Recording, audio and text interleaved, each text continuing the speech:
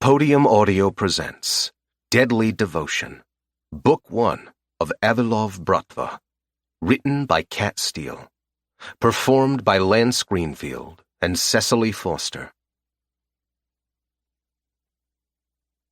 Chapter 1. Talia. Oh, I shouldn't have eaten pickles with the ice cream. I groan, holding my stomach. I'm on my knees in front of the toilet. Sandy stifles a laugh, handing me a wet washcloth. I never thought I'd be pregnant at 24 years old. It's not funny, I mumble. Pregnancy cravings are no joke. I clean my mouth with the washcloth, and Sandy helps me to my feet. Neither is morning sickness. Well, in this case, night sickness. I told you not to mix them, Sandy chuckles. I'm just thankful you didn't ask for sardines and ice cream. Please don't talk about sardines. Let's talk about my shift tonight instead. I splash cold water on my face, patting it dry with a soft towel. Are you nervous? It's only your third night working at the club, and Phil has assigned you to the back room. What exactly is the back room? I've been in New York for a few weeks, and I'm grateful that Sandy got me a job as a cocktail waitress at the club she works at. I know it's an exclusive club, but after 2 nights of work, I wonder precisely what kind of club Echo is.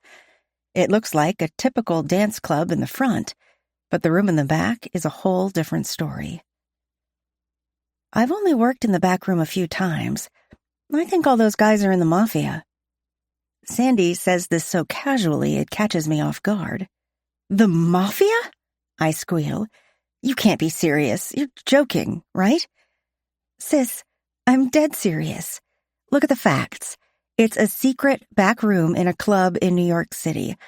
The men that hang out in this secret room all wear suits, and not just ordinary suits picked off a rack in the store. These suits are custom-made and luxurious. They always have burly guys hanging around too, like bodyguards or something. And they spend big bucks gambling in that room. Plus, the amount of money they spend on drinks, it's thousands of dollars a night, and they act like it's nothing. I guess that's why they tip the waitresses so well. I'm not feeling well again. My stomach is churning at the thought of being surrounded by these men. If they are in the Mafia, they're dangerous. I just left a dangerous situation behind in San Francisco, and I certainly don't want to get mixed up in one in New York. You'll be okay, Talia. Phil has bouncers in the room to watch over the waitresses. Sandy brushes my hair away from my face. You left Danny and all that shit behind you in San Fran. This is a new start for you and the baby. She gives me a soothing smile. Besides, I can't wait to be called Aunt Sandy. Danny, my ex-boyfriend in San Francisco, went from a romantic, doting boyfriend to a dangerous stalker in a handful of months. It was bad enough he cheated on me with a stripper. Then he decided to stalk me, claiming I belonged to him. After our altercation, he trashed my apartment. That's when I decided to move to New York with Sandy. I certainly wouldn't hang around to see what he'd do next, especially when the police said there wasn't anything they could do to help me. You better get dressed or you'll be late. Sandy hands me her favorite red lipstick. Reckless Ruby. Now I'm smiling. She knows how much I love borrowing her things. Since you're in such a giving mood, can I borrow your silver earrings? I ask, giving her a cheesy smile. Sandy snorts. Do you want the matching necklace too? Most days she mothers me, even though she's only 1 year older than me. On other days, she's the typical older sister. Yes, please. And can I borrow your black skirt? I give her my best puppy dog-eyed expression, and she caves. You're lucky I love you so much, she exclaims, laughing down the hallway to her bedroom. A few minutes later, she returned with the earrings, necklace, and skirt.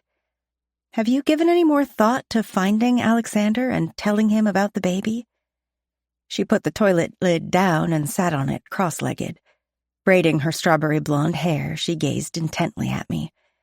I could see her deep blue eyes through the mirror, burning into the back of my skull. Taking a deep breath through my nose, I slowly release it out of my mouth. I try not to let her notice how rattled I am hearing Alexander's name. Acting nonchalantly, I begin brushing my chocolate-brown locks. "I don't think you'd want to know about the baby," I say matter-of-factly. "I already told you. He made it very clear that our night in San Francisco was exactly that. One night. He didn't sign up to be a father." "It seems a shame that you don't know for certain." She uncrosses her legs and stands up. Putting her hand gently on my arm, she peers over my shoulder, looking at me through the mirror. "We both know what it's like to grow up without our parents. Just think about finding him.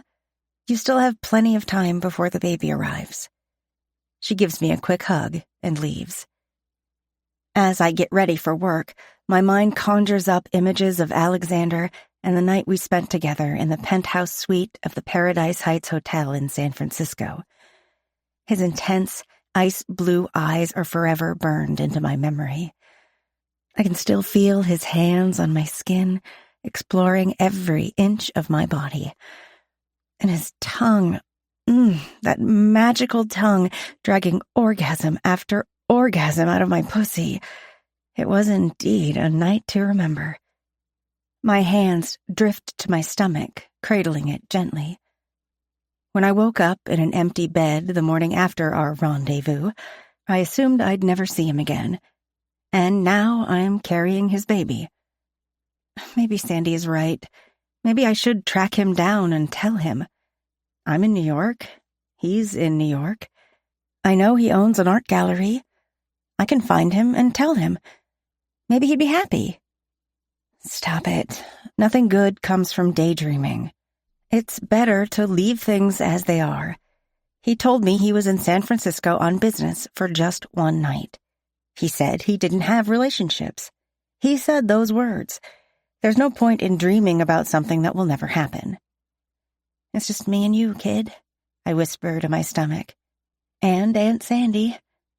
You'll love her." I finish applying my makeup and quickly get dressed. Pulling my favorite red t-shirt over my head, I take one last look in the mirror. I wonder if the baby will look like me, with my hazel eyes and chocolate brown hair, or will it look like Alexander, with his chiseled features and raven black hair, or maybe a little bit of both of us. Stuffing my work uniform and heels into a black backpack, I turn off the bathroom light and enter my bedroom. I pull on light blue jeans, black boots, and a denim jacket. It's the beginning of autumn in the city, and the weather has gotten cooler. In a week or so, pumpkins will decorate doorsteps, and the smell of apple cider donuts will waft out of bakeries. And I'll finally get my pumpkin-spiced latte. Sandy hates pumpkin-spiced, but I can't get enough of it. My stomach churns. Oh no, the baby doesn't like pumpkin-spiced. Don't do this to your mama. I think the baby will take your side on the pumpkin spice debate. I roll my eyes at Sandy as she does her victory dance. Checking my clock, I see it's almost 9 p.m. I'm headed to work. Are you staying in tonight? On my night off? Not a chance, Sandy replies, grinning mischievously from ear to ear. I happen to have a date with Nick.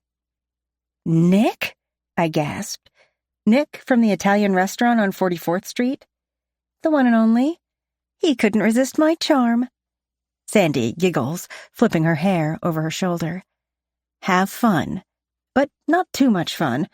You don't want to wind up with a bun in the oven like me, I tease. Unlike you, I take my birth control pills religiously, she smirks. Hey, that's not fair, I pout. It wasn't my fault I forgot to fill my prescription. I blame it on Danny and his psychotic behavior stressing me out. I know, sis. Sandy pulls me into a hug. I'm just glad you're safe. And the baby isn't his.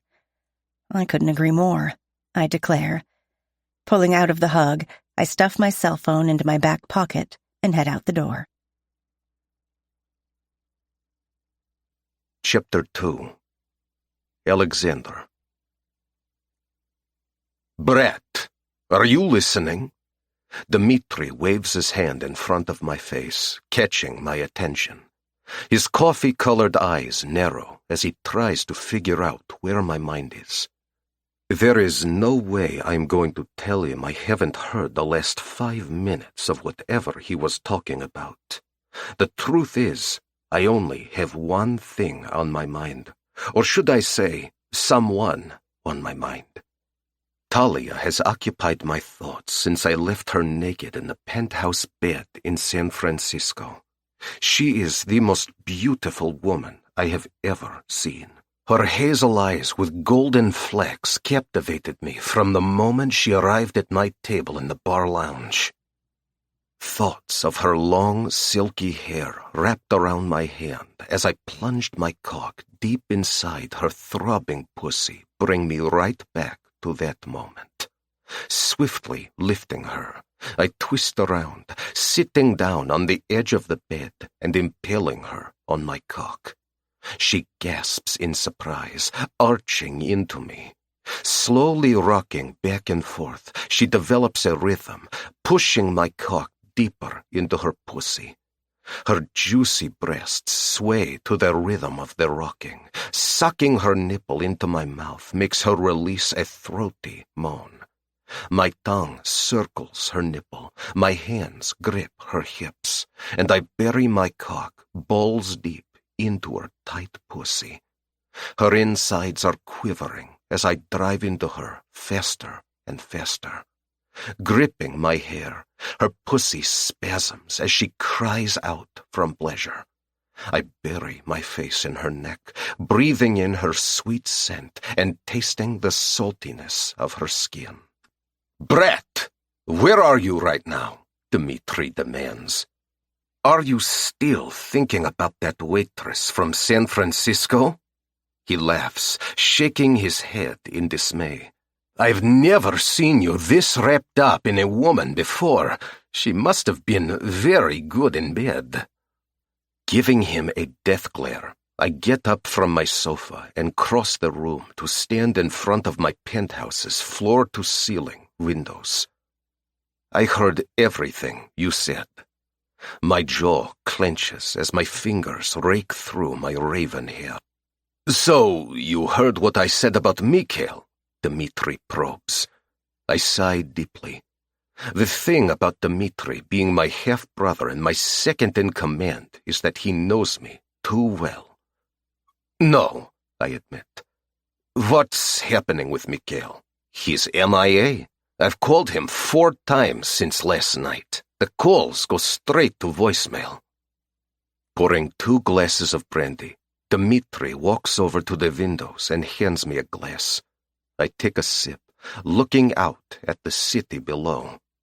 Dazzling lights cut through the cauldron-black sky, casting an ominous glow over the New York skyscrapers. Mikhail is probably on another bender. Ever since he lost his wife, Anya, he's been a shell of his former self, drinking himself into an early grave. I don't have to explain any of this to Dmitri. He's tried to help our younger brother since the night Mikhail's world shattered. He's cleaned up Mikhail's messes and fixed his screw-ups seemingly behind my back. But I know, as Pakhan of the Avalov Bratva, I can't be seen showing mercy to Mikhail even though he is my brother. If one of my men screws up, they have to pay the consequences. If he were anyone else, I'd have put a bullet in his head a long time ago. Dmitri does his best to cover for Mikhail's sake and mine.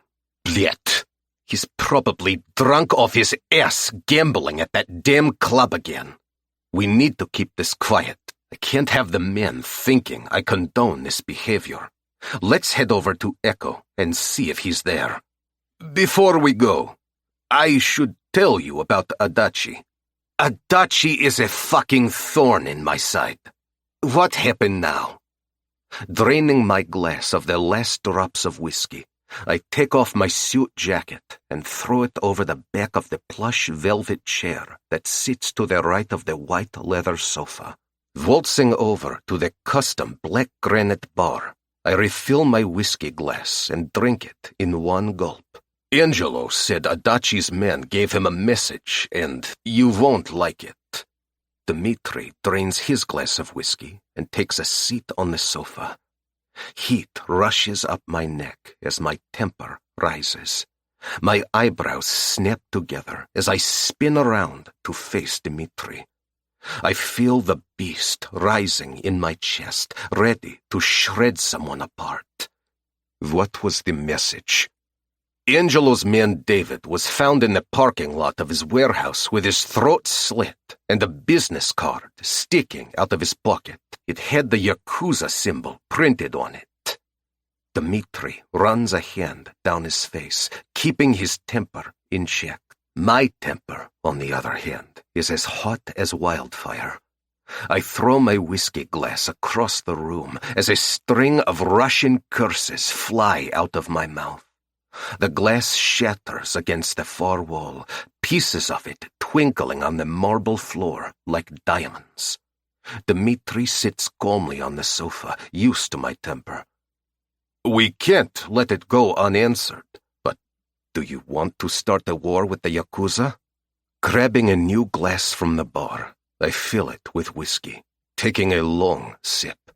I relish the burn as it slides down my throat, giving me a chance to think. Haruto Adachi took control of the Japanese Yakuza in San Francisco upon his father's death, but he is nothing like his father. His father was a scumbag and would cut a man's throat for coughing too loudly, but as far as business was concerned, he kept his word. Adachi has already tried to fuck me over.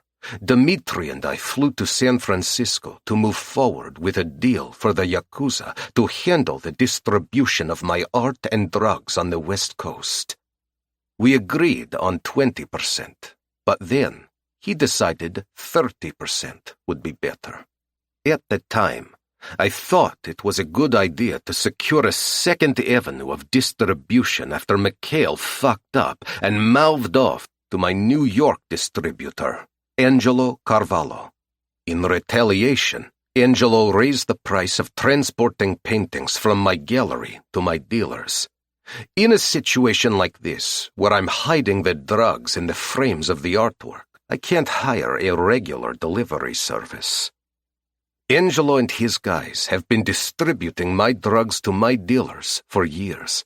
I didn't have any problems until Mikhail accused Angelo of stealing close to $300,000 of drugs hidden in the artwork frames. It turned out that Angelo didn't steal anything. The paintings were put onto a different truck to keep the cops off the trail. Mikhail wasn't thinking clearly, too drunk to realize there was a second truck and to stop himself from insulting Angelo. I had to agree to the increased delivery rates to appease Angelo. That's when I decided to reach out to Adachi, and that's when he decided to screw with me. He wasn't happy when I left San Francisco, and I told him to go fuck himself. It seems he's trying to scare off Angelo and get my attention. Well, he has my attention. Now, to decide what kind of message to send back to him. Adachi should have stayed on the West Coast, I say, grinding my teeth together. Call Boris and get the word out that I want our wars on the street looking for Adachi's men. Once we find them, we'll send their heads back to Adachi, gift-wrapped. Do you think that's the right response? Dmitri asks calmly, sipping his whiskey. The Yakuza will take that as an act of war.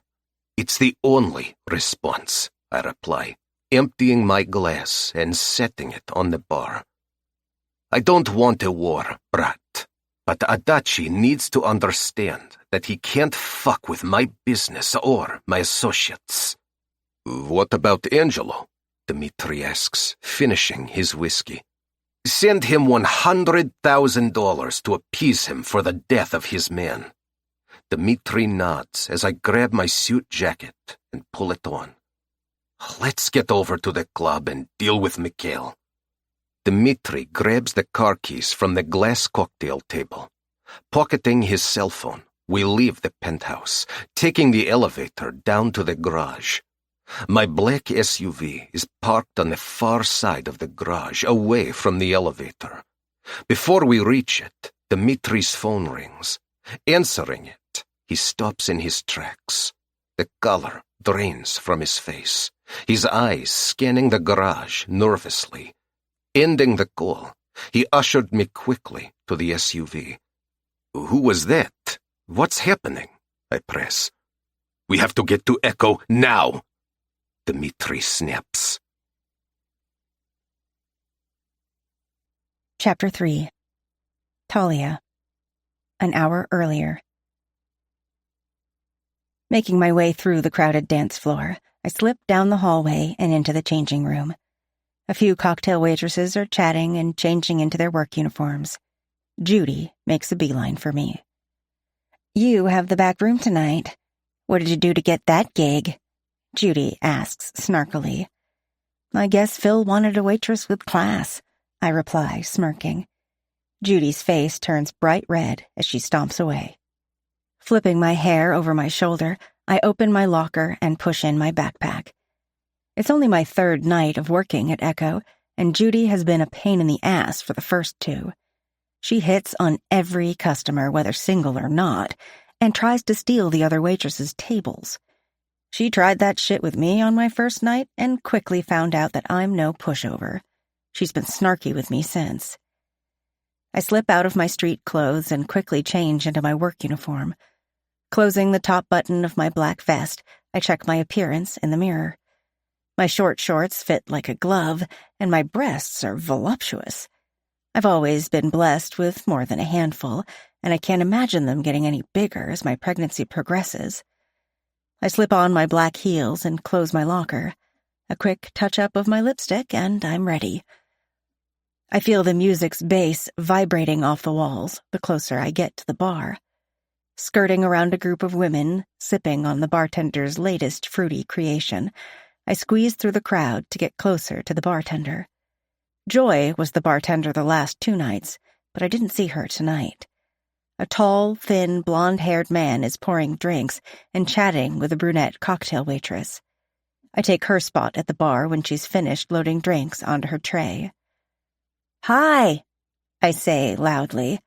It'll be a miracle if he can hear me over the music. "Hi yourself. I'm Chris. You must be new here." He smiles genuinely, cleaning the shiny bar with a rag. "I'm Talia. I was assigned to the back room tonight." I rub my wrist nervously, my thumb circling my small black bird tattoo. I wish Sandy were working tonight. "Wow, I'm impressed. Phil doesn't usually give new girls that assignment." Apparently working in the back room is a huge deal. Chris leans his elbows on the bar, leaning forward as if he's about to hear top-secret information. I hate disappointing him, but I don't know why I was given the back room. "I'm Sandy's sister?" It's the only thing I can think of. A pink blush runs up my face, heating my cheeks. "Well, that might be true, but you're gorgeous. I'm not surprised Phil has you work in a room full of men. There's nothing better than being served by a stunner," he states, giving me a wink. "Thank you," I reply sheepishly. I suddenly feel incredibly self-conscious. Most days I still feel like the awkward, skinny little girl I was growing up. "Can you tell me where I'm supposed to go?" Pointing to his left, he quickly gave me instructions. "Go down this hallway until you reach the black door with the gold star. Joey will let you in. Tony will be behind the bar tonight. It's exclusively for our VIP guests." Giving him a quick nod of thanks, I adjusted my vest and made my way through the crowd to the black door with the gold star.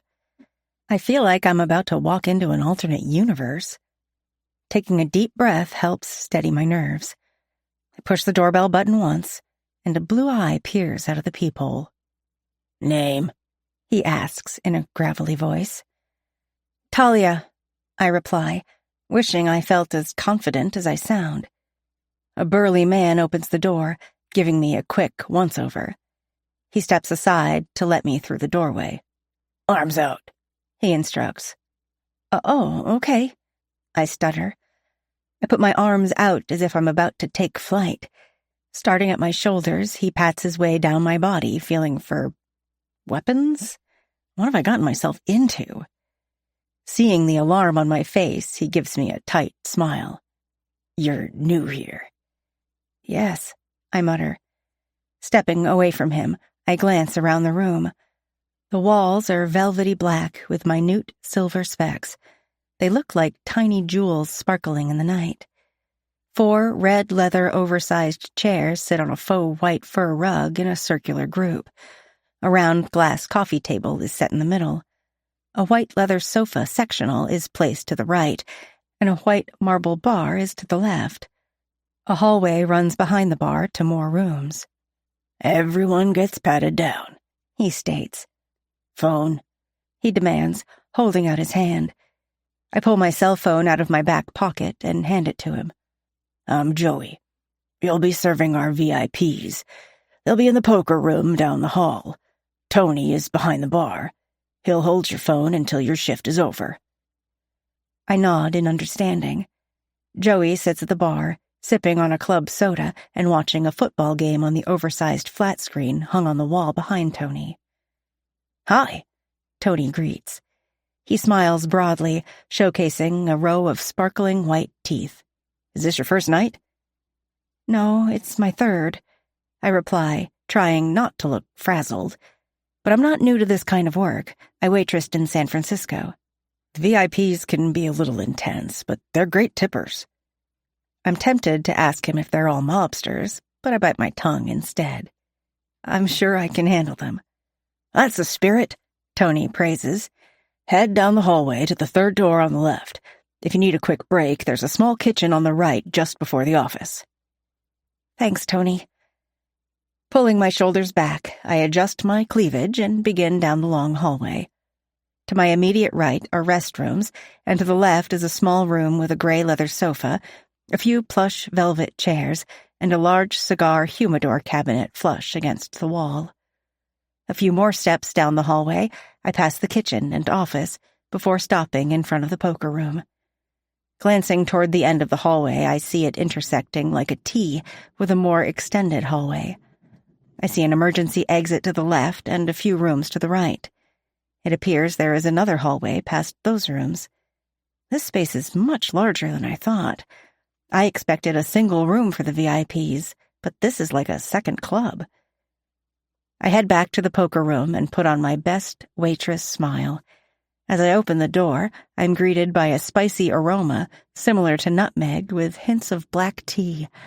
5 men in tailor-made suits sit around a poker table, 3 puffing on fat cigars. I nod to the 2 burly men standing in the room's corners, then greet the men at the table.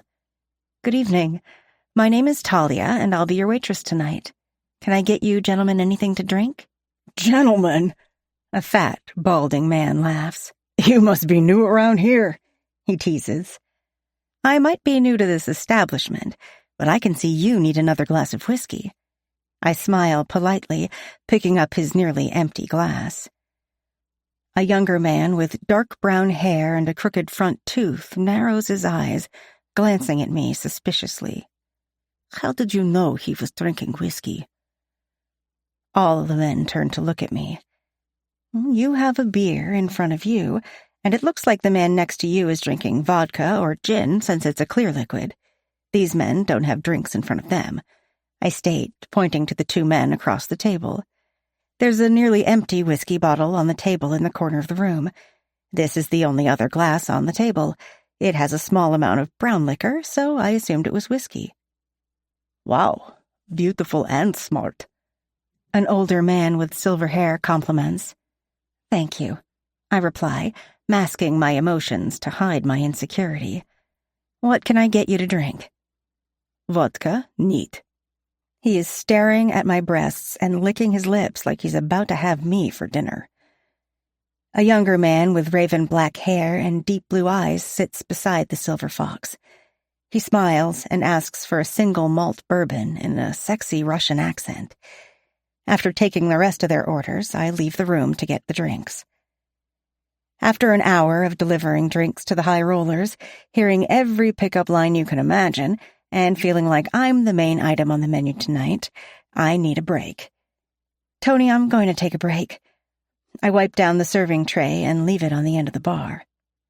Sure thing, doll. Take 15 minutes and I'll cover the poker room.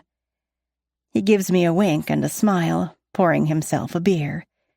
He's chatting with Joey about the football game they're watching as I begin the walk down the hallway toward the restroom. Pulling my hair back with a black hair tie, I turn down the adjacent hallway. Muffled male voices are coming from a small room to the right of the restroom. It sounds like they're arguing. I slow my steps down as I get closer to the door. I hear one man accusing the other man of stealing money. I quiet my steps and peek through the doorway, which is cracked open an inch. I don't recognize a man pointing a gun at the young raven-haired man from the poker room. We've given you enough time, the man spews. It's time to pay up. I've given you half. You'll get the rest next week, the raven-haired man argues. You lose more than you win, and tonight you're losing Mr. Lupani's money. Pay up now. He screws a silencer on the end of the gun and pushes it into the raven-haired man's chest. The raven-haired man doesn't seem frightened. Instead, he gets angry. Very angry. You know who I am, Mudak. If I say I'll pay you next week, I will pay you next week. He spits through clenched teeth. Tell your boss you'll just have to wait. And I'm supposed to believe you? You're nothing but a drunk loser. Do you think Mr. Lupani is your wallet? You're just one of the many losers that he loans money to. Keep pissing me off and I'll add another 10% on top of the 5% interest you owe. Now pay up. He hits the raven-haired man on the side of the head with the gun. Before he can hit him again, the raven-haired man grabs the gun. They struggle, each trying to get control. In the blink of an eye, the raven-haired man stops struggling, his eyes going wide as saucers. Backing away, he looks down at his chest, where a crimson circle forms on his white silk dress shirt. He falls to his knees, clutching his chest. I let out a yelp, taking a step back from the door. Oh my God, he shot him. He just shot him. The man holding the gun snaps his head around, peering through the crack of the open doorway. He's looking right at me. He takes a step toward the door and I panic. My instincts kick in. It's fight or flight time. I choose flight. Running as fast as I can, I fly down the hallway. I chance a quick look behind me, but I don't see the man, although that doesn't slow me down. He saw me, or at least I think he did, and I'm not sticking around to see what else will happen. Turning the corner, I pull off my high heels and keep running until I see the emergency exit ahead. Pushing open the door, I run into a dirty alley behind the club. I run until I reach the street where cars are whizzing by. Ducking into a 24-hour grocery store, I dared to release the breath I had been holding in. Instinctively, I reached for my cell phone to call Sandy, only to realize my street clothes, backpack, and cell phone are still at the club. Fucking hell. I have no money and no phone. Rubbing the tattoo on my wrist, I try to calm down. Now what do I do? Chapter 4. Alexander. Dmitri, tell me what's happening, I bellow. The SUV swerves around the corner, the tires screeching on the asphalt. Dmitri's knuckles are white from his death grip on the steering wheel. Mikhail's been shot, he shouts over the roar of the engine. My heart pounds in my chest, the world falls silent, and my vision goes white as his words sink in. Mikhail's been shot. A sharp pain shoots to the top of my skull. I felt the same pain when Otets was killed. I suck in a deep breath, and the world comes back into focus. Is he alive? I don't know, he replies tersely. In a matter of minutes, we're parked in front of Echo. A line of clubgoers is anxiously waiting their turn to be let in. The stocky man holding the clipboard unhooks the velvet rope to the entrance when he sees us exit the SUV. "Mr. Avalov," he acknowledges with a nod of his head. Passing by him, we enter the club, dodging dancers gyrating to the music on the crowded dance floor. Stopping in front of the black door with the gold star, I ring the doorbell. The peephole cover opens and closes, and then Joey opens the door. "Mr. Avalov," he greets with downcast eyes. "Phil is waiting for you in his office." I push past Joey and storm into Phil's office. I find him sitting behind his desk with his head in his hands. "What the fuck happened?"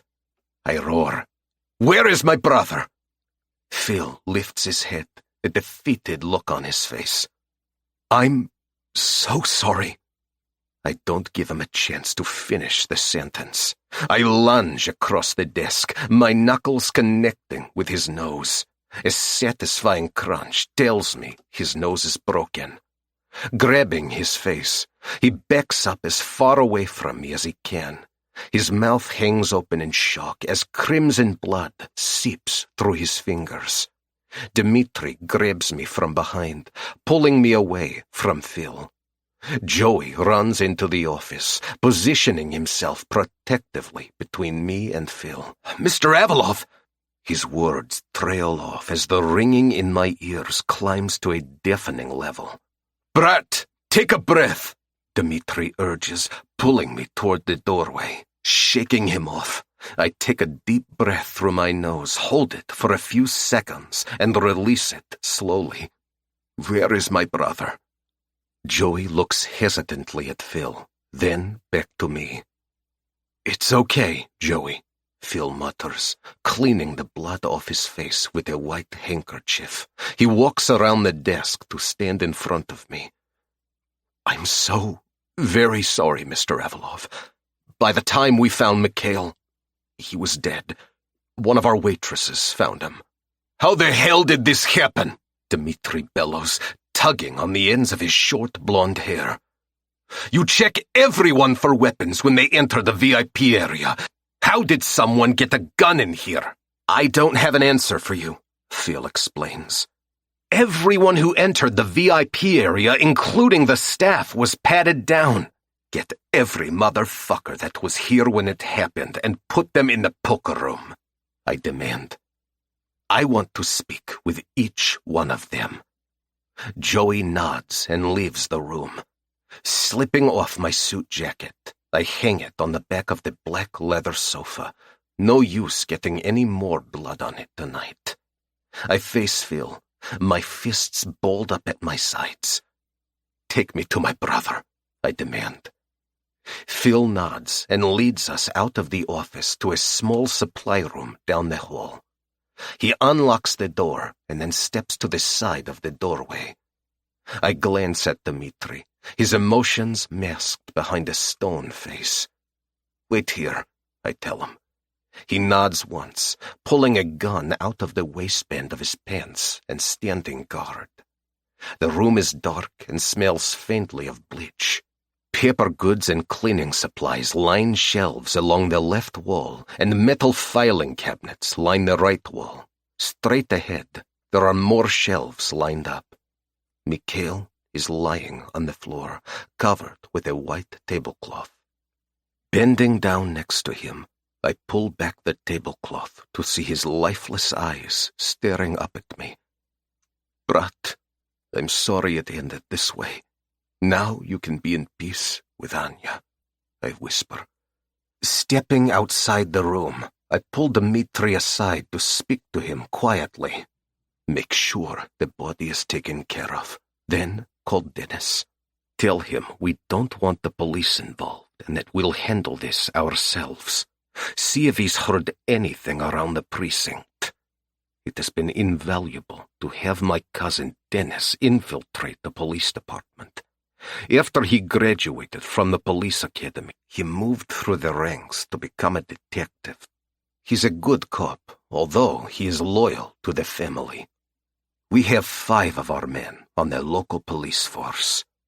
We'll avenge him, brat, Dmitri swears, placing his hand on my shoulder. We'll get the motherfucker that did this and cut off his head. I nod once, then turn my attention to Phil. He's visibly shaken, as he should be. My reputation precedes me as a ruthless son of a bitch. Let's chat with your guests, I snarl. Opening the door to the poker room, I see 4 men sitting around the game table, a waitress cowering in the far corner, a dark-haired man with a medium build sitting on a love seat, 2 burly men who are clearly bodyguards, and Joey by the door. My name is Alexander Avilov, I state. All eyes are on me as I scan the room, looking over each. Someone killed my brother, and I'm going to find out who it was. The waitress lets out a small whimper, her eyes glassy with unshed tears.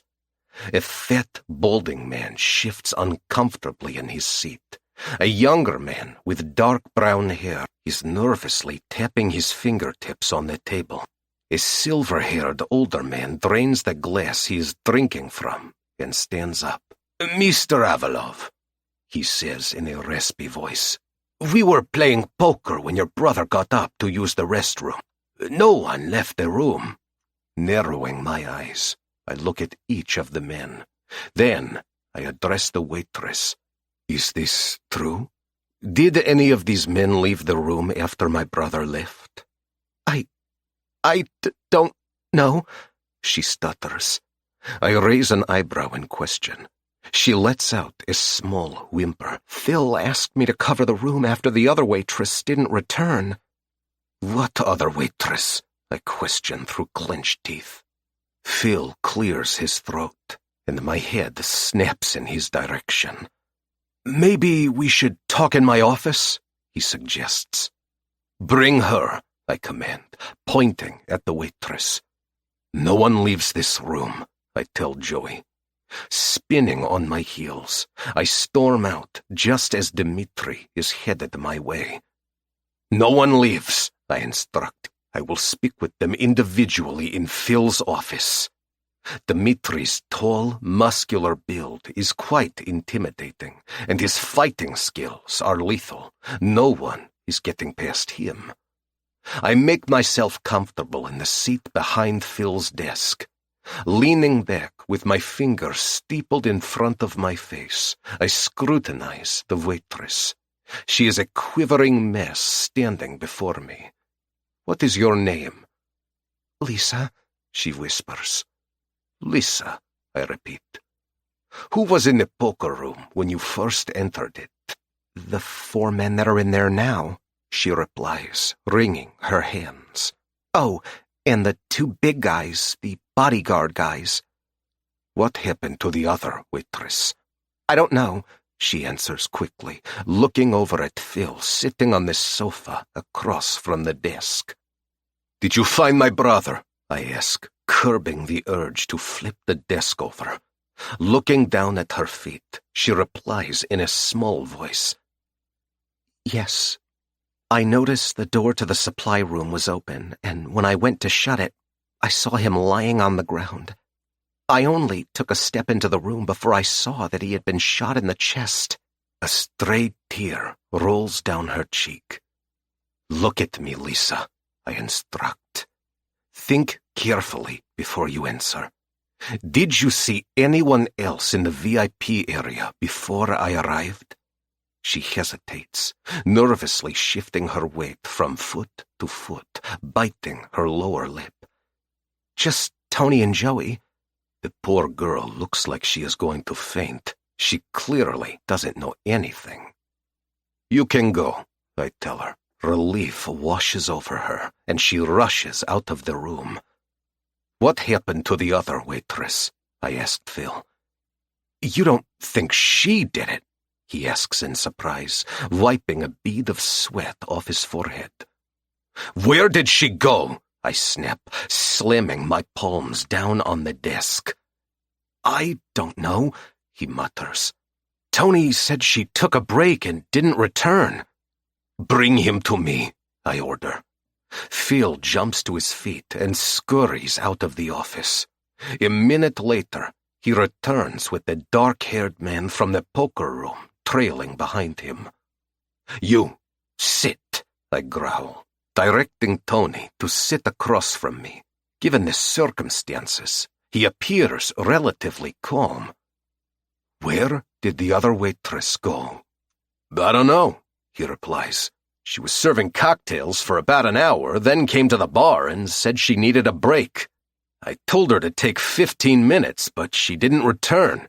I told Phil, and he sent Lisa to cover the poker room. Is it normal for you to lose a waitress in the middle of a shift, Phil? I direct my attention to him, biting back the urge to put a bullet in his brain. No, Mr. Avalov, he assures, standing up from the sofa. She's new, and I assumed it was too much for her. Our VIPs can be a bit intense for some girls, he says, dragging his fingers through his thinning brown hair. Was there anything about this girl that would make you think she killed my brother? No, they reply in unison. My eyebrows pinch together as I think over their quick responses. You can leave, I tell Tony. Phil, bring me the men, one at a time. Phil rushes out of the office, eager to get this over with. Closing my eyes, I think about the last time I spoke to Mikhail. 3 days ago, he stopped by my estate to see his children. Sasha and Maxim were excited to see him, and I could tell he did his best to hide the fact that he was drunk. After Anya died, Mikhail couldn't take care of them. He spent his nights drinking to numb the pain. No matter how strong his love was for his children, the pain of losing Anya was stronger. They've been with me for 2 years, and I love them like they're my own. How am I going to tell them Mikhail is gone? Phil clears his throat, interrupting my thoughts. Opening my eyes, I see he brought the silver-haired man with him. Take a seat, I instruct. He sits in the chair across from me, while Phil sits nervously on the sofa. Mr. Avalov, he begins in his raspy voice, heavy with a Greek accent. My name is Giorgio Boras. I'm associated with the Valentas family. I told you earlier everything I know. The Valentas family is also known as the Greek-American Mafia in New York City. I've had dealings with them through my art gallery. That doesn't mean I like them or this Mudak. Crossing my arms over my chest, I study him before asking. Was my brother winning or losing money before he got up from the poker table? Giorgio admires the gold ring on his pinky finger before answering. I don't want to speak ill of the dead, but your brother is known for losing.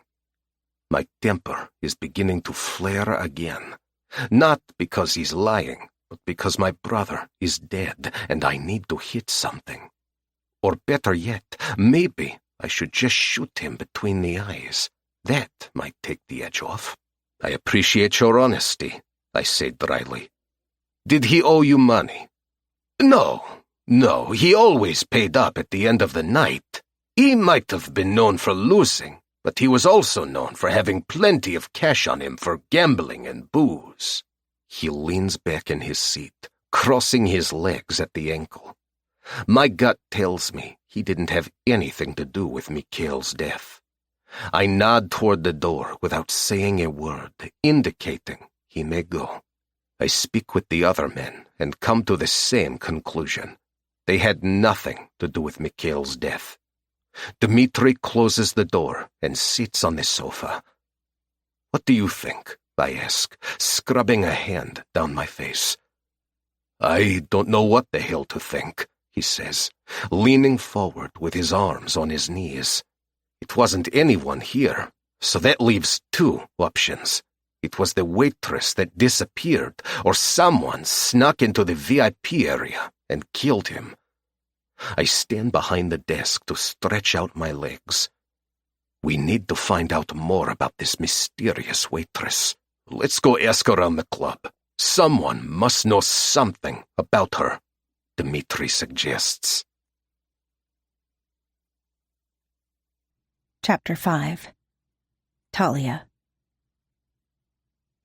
I'm pacing the aisles of the 24-hour grocery store, trying to think of my next move. I can't go back to the club to retrieve my belongings, so I have to make my way back to the apartment. Behind the counter is a young guy with a nose piercing and a neck tattoo. Taking a deep breath, I steady my nerves. "Excuse me," I say politely. "My purse was stolen when I left work. My cell phone and money were in it. May I use your phone to call my sister?" I give my best damsel in distress look, and it seems to work. Ring, ring, ring, ring. Chewing on my lower lip, I silently beg the universe to help me. "Come on, Sandy, answer your phone." She never picks up calls from unknown numbers. As my luck would have it, she doesn't pick up this time either. I make a flash decision not to leave a message since the clerk is staring at me, well, at my boobs, and I don't want him to hear what I have to tell her. I know I must leave the store to return to the apartment, but my paranoia seems to get the best of me. It's trying to convince me that the minute I step out of the store, that killer is going to put a bullet in my head. Circling my tattoo with my thumb, I think back to when I got it. Sandy planned to move to New York and wanted me to go with her. I had just started my job at the Rum Room in San Francisco. I wasn't ready to leave the city, so after a night of lousy tequila and tacos, she dragged me to a crappy little tattoo shop to get matching tattoos. I got this tiny black bird sitting on a wire, and she got a small black bird with wings spread wide, soaring across the sky. She said she'd always be with me, looking out for me, no matter where her wings took her, and she has kept that promise. Now I need her more than ever, and I don't know how to reach her. "You can do this." Pumping myself up with confidence, I exit the store, looking up and down the street for signs of the killer. The only people I see at this late hour are a young couple holding hands heading into a bar across the street, and a group of girls giggling in front of a coffee shop. Walking briskly, I stick close to the buildings, my instincts telling me it's safer than being out in the open. I rub my arms to warm up, then wrap them around my body. I made it down the street safely, but now I must cross the open intersection. The crosswalk signal blinks, letting me know it's safe to cross. Halfway across, my feet freeze in place. There's a man half a block away walking towards me. It's him. I know it is. It looks just like him. Oh my God, he's going to kill me. My heart is pounding so loudly in my chest that I don't hear the car horn beeping at me to get out of the way. I can't move or scream. I'm just frozen in the middle of the intersection. The car swerves around me, an older man cursing at me as he whizzes by. The man across the street is running toward me now. I can't breathe as he gets closer and closer. Running into the street, he grabs me by the wrist and pulls me onto the sidewalk. "Are you okay?" he asks, checking me to see if I'm hurt. Blinking rapidly, I regain focus. Realizing it's not the killer and just a man that saved me from getting run over, I suck in a deep breath. I'm okay. I couldn't breathe for a minute, but I'm okay now. Thank you for helping me.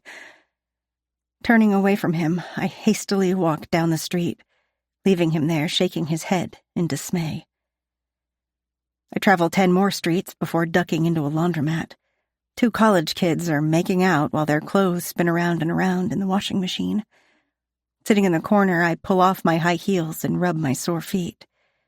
I just need a minute to rest, warm up, and collect myself. My anxiety is off the charts, and if I don't calm down, I won't make it to the apartment. The fluorescent lights buzz overhead as I sit huddled in the corner. Being surrounded by the steady hum of washing machines and occasionally clinking coins in dryers gives me temporary sanctuary. Clutching my belly protectively, I attempt to steady my pounding heart that continues to race with fear and adrenaline. Witnessing a murder, a cold-blooded act of violence, shattered my sense of safety. The streets outside are dark and deserted, and my tiny apartment seems impossibly far away. A shadow falls across the laundromat's glass door as I collect my thoughts. My breath catches in my throat. Peering cautiously over the top of a folding table piled high with clothes, I see a man silhouetted against the dimly lit street. My heart is racing now. Is it him? Has he tracked me here? I duck down, heart pounding in my ears. Every instinct told me to stay hidden, to wait until the man outside moved on. But time was slipping away, and I couldn't stay in this laundromat forever. Summoning my courage, I edged toward the door, my steps slow and deliberate. I strained to see through the glass, my heart thudding painfully. The figure outside lingers, peering in as if searching for someone. Suddenly, the man's phone rings, breaking the silence. I freeze, my breath catching. The man answers the call with a casual tone that sends relief washing over me like a cool breeze. It isn't the shooter. Just then, my stomach rumbles, indicating I need something to eat. Or should I say the baby needs something to eat? "It's okay, baby," I whisper to my belly. "Mama will get you something to eat soon. Everything is going to be all right." Gathering my newfound strength, I carefully exit the laundromat and walk 8 more streets to the apartment. I climb the stairs to the 3rd floor and retrieve the key hidden in the dirt of the potted plant next to the front door. Unlocking the door, I slipped inside and quickly shut the door behind me. Planting my palms on either side of the peephole, I peeked outside. I don't think I was followed, but checking again makes me feel better. Thankfully, I made it home. I kicked off my high heels and entered the kitchen to get the cordless phone. Punching in Sandy's number, I held my breath until she answered. "Hello?" Sandy asks tentatively. "Oh, thank God," I blurted. "I need you to come home right now. Please hurry, sis." "Talia, slow down. What's going on? Is it the baby?" she asks, her voice getting higher with concern. "No, the baby is fine. But I saw something at work, and now he's after me. At least I think he is. But he'll find me, I know he will." A silent tear rolls down my cheek as I plop onto the kitchen chair. "Who will find you? What happened?" she demands. I can hear people talking in the background. It sounds like she's at a restaurant or a bar. In the commotion, I forgot about her date with Nick. "I saw a man get killed tonight while I was working the VIP room. A man shot another man and I saw it happen," I whisper, choking on a sob. I relay the details until she knows everything. Sandy is silent and the background noise grows quieter. I hear a door bang and then street noise. "Sis?" "Talia, are you okay?" "Yes, but I need you to come home. Lock the door and close all the blinds. Stay in the apartment and don't open the door for anyone. I'm going to stop by the club to get your things. I'll quietly ask some of the girls if they know anything about the man who got killed or the killer. Then we can figure out what to do." She hangs up, and I breathe a sigh of relief. I do as she said, bolting the door and closing the blinds. Taking off my work uniform, I rummaged through my dresser drawers until I find my soft gray t-shirt and black jeans. As I got dressed, I decided it was a good idea to pack a bag. No matter the plan Sandy comes up with, I don't think I should stick around here. I need to lay low for a while until I'm sure that man isn't looking for me. Opening all my dresser drawers, I start pulling out clothes and dropping them into my dark green suitcase. Then I collect my toiletries from the bathroom and put them in the suitcase, too. Returning to the living room, I'm too wound up to sit. I pace back and forth a few times before peeking through the closed blinds. I don't see anyone lurking outside. Then I double-check the locks on the door. In the kitchen, I pour myself a glass of water and drink it in one gulp before I realize my stomach is rumbling again. "Okay," I mumble to my belly. After a handful of crackers and a peanut butter and jelly sandwich, my stomach finally settles. Forcing myself to go sit on the couch, I curl up in the corner, pulling a soft quilt over my legs. Now all I must do is wait. Chapter 6. Alexander. As I scan the crowded dance floor, Dmitri talks to a cocktail waitress. Everyone here is oblivious to what happened and has no idea that my world has turned upside down. I take a sip of vodka, appreciating the burn as it slides down my throat. She doesn't know much about the missing waitress, Dmitri says, gulping down the last drops of vodka from his glass. Tonight is the first time she has met her. Philip isn't much help either. He said she is the sister of one of the waitresses and started working here 3 nights ago. That's all he knows. All the waitresses work for cash tips, so he doesn't keep addresses on file. Where is the sister? I ask, frustrated that we're getting nowhere fast. She has the night off. Phil called her, but she didn't answer. Keep asking around. I'm going to chat with the bartender. Draining my glass, I walk to the bar, getting the bartender's attention. He's a tall, thin, blonde guy flirting with a girl with huge breasts. Sliding a pink martini before her, he excuses himself and directs his attention to me. "What can I get you?" he asks smoothly, placing a white square cocktail napkin before me. Information. It must be my lucky night. Everyone needs information from me. He places a vodka shot on the crisp white napkin and leans closer. "But for you, Mr. Avalov, it's free." The vodka is doing nothing to ease my tension. The beast inside of me wants revenge. It wants to tear these apart limb by limb until satisfied. "Who needed information from you?" I question through clenched teeth. "There were 2 men earlier asking about a waitress."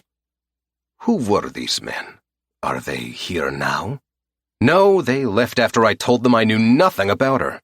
I don't know their names, but they're connected to the Lupani family. I've seen the older guy in here before. He's a real son of a bitch, and I thought it was best to not give him any information. She seems like a nice girl, so no reason to send trouble her way." He slides another shot in front of me. My hands are balled into fists at my sides to keep from smashing the shot glass on the bar. Fucking Lupani.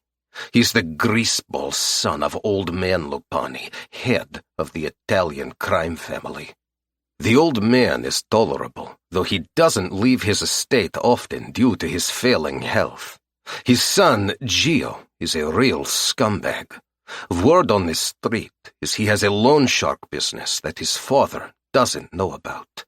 He keeps all the money for himself and doesn't give any of it to the family. He has a handful of loyal men that run the business for him. And the waitress, what did they want to know about her? Basic information, her name and address. She's new here, so I don't know much. Her sister is a waitress here, too, he says quietly. Where does she live? I ask, scanning the crowd around the bar. Sandy, the sister, lives in an apartment on 34th and 8th. I don't know the apartment number. Maybe she lives with her. You'll know her when you see her. She's gorgeous. Long brown hair, light hazel eyes, and legs that I wouldn't mind wrapped around my neck. He winks at me, and I have to dig down deep to not lunge over the bar and beat him unconscious. Gulping down the shot of vodka, I pull a few $100 bills out of my pocket and put them down on the bar. Thank you, Mr. Avalov. He smiles brightly. By the way, Sandy just walked in. He nods toward the front door. A pretty, strawberry blonde-haired girl in her mid-20s is talking to the bouncer near the front door. She nods and then quickly starts wiggling her way through the crowd. She walks right past me, and I notice her deep blue eyes and tiny freckles scattered across her porcelain cheeks. She stops to chat with one of the waitresses. I get closer, straining to hear what she is saying over the music. She pats the waitress on the arm, giving her a friendly smile. Then she heads toward the hallway, her eyes nervously scanning the crowd. Her smile is gone now, and her lips are pulled into a tight line. Clutching her bag against her side, she walks down the hallway and stops in front of a red door. She looks around before pushing the door open and going inside. Why is she nervous? What does she know? I follow her and stop in front of the red door. Pushing it open a crack, I see it's a dressing room where the waitresses get ready for their shifts. Sandy is standing before a locker, putting items into a backpack. I hear her chatting with another waitress. "What did they say?" Sandy asks, zipping up the backpack and slinging it over her shoulder. "They were asking about your sister," the blonde-haired girl replies. "They're scary, Sandy, but I didn't tell them anything. I've seen the older guy in here before. He's a real creep. He slapped my ass once and tried to corner me, wanting a blowjob. I told Phil about it, and he made him leave the club. He told the creep that Mr. Sanzone wouldn't like how his girls are being treated. Thank God for Phil. At least he looks out for us," Sandy mutters. "Yeah, well, I think it's because he's afraid of Mr. Sanzone. He likes to keep his club classy, and if Phil allows these creeps to harass us, then he'd have to answer to Mr. Sanzone." She smirks, smacking her ruby-red lips together. "Just be careful, okay?" She gives Sandy a quick hug and then goes to the other side of the room, where her uniform is laid out on a chair. I quietly close the door and briskly walk back down the hallway. Pulling my phone out of my pocket, I call Dmitri. "Brat, where are you?" Dmitri inquires. "I'm in front of the smaller bar near the VIP door. I have a lead. Meet me here, now." I put my phone in my pocket and lean casually against the bar. Sandy passes by, just as Dmitri is walking my way. I nod my head in Sandy's direction. Dmitri's eyes find her, and he nods back in understanding. I need him to get the SUV so we can follow her. My gut is telling me that Lupani was involved in Mikhail's death, and I need Sandy to lead me to her sister.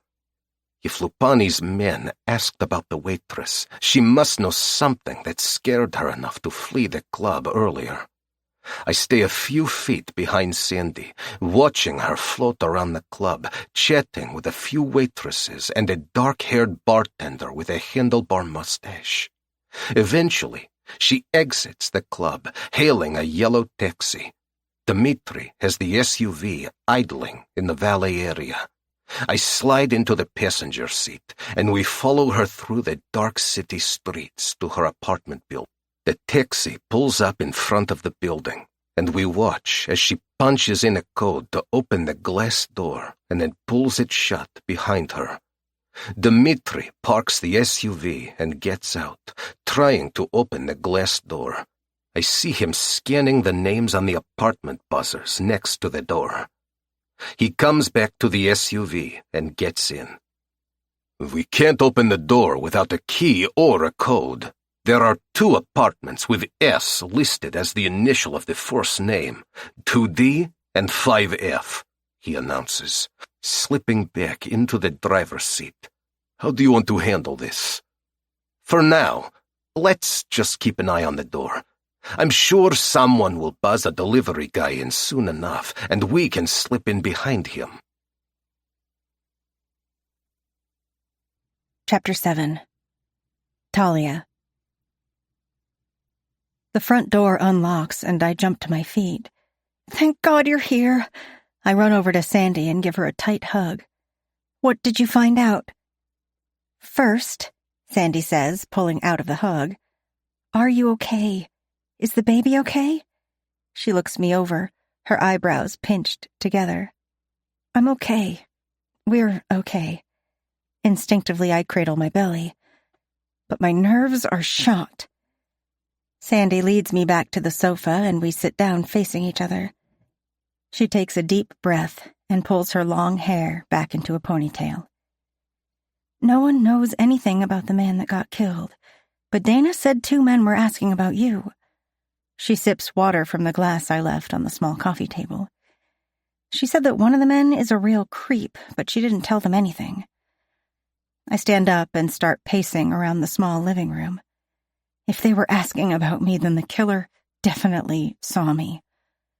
A bead of sweat trickles down my back as I nervously chew on my bottom lip. I knew he saw me. Shit, sis, what do we do now? Do we go to the police? Sandy contemplates the idea, pulling a pink pillow across her lap. I don't know. It's rumored that most of the VIPs are part of Mafia families, and we don't know who they know in the police department. If the killer is connected, the cops might be on his side. She stands up and begins pacing the floor with me. I think we have to get out of here, she says, sighing heavily. He's not going to want any witnesses. I completely agree. In fact, I already packed my suitcase. She lets out a dry laugh. Fight or flight, she says, giving me a hug. I don't have much cash here.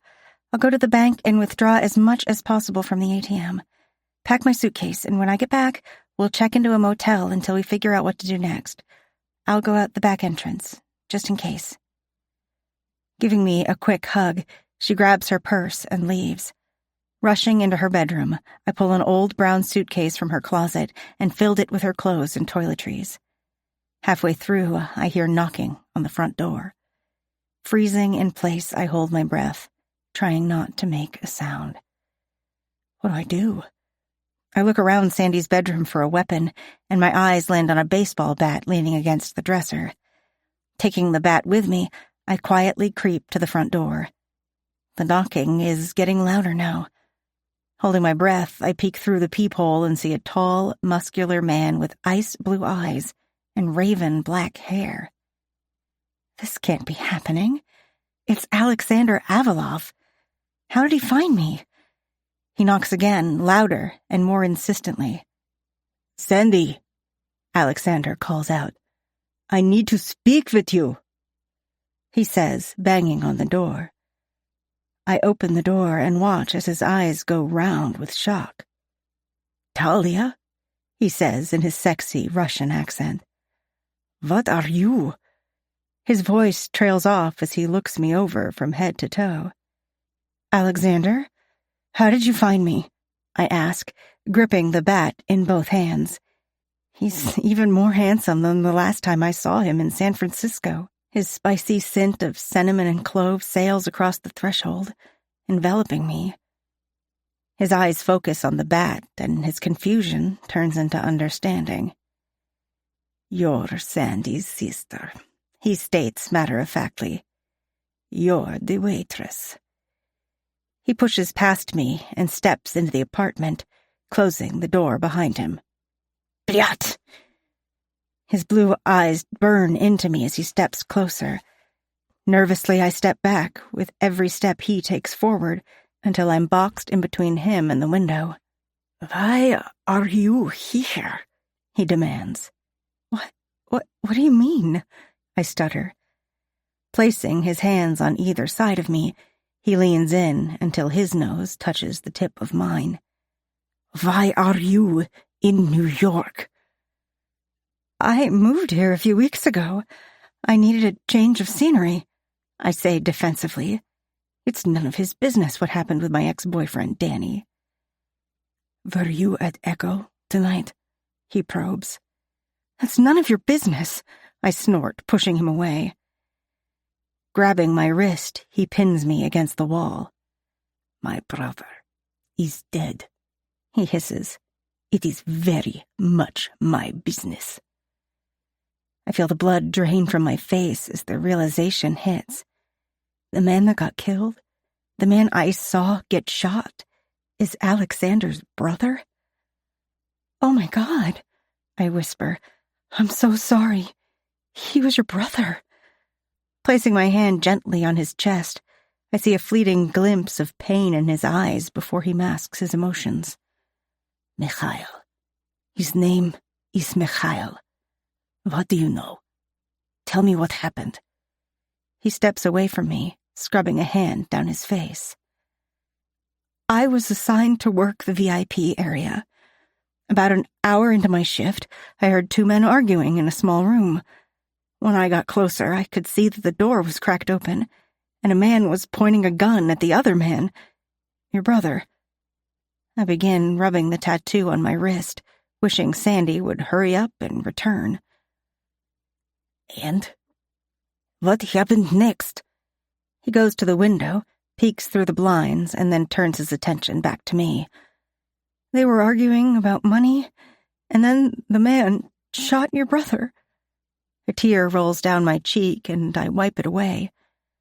I could see the shooter looking at me through the crack in the door. I panicked, and then I ran. Choking back a sob, I take a seat on the sofa. I'm afraid he will find me, so Sandy and I are leaving. Do you know who he is? No, I've never seen him before, but I would recognize him again. I'll never forget his face. I take a deep breath, and then another. Before Alexander can respond, I hear the doorknob rattle. I look toward the door, and a loud thud makes me jump. They're here, he says, looking out the window. Grabbing my wrist, he pulls me into the bedroom and locks the door behind us. Pulling out his cell phone, he sends a quick text and opens the window leading to the fire escape. Wait, what are you doing? I ask, my voice going up an octave with fear. There's too many of them. We have to go. It wasn't a request. He pulls me through the window just as the front door crashes open. Go! He yells, pointing at the fire escape. I hear heavy footsteps in the living room as I climb down. Alexander is right behind me when a bullet bounces off the metal railing to my left. Keep going! He yells, pulling a gun from his waistband and shooting at the burly man in the window. The bullet hits the glass window pane as the man steps to the side, hiding himself inside the apartment. A black SUV swerves around the corner just as we reach the sidewalk. Get in, he shouts, holding the back passenger door open. I get in, and Alexander follows. After catching my breath, I realize I know the driver. It's the blonde-haired man with the coffee-colored eyes who was with Alexander in San Francisco. He drives the SUV around the corner before I realize we're leaving Sandy behind. Stop! I screech. You have to stop! Are you hurt? Alexander grabs me by the shoulders, checking for a wound. We can't leave Sandy! I screech. Dmitri, pull over. Where is Sandy? Alexander insists, pushing loose strands of hair away from my face. She went to the bank to get money. She's coming back, and we're supposed to go to a motel. I can't leave her. Alexander says something to Dmitri in Russian. Dmitri nods and gets out of the SUV. What's happening? What are you doing? I ask, exasperated. Dmitri will wait here for Sandy. You and I will go to my estate, where you will be safe. Before I can react, he gets into the driver's seat. The SUV's tires screech on the black asphalt as it speeds away. Chapter 8. Alexander. The drive to my estate in Old Westbury is taking longer than anticipated. Maybe it's because I've been arguing with Talia for 30 minutes. This woman can be infuriating, yet I feel very protective of her. And I can't deny my attraction to her. Somehow, she's even more beautiful than when I left her in San Francisco. Her voluptuous curves are making my mouth water, and her sweet honeysuckle scent is getting my dick hard. She climbs over the seat and sits in the passenger, her eyes burning holes into the side of my head. I steal a glance at her out of the corner of my eye. She's tapping her fingernails on the armrest, and her lips are drawn into a tight line. She's scared and angry, and all I want to do is wrap her up in my arms and protect her from the world. but she is the only one who can identify Mikhail's killer, making her valuable to me. "Why did you move to New York?" I ask, hoping to get a more informative answer this time. Squaring her shoulders, she looks straight ahead at the cars before us. "I already told you I needed a change of scenery," she replies, pursing her lips. "There is more to your story than you are telling me." "If you say so," she mutters, crossing her arms over her chest. "Yet, this woman drives me crazy. I don't know if I want to force her to tell me or shove my cock in her mouth to keep her from saying anything else." "You will tell me why you moved here," I bellow.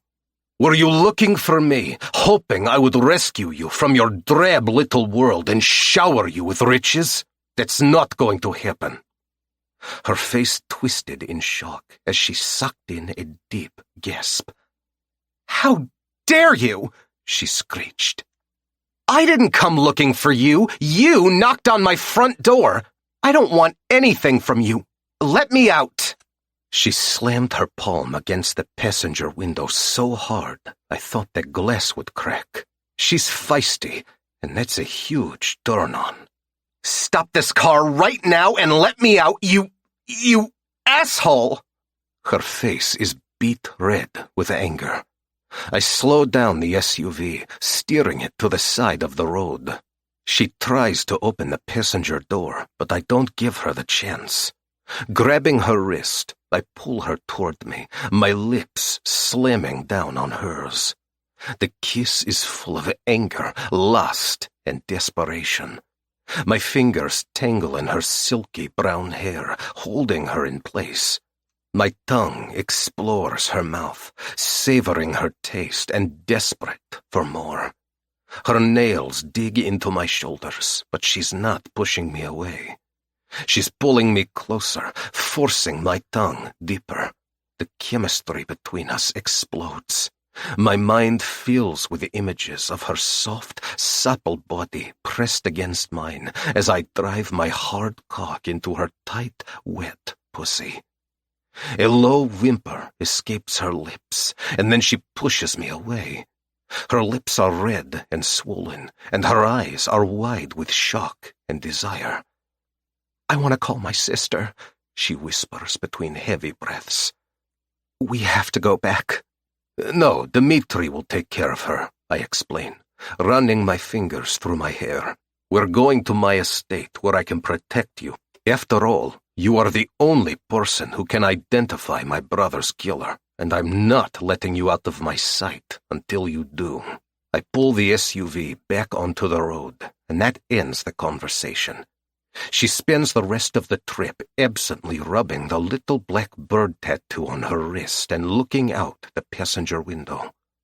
Before long, I can see the golden glow of my mansion lights against the tranquil black sky. I own many homes worldwide, but this one was my favorite. It was a testament to the wealth and power of the Avalov Bratva, a sanctuary that commanded respect. With the push of a button on the dashboard, the ornate iron gates opened to allow us entrance down the long driveway.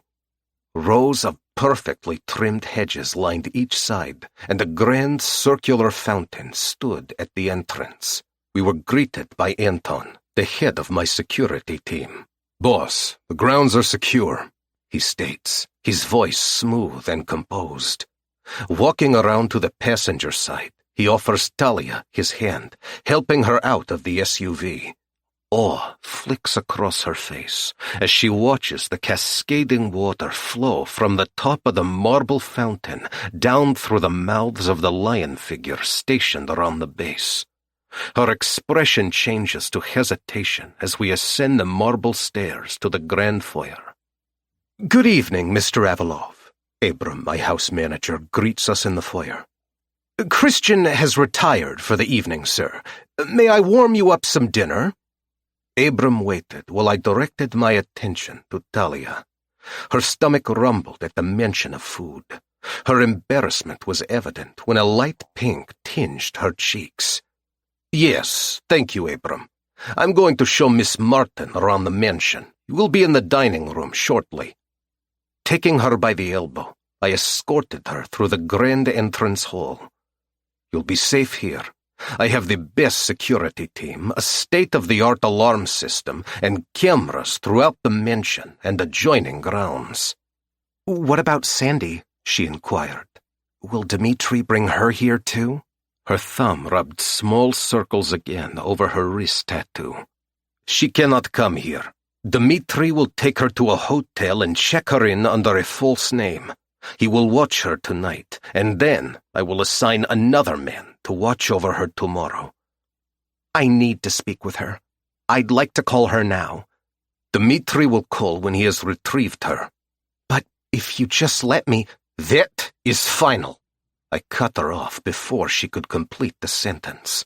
"I don't allow strangers inside my estate to keep the Bratva business secret, and I don't want her to tell Sandy where my estate is. To the ordinary person, I am just a successful art gallery owner.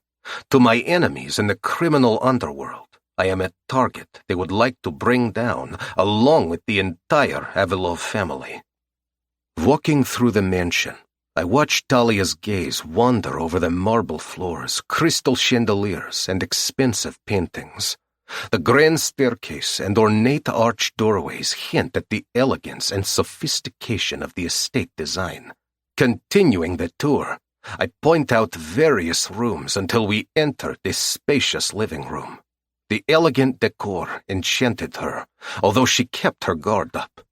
Wandering over to the grand piano, she admired the painting on the wall above it. "This is beautiful," she expressed. "You must do very well at your art gallery. Your family must be very proud of you." Turning to face me, I could see her scrutinizing the luxurious surroundings. "Yes, as I told you when we met, family is everything. I am in charge of my family, and my art gallery is an important part of our business." I sit on the velvet sofa, gesturing for her to sit as well. Her knee bounces up and down as she contemplates asking me what she really wants to know. "What do you want to know, Kiska? Go ahead and ask." Draping my arms across the back of the sofa, I wait for her to ask her questions. She releases a deep breath and looks me square in the eye. "Are you in the Mafia? Is your family a crime family?" "I am the head of the Avilov Bratva. We are a family, and we are businessmen," I reply casually. "Occasionally we have disagreements with other families, which can get messy. Some people call us criminals. It makes no difference to me." "Is that why your brother was killed?" she murmured. "I don't know why my brother was killed, but you are going to help me find this killer, and when we do, I will know what happened." "Are you going to kill the man that shot Mikhail?" she asked cautiously. She seemed to be holding her breath, waiting for my answer. "Yes." I won't lie to her. She should know the truth sooner than later. "Have you ever killed anyone before?" She asked that question carefully, her eyes darting around the room. "Yes, but you are in no danger here," I assured her. "You are safe with me." That was the absolute truth. I would sooner cut off my right hand than harm her. She searched my face for any hint of dishonesty. Finding none, she visibly relaxed. "Come, let's get something to eat." Holding out my hand, I helped her to her feet. "Ring! Ring!" Glancing at my phone, I see it's Dimitri calling. "Dimitri," I answer. "What's happening?" Talia stiffens at the sound of his name. She is visibly frozen in place, hanging on every word. As soon as I end the conversation, she bombards me with questions. "Is she okay? Where is she? Can I speak to her? I need to speak to her." "Sandy is okay. Dimitri took her to the hotel and will stay with her until tomorrow. Then I will send one of my men to relieve him." "I need to speak with her. Please, you don't understand. I have to speak with her." Her eyes are boring into me, begging me to understand. I remember her telling me in San Francisco that Sandy was more of a mother to her than a big sister. They grew up together in a foster home, and Sandy has been looking out for her ever since. That's my job now. That thought took me entirely by surprise. She's not my responsibility. She's just valuable to me because she can identify Mikhail's killer. I have enough responsibilities and don't need this woman to become another one. To get her off my back, I dialed Dmitri's number. You may speak to her, but do not tell her where my estate is. I don't need your carelessness bringing enemies to my doorstep. Nodding in understanding, she eagerly takes the phone. Relief washes over her at the sound of Sandy's voice. Ending the call, she hands my phone back. Thank you, Alexander, she says earnestly. I think I need to lie down. It's been a hell of a day. Her face is creased with exhaustion. Cradling her stomach, she leans against the arm of the sofa. I will take you to your room and have Abram bring you something to eat. Leading her up the grand staircase, I guide her to a guest room down the hall from mine. I watch her reaction as she looks around the grand space, admiring the large four-poster bed, rich velvet curtains, and the chinoiserie floral wallpaper. The sitting area by the windows is adorned with a grand mirror with an intricately carved frame. She points to a painting over the bed and asks, "Who is the artist? It's beautiful." "I am," I reply. Surprise paints her face as she spins around to face me. You are? I didn't realize you're an artist. Was that your painting in the living room? Yes. It's beautiful. You are very talented. No wonder you own an art gallery. She looks me over as if I'm a puzzle she's trying to figure out. Thank you. Get some rest. I will see you in the morning. She grabs my forearm before I can exit the room. Unspoken words hang on her lips. Shaking her head, she releases my arm. Good night, she says, smiling softly. I nod once, closing the door behind me. Pulling a brass key from my pocket, I turn it over and examine it before locking the door and walking away. Chapter 9. Alexander. Settling into the oversized leather chair in my office, I reflect on everything that's happened tonight. My thoughts bounce back and forth from Mikhail to Talia. Dialing Dmitri's number, I wait 2 rings before he answers. Is everything okay with the girl, Sandy? I inquire. Yes, she's tough, strong, although she's worried about Talia. I get the feeling there's something she's not telling me. She's just worried about her sister's safety. Talia told me Sandy is a mother figure to her. This will all be over soon enough. I pause, pouring whiskey into a crystal glass on my desk. Tell me about Mikhail. It's taken care of, and no one in the club will speak with the authorities. Dennis will let me know if he hears anything around the police department. Make arrangements for a private funeral. That's what Mama would have wanted. I gulp down the whiskey and pour another. When will you tell Sasha and Maxim? I swallow past the lump in my throat. Tomorrow. Draining my glass again, I open the file on my desk. Staring at the list of names, I run my finger down the black and white print. They all belong to members of organized crime families in the New York City area. Get me the names and photos of all the men that were in the club tonight, including everyone in the Lupani family. I'm hoping Talia will recognize someone as the man who killed Mikhail. I'll meet you in 2 hours. Ending the call, I have another shot of whiskey. There doesn't seem to be enough whiskey to clear my head. Thoughts of Talia play in my mind on a loop. I should check on her and make sure she is all right. And by all right, I mean fuck her until I spill every drop of cum into her tight pussy. I haven't stopped thinking about her or the night we spent together since I left San Francisco. And now she's here, under my roof, her supple body spread out on the bed like a feast set just for me. My cock is rock hard as I replay our night together in my mind. Her honeysuckle scent envelops me as I swirl my tongue over her clit. She's gripping the bedsheets, moaning as I dig my fingers deeper into her creamy thighs. Her pussy is dripping wet, her moans pushing me over the edge. Grabbing her ass, I pull her closer to the end of the bed. My mouth covers her clit, licking and sucking. I push a finger into her pussy, and her back arches in response. Nibbling my way down her luscious thigh, I push a second finger in. She gasps, a moan caught in her throat. Her fingers tangle in my hair, gripping tightly as I fuck her hard with my fingers. My mouth ravishes her clit as my fingers work an orgasm out of her. Her face is radiant when she falls apart from me.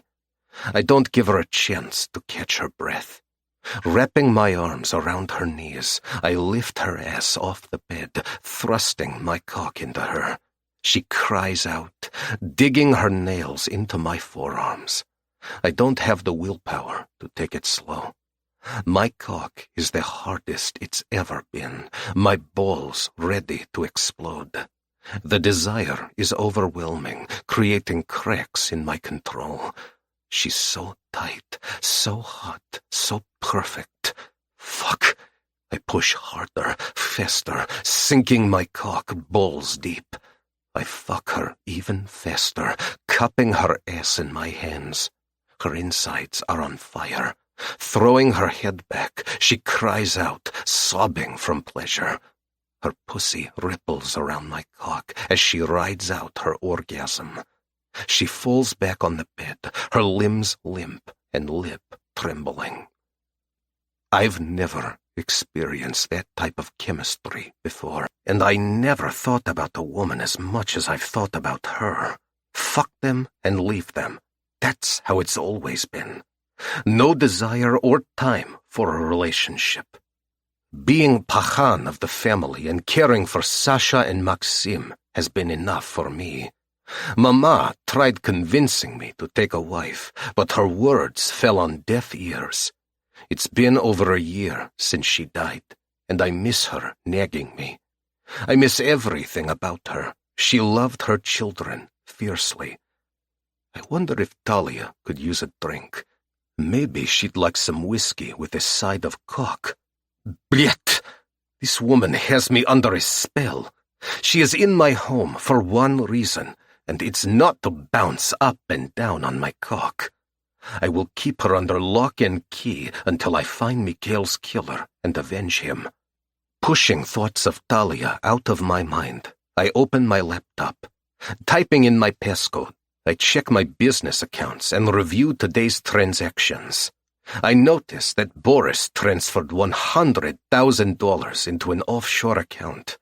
Angelo Carvalho will receive that money to make up for the loss of his man, David.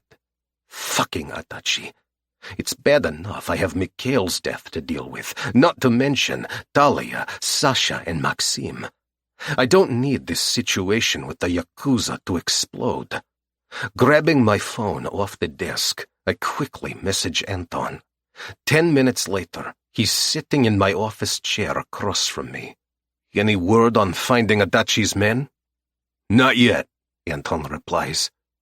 But we have it on good authority that they are still in the city. It's just a matter of time before we find them. I need them found sooner than later. I can't have Adachi screwing up our arrangement with Angelo. I tug at the ends of my hair as thoughts of Talia creep into my thoughts again. Keep me informed. Anton nods his head in acknowledgement, leaving me alone with my thoughts. I haven't eaten since breakfast, so I go to the kitchen. Walking down the long hallway, I turn right instead of left. Creeping as quietly as I can, I stop in front of a door with a mermaid door hanger. I crack the door open and see an empty bed where Sasha should be sleeping. Quietly opening the door across the hall, I find Sasha snuggled in bed with Maxim. They look so peaceful, it pulls at my heartstrings, knowing that they lost both parents at only 5 and 9 years old. Closing the door silently, I make a silent vow to avenge their father and always take care of them. Before I reach the stairs, I stop in front of Talia's room. My fingers find the brass key in my pocket, feeling its weight before I decide to walk away. I need to get as far away from her as I can. Descending the stairs quickly, I find Abram in the kitchen sipping on a cup of tea. "You're still up?" I ask. "Yes, sir. Since it's so close to sunrise, I thought I'd stay awake to see it. The colors are brilliant this time of year." Standing and moving his cup and saucer from the table to the counter, he removes a plate of food from the stove. "The food is warm, sir. May I set it down for you?" "Thank you, Abram, but I will take care of it. Go enjoy your tea and sunrise." Taking the plate, I set it down on the table. Curiosity gets the better of me, and the words are out of my mouth before I can stop them. "Did the girl eat?" "Yes, sir. However, she decided soup and crackers would be best. She said her stomach wasn't well. I gave her mint to help settle it." "How was her demeanor?" "To be frank, sir, she wasn't a fan of being locked in the bedroom. I took the liberty to reiterate that it was for her own protection. She is a lovely girl." I nod, dismissing him to enjoy his tea, although his words stir the beast in my chest. Abram has been with my family since I was a young boy, and even though he is no longer a young man, a pang of jealousy shoots through me at hearing him call Talia lovely. I shake off the feeling, recognizing how ridiculous it is. I've never been jealous of a man, indeed not of Abram. He's a father figure to me, and always will be. Checking the clock, I see it's almost time to meet Dmitri. Finishing my meal, I put the plate and utensils in the sink, then fish the SUV keys out of my pocket.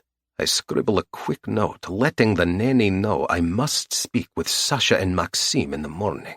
Releasing a heavy sigh, I turn on my heels and leave through the side door that connects with the garage. If all goes well, Mikhail's killer will be identified within a few hours. Chapter 10. Talia. Oh, not again. I make it to the bathroom in the nick of time to deal with another bout of morning sickness. The sun is barely up, and I want to crawl back into bed. Pulling myself off the floor, I examine my reflection in the mirror. I'm not winning any beauty contests today. Tucking a loose strand of hair behind my ear, I splash cool water on my face and then search the cabinets for a toothbrush and toothpaste. Hitting the jackpot, I brush the sour taste out of my mouth and return to the bedroom. Spotting a note on the nightstand next to the bed, I pick it up, admiring the neat handwriting. It reads, "The closet has been filled with clothes in your size. Please feel free to freshen up." Thank goodness. I can't imagine walking around smelling like vomit all day. It's difficult enough trying to hide my pregnancy. The walk-in closet is bigger than Sandy's entire apartment. I'm in awe of all the beautiful clothing. Evening gowns and dresses hang on the left side. Blouses, tops, and slacks hang on the right. Straight ahead are rows and rows of gorgeous shoes. I pick up a pair of black strappy heels and turn them over to marvel at the red bottoms. Holy shit. These heels cost more than the monthly rent on the apartment. Carefully placing them back on the shelf, I browse the clothing options, selecting a cotton pink V-neck top and a pair of casual cream slacks. Everything fits perfectly, except for one teeny tiny problem. I can't button the slacks. My little baby bump is preventing me from closing them, no matter how much I try to suck in my belly. Putting the slacks back, I opt for cream stretch leggings. Cute cream ballet flats finish the ensemble. As I leave the closet, I hear knocking on the bedroom door. A muscular man with a scar on his right cheek unlocks the door and opens it slightly. "Miss, are you decent?" he calls out in a thick Russian accent. "Yes, please come in.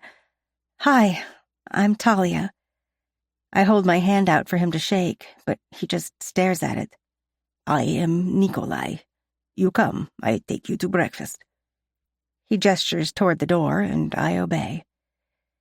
He leads me down the long hallway to the grand staircase and into the kitchen.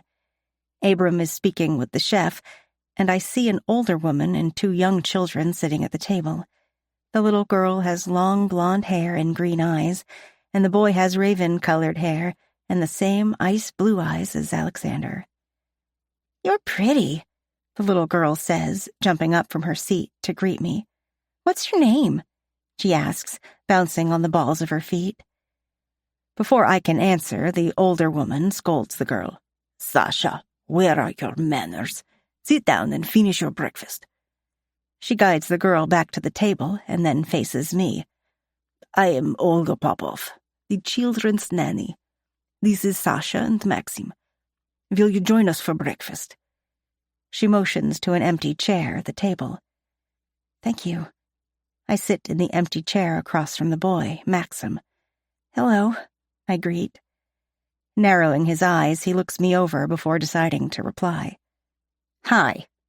Are you a friend of Uncle's?" he asks, while scooping scrambled eggs into his mouth. "Oh, yes, I am." I give him a tight smile, wondering if these children belong to Alexander's brother, Mikhail.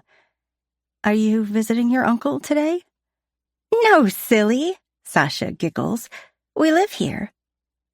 "Oh, how nice. Do your parents live here too?" "Mama died," Maxim replied, "and Otets lives in a different house." He scoops another forkful of eggs into his mouth, washing it down with a gulp of juice. "Mama was sick.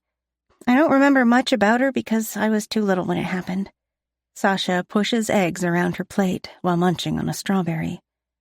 "The children have lived here for 2 years," Olga chimes in. "Mr. Avalov is a very generous man." Giving her a small smile, I turn to look at Sasha. "I'm so sorry about your mother.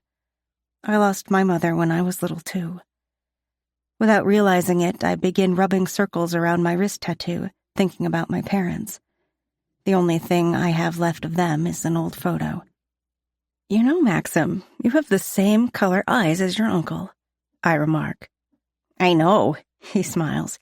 "Otets has the same color eyes too." He hands his empty plate to Abram, who puts another scoop of eggs on it. His eyes light up with excitement when Abram returns the plate with more eggs and potatoes. "Thanks, Abram." Directing my attention to Nikolai, I see him standing in the kitchen corner, drinking coffee, but his eyes are glued to me. Clearing my throat nervously, I glance out the window, admiring the meticulously manicured garden. "For you, Miss Talia," Abram says, sliding a plate of scrambled eggs and potatoes before me. Without warning, my stomach flips, making me feel like I'm going to be sick. "Are you all right?" "Oh, yes, I'm fine. My stomach still feels a little off, though." I push the plate to the side to avoid throwing up on it. "Do you have any ginger ale?" I ask, hopefully. "Of course. I'll bring it right away." Abram disappears into a walk-in pantry, allowing me to ask the children more about their father. "Is your father's name Maxim, too?" I look directly at Maxim, hoping their father isn't Mikhail. It would be terrible to be orphaned at such a young age. I know all about that kind of life. "No, his name is Mikhail, and Mama's name was Anya." Finishing the last forkful of eggs, he pushes his plate aside and picks up his electronic game.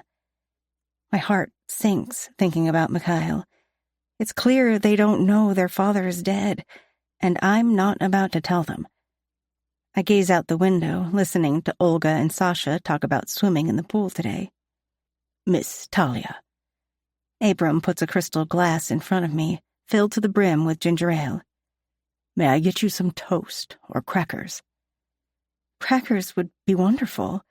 Thank you so much. I take a few sips of the bubbly soda, hoping it settles my stomach. At almost 8 weeks pregnant, the morning sickness has turned into morning, afternoon, and night sickness. In between the nausea, I've been having weird cravings, like pickles and ice cream or bowls of sauerkraut. Abram places a plate of saltine crackers in front of me. Sasha finishes her breakfast and gives me a big smile. We're going swimming today, she announces. After your lessons, Olga insists. Do you want to swim with us? Uncle makes the pool hot so we can swim even when it's cold outside. Clasping her hands in front of her, she sways back and forth, anxiously waiting for my response. Olga nods her head, indicating her approval of joining them. Thank you for inviting me, I answer, nibbling on the crackers. Okay, Sasha beams.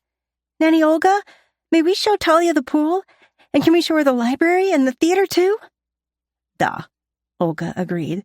We'll give Talia a tour of the mansion. We go now. Leaving the crackers on the table, I follow Olga, Sasha, and Maxim out of the kitchen. Nikolai trails behind, giving us some space, but watching over us at the same time. The tour of the mansion begins with the grand library, an immense chamber lined with floor-to-ceiling bookshelves filled with leather-bound books. As impressive as it is, my eyes drift to the corner of the library, to what appeared to be a children's area. An alphabet-patterned rug was surrounded by brightly colored books lined up like soldiers on low shelves. Plush toys were scattered around, some sitting in children-sized chairs, some lying on the rug. An oversized beanbag chair and a low table completed the area. Sasha led me to the children's corner, picking a book off the shelf and plopping down on the beanbag chair. This is my favorite place in the library, she announced. Uncle had it made just for me. She smiled proudly with her arms spread wide. It's lovely. I sat in one of the little chairs, feeling like a giant. Is this also your favorite place, Maxim? Maxim snorted, rolling his eyes. My favorite place is the theater room. It's awesome playing my racing games on the big screen. Sasha jumped up from the beanbag chair, grabbing my hand and pulling me out of the tiny chair. Come on, let's go see the theater. Olga held back a laugh at Sasha's enthusiasm. Nikolai, who was stone-faced, softened a bit when Sasha flashed him a toothy grin. Sasha led the way to the lavish theater room, where plush red velvet seats lined tiered rows facing a massive screen. A popcorn cart, slushy machine, and candy counter were just a few splendid complements to the cozy seats. Sasha and Maxim described their favorite movie nights as we explored the theater room. Even Olga chimed in with a short narration of one of her favorite movies. At this moment, my heart felt full, watching the bond between the children and Olga. Children, let's show Talia the gardens, and then it will be time for your studies. Olga ushered the children out of the theater, down the long hallway, and out the glass doors into the immaculately manicured gardens of the Avalov estate. Blinking against the sun's brightness, my eyes gradually adjusted to the opulent surroundings. Sasha and Maxim walked with me, pointing to tall hedges ahead. What is that? I asked, squinting to see better. It's a maze, Maxim stated casually. A really cool maze? Sasha jumped up and down in place, barely able to contain her excitement. Nanny Olga, may we go in? Olga glanced at Nikolai, who nodded in approval. He took a seat in an ornate garden chair under a blue umbrella. At the same time, the children, Olga, and I embarked on our journey through the labyrinthine maze. Giant hedges loomed overhead, casting shadows on the ground below. The children guided us through the maze's twists and turns, their laughter filling the cool air. At last, we emerged into a small clearing at the heart of the maze, where a marble fountain stood, surrounded by vibrant colored flowers and lush greenery. The fragrant scent of the blossoms filled my nose as I marveled at the fountain. "This is beautiful," I whispered. Sasha beamed with delight. "It's our secret place. No one else knows about it." Maxim nodded, his eyes sparkling with mischief. "Except Olga, of course." Olga chuckled softly, her gaze softening as she watched the children revel in their secret haven. "Yes, except Olga. Now it is time for your studies." "Oh, man," Sasha pouted, kicking the grass softly with her foot. "I think today we will study outside," Olga announced. "Yay!" Sasha cheered. "Cool. Let's get our books, Sasha." In a flash, they were off running. "That was very nice of you. How long have you been their nanny?" I asked as we began winding our way through the maze. "Mr. Avalov hired me 2 years ago, after Anya died. Their father could not care for them, so Mr. Avalov brought them to live with him. They are wonderful children." Olga leads me out of the maze. Nikolai stands when he sees us. "The children are getting their books." "Yes, thank you, Nikolai." Olga sits at the table under the blue umbrella. "You are welcome to stay with us while the children work." She gestures to the empty chair next to her. Since I don't have anywhere else to go, I accept the invitation. If I have to be a prisoner, I might as well enjoy the estate as much as I can. Chapter 11. Alexander. After a long night, I arrive home to find Talia in the garden with Nikolai, Olga, and the children. Sasha and Maxim splash around in the pool while Olga and Talia chat on lounge chairs. Nikolai is sitting at the table, looking at something on his phone. "Boss," he greets, standing as I approach. "Uncle, watch me!" Sasha calls out. She does a cannonball into the pool, splashing Olga and Talia with water. "Devochka, I told you no more jumping!" Olga dries herself off with a fluffy towel, then smooths back her gray hair and adjusts the bun on her head. "Good afternoon, Mr. Avalov. Is it afternoon already?" Talia squints at me as she dries off her cream-colored pants. "Olga, I must speak with you. Talia, please stay with the children." I take Olga into the kitchen, requesting she sit in a chair at the table. "Is everything all right?" she asks, concern etched on her face. I don't know how to say this, and I don't know how I'm going to tell the children. I release a heavy sigh, leaning my elbows on my knees. Mikhail is dead. "Oh no," Olga gasps. "How did this happen?" "He was killed last night, shot once in the chest." Scrubbing a hand down my face, I lean back in the chair, briefly closing my eyes. When I open them, Olga's face is twisted in horror, her mouth forming a silent "oh." "I'm so sorry, Mr. Avalov." She gently places a hand on my forearm. Her eyes glisten with unshed tears. "The children." Her voice trails off as she chokes on the words. "The children will remain here," I assure her. "They will want for nothing." Petting her hand, I cross the kitchen for a glass of water. Placing it in front of her, I sit down again. "I don't know how to tell them," I admit.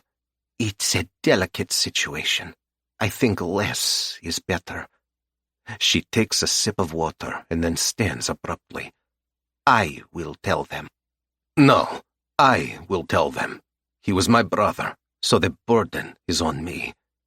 I stand, straighten my jacket, and run my fingers through my hair. "I will get them out of the pool and into dry clothes. Then I will bring them to your office." I nod and watch her walk out the door. Pulling my cell phone out of my pocket, I sent Nikolai a quick message to bring Talia to my office. Nikolai ushers Talia into my office, directing her to take a seat in the leather chair across from me. Dmitri gathers all the names and photos of the men who were in the VIP area of the club last night. I'm hopeful Talia will recognize one of them. I have photos of the men who were in the club last night. I spread the photos across my desk and then walked around it to stand next to Talia's chair. Do you recognize any of them? She stands, getting closer to the desk. Running her fingertips across the photos, she studies each one, stopping at the last one. I recognize the men who were in the poker room, but I don't see the man who shot your brother. After scooping up the photos, I set them aside. Then, I laid down more pictures in front of her. Does anyone look familiar? Looking closely at their faces, she shakes her head. No, I'm sorry. Blech!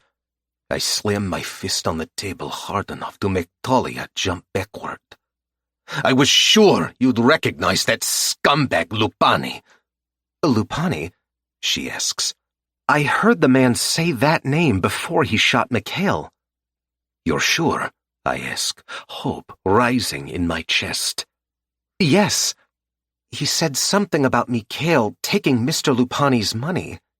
This was just what I needed to make a positive connection between Gio Lupani and Mikhail. Lupani might not have pulled the trigger, but one of his men did, and that makes him responsible for my brother's death. Olga's gentle knocking on the office door gets my attention. Mr. Avalov, the children are ready. Thank you, Olga. Please bring them in. Quickly gathering the photos, I tuck them away into my desk drawer. Nikolai, escort Talia to the living room while I speak with the children. Duh, Nikolai replies. Sasha gives Talia a small wave from the office doorway. Maxim high-fives her as they pass each other. It appears she has a fan club. Sasha? Maxim? Please sit, I request. They sit in the chairs across from me while Olga stands behind them. I have some news. I take a deep, slow breath before continuing. First, I'd like to remind you that I love you both very much. The children look at each other, bewildered. I don't use the word love often, so it's strange for them to hear. There's been an incident. Your father was killed last night. Sasha's eyes well up with tears, while Maxim's expression remains stoic. What happened? Maxim asks. His voice is strong as he looks me in the eyes, wanting the truth. He is aware of the family business, although he is still young. Sasha thinks we're an average family and rich because of my art gallery. I don't know all the facts. I respond in the most truthful way I can. I'm looking into it and will hopefully know more soon. Maxim accepts this answer without pushback. He hugs his sister, consoling her tiny sobs. Olga hugs them both, offering comfort and support. I'm so sorry, she whispers, drying Sasha's tears. You will both remain here and have everything you need and want. Sasha rushes around the desk, hugging me tightly. Maxim joins her, uttering his gratitude. We're family, and family takes care of each other. Olga takes the children out of the office, and Talia returns. I sit on the edge of the desk across from Talia's seat. You will remain here until we find Mikhail's killer. I'm sure it was one of Gio Lupani's men, which means you are in danger if they find you, and I need you alive. You may not contact or speak to anyone outside of this estate. I dismiss her by walking around the desk and sitting in my leather chair. Wait a minute, this conversation isn't over. Standing, she plants her hands firmly on her hips. Yes, it is. You may go. I ignore her scathing look as I open up my laptop. Alexander, I will not be dismissed. What about Sandy? I want to speak with her, she insists. I look up from my laptop to see her face red with anger and her lips drawn in a tight line. The fierceness in her is turning me on, which is the last thing I need right now. I raise one eyebrow without saying a word, waiting to see how far she will take this. Please, I want to speak with Sandy. Her tone has softened, but I can still see the fire in her hazel eyes. Sandy is fine. She is protected, I say, leaving her no room to argue with me. Seemingly defeated, she sits down in the chair. What about the children? Do they know about Mikhail? I can hear the concern in her voice, and it's surprising since she just met them. Yes, I didn't give them details, but they know he is gone. What will happen to them now? She inquires, chewing on her bottom lip. They will remain with me. That's very kind of you. I wasn't lucky enough to have family take me in when my parents died. A sadness flashed briefly in her eyes before she focused on me again. What about your parents? Are they still alive? I'm not the type of man to open up to someone, but for some reason, I find myself telling her about my family before I can pull the words back. My mother died a year ago, and Otets died 8 years ago. I took over the family after him when I was 24 years old. You mean you took over the art gallery? She seems genuinely interested in wanting to know more. I am the Pakhan of the Avalov family. Do you know what that means? Closing the laptop, I lean forward on my elbows, studying her intently. Shaking her head, I continue. We are a Bratva family. Some of our businesses aren't exactly legal, and some things we do aren't condoned by law enforcement. Talia's eyes open wide as she grips her knees. You mean you're in the Mafia? Some people call it Mafia, others say syndicate. In Russia, we call it Bratva. I am in charge, the Pakhan of the Avalov Bratva. My father was Pakhan before me, and my heir will be Pakhan after me. She visibly shakes before wrapping her arms around herself. Is that why Mikhail was killed? Mikhail fell apart after he lost his wife, Anya. I've tried to help him, but there wasn't much I could do. He became a shell of a man, unable to care for his children. All he was able to focus on was drinking to numb the pain and gambling to occupy his mind. That is what killed him. I stand, crossing the room to the bar, pouring vodka into a crystal glass. I will find the man that killed him, and I will cut his heart out. I drink the vodka in one gulp and pour another. Before I can drink it, I feel Talia's hand on my arm. I'm so sorry for your loss, she whispers. A single tear glides down her cheek. I wipe it away with my thumb, then fixate on her plump lips. I cradle her face before I can stop myself, my lips crashing down on hers. I'm filled with desire, and she's the only one that can satisfy it. Chapter 12. Talia. My heart quickens as Alexander devours my mouth. His spicy scent wraps around me like a warm embrace. I feel his nimble fingers grip the bottom of my pink V-neck top, pulling it over my head. All thoughts and concerns fly out of my head when he drags his lips down the side of my neck and kisses the swell of my breasts. I want him. I need him inside me, filling me up with his thick cock. Stepping back, he takes off his jacket and then his tie. His pupils are blown wide with desire, and his jaw is clenched tight. His eyes bore into me as he unbuttons his shirt, and drops it on the floor. "Come here," he demands. Tentatively, I take a step toward him, then another, until I'm in front of him, close enough to feel the heat of his skin on mine. Gathering my long hair in his fist, he tilts my head, exposing my neck. His tongue glides up my neck until his lips are next to my ear. "I want to feel your lips around my cock," he whispers, his warm breath causing goosebumps on my arms. My panties become wet the moment I unbuckle his belt. Unzipping his pants, I slide them down to his thighs, easing his cock free. He's so hard, and the tip is already wet with pre-cum as I grip the thick shaft. Tilting my head up, he kisses me hard, sliding his tongue into my mouth like a condemned man having his last meal. When he releases me, I get on my knees, sucking him into my mouth.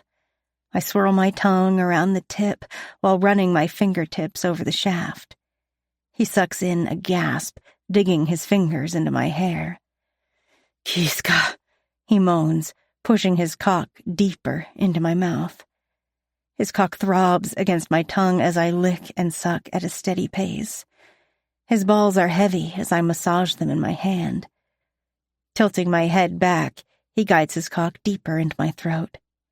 "Yes, just like that." I obey his silky command, opening my throat to take him even deeper. Tears form in the corners of my eyes, but I don't stop sucking and massaging his cock. He picks up the pace, fucking my throat until I am desperate to have him shoot his cum down my throat, marking me, owning me. "Fuck, not yet," he says, quickly pulling his cock out of my mouth. "I want to taste you on my tongue before I fill you up with my cum."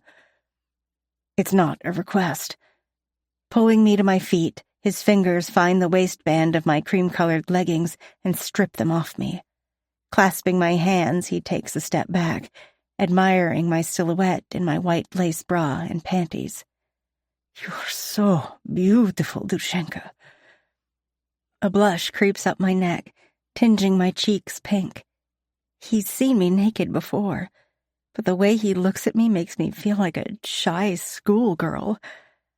Unhooking my bra, he frees my breasts from their confines, sucking my nipple into his mouth. I grip his forearms as his tongue licks and circles my hard nipples. Pushing me back onto the desk, he slowly slides off my panties, pausing a moment before spreading my legs open and hooking them over his shoulders. The tip of his tongue glides over my clit, making me arch my back with need. Spreading my pussy lips apart, he pushes his tongue in, gripping my thighs tightly. "Oh, yes," I moan, pushing my pussy hard against his lips, needing more. He pulls his tongue out, placing light kisses on my pussy, then nibbling on my inner thighs. Without warning, he pushes a thick finger between my folds, then another, hooking them inside me to stroke against the spot that makes my eyes roll into the back of my head. His mouth sucks on my clit as fingers piston in and out of me faster and faster. Pushing a third finger makes me cry out, "Yes, please, Alexander." Tangling my fingers in his thick, silky hair, I hold his mouth steady against my pussy. His fingers drive into me at a frightening pace. My legs begin to tremble as pressure builds up in my core. "Don't stop," I beg. "I'm going to come." He swirls his tongue over my clit, then clamps down and sucks hard, fucking me into oblivion with his fingers. Reaching up with his free hand, he twirls my nipple between his thumb and forefinger, then pinches it hard. Crying out, I fall apart, coming harder than I ever have before. My pussy spasms as my juices flow out of me and onto his tongue. He laps it up, savoring every drop. The intensity of my orgasm has me seeing stars as my body twitches from the endless electric shocks running from my pussy down to my toes. Releasing my pussy from his lips, he kisses me gently from my navel to my mouth. I'm in such a euphoric state, I don't even notice him trapping my wrists above my head until I feel the tip of his cock pushing against my throbbing pussy. Fuck me, Alexander, I moan, wriggling my pussy against his cock. Are you my little dirty Kiska? He breathes against my mouth. Do you want me to fuck you so hard I brand you on the inside with my cock? His words make me tingly all over, an orgasm gathering in my core. Yes, yes, fuck me, I gasp. He releases my wrists, and I dig my nails into his back. Please, I let out a small whimper, his gaze capturing mine.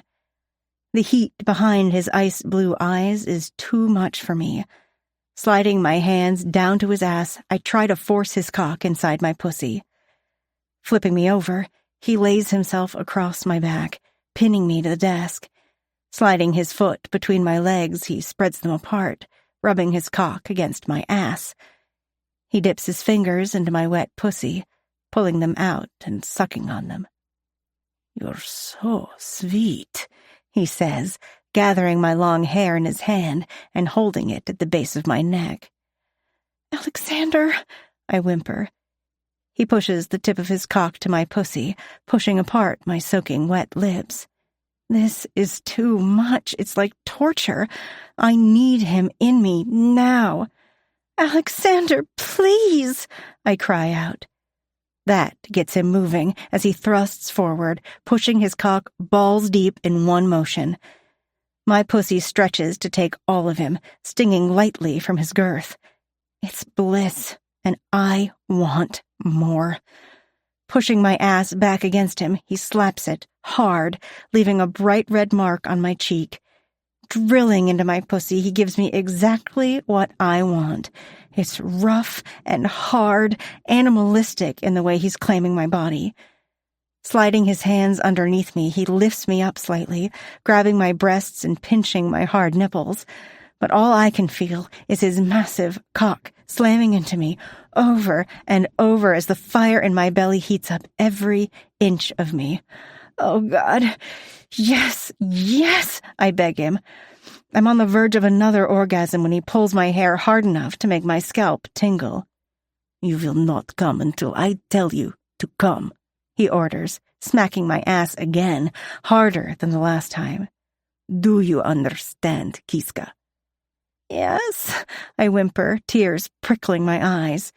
My pussy is throbbing, and I don't know how much longer I can hold back the orgasm. Alexander, my tiny voice trails off as he fucks me even faster, splitting me open with every thrust. Not until I tell you.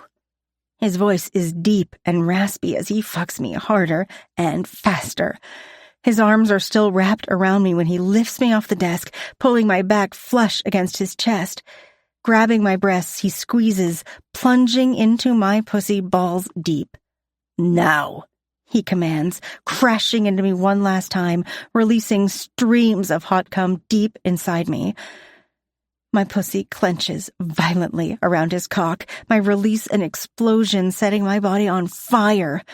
Oh, my God!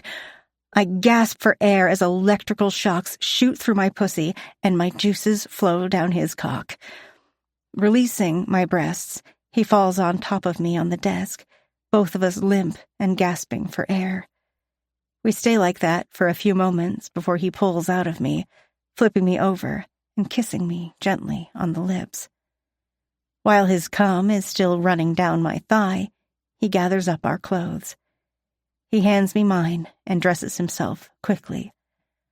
Before I can get my leggings on, he picks up his cell phone, calls Nikolai, and instructs him to come and get me.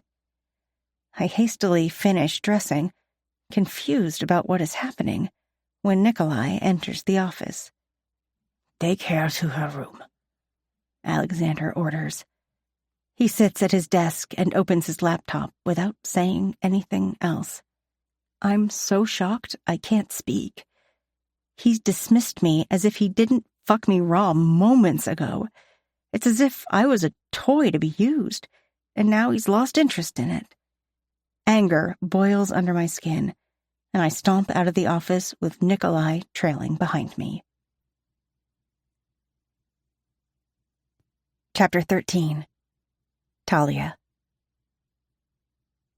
How dare he? He can't just toss me aside like I'm nothing. Unfortunately, my head and my body are disagreeing.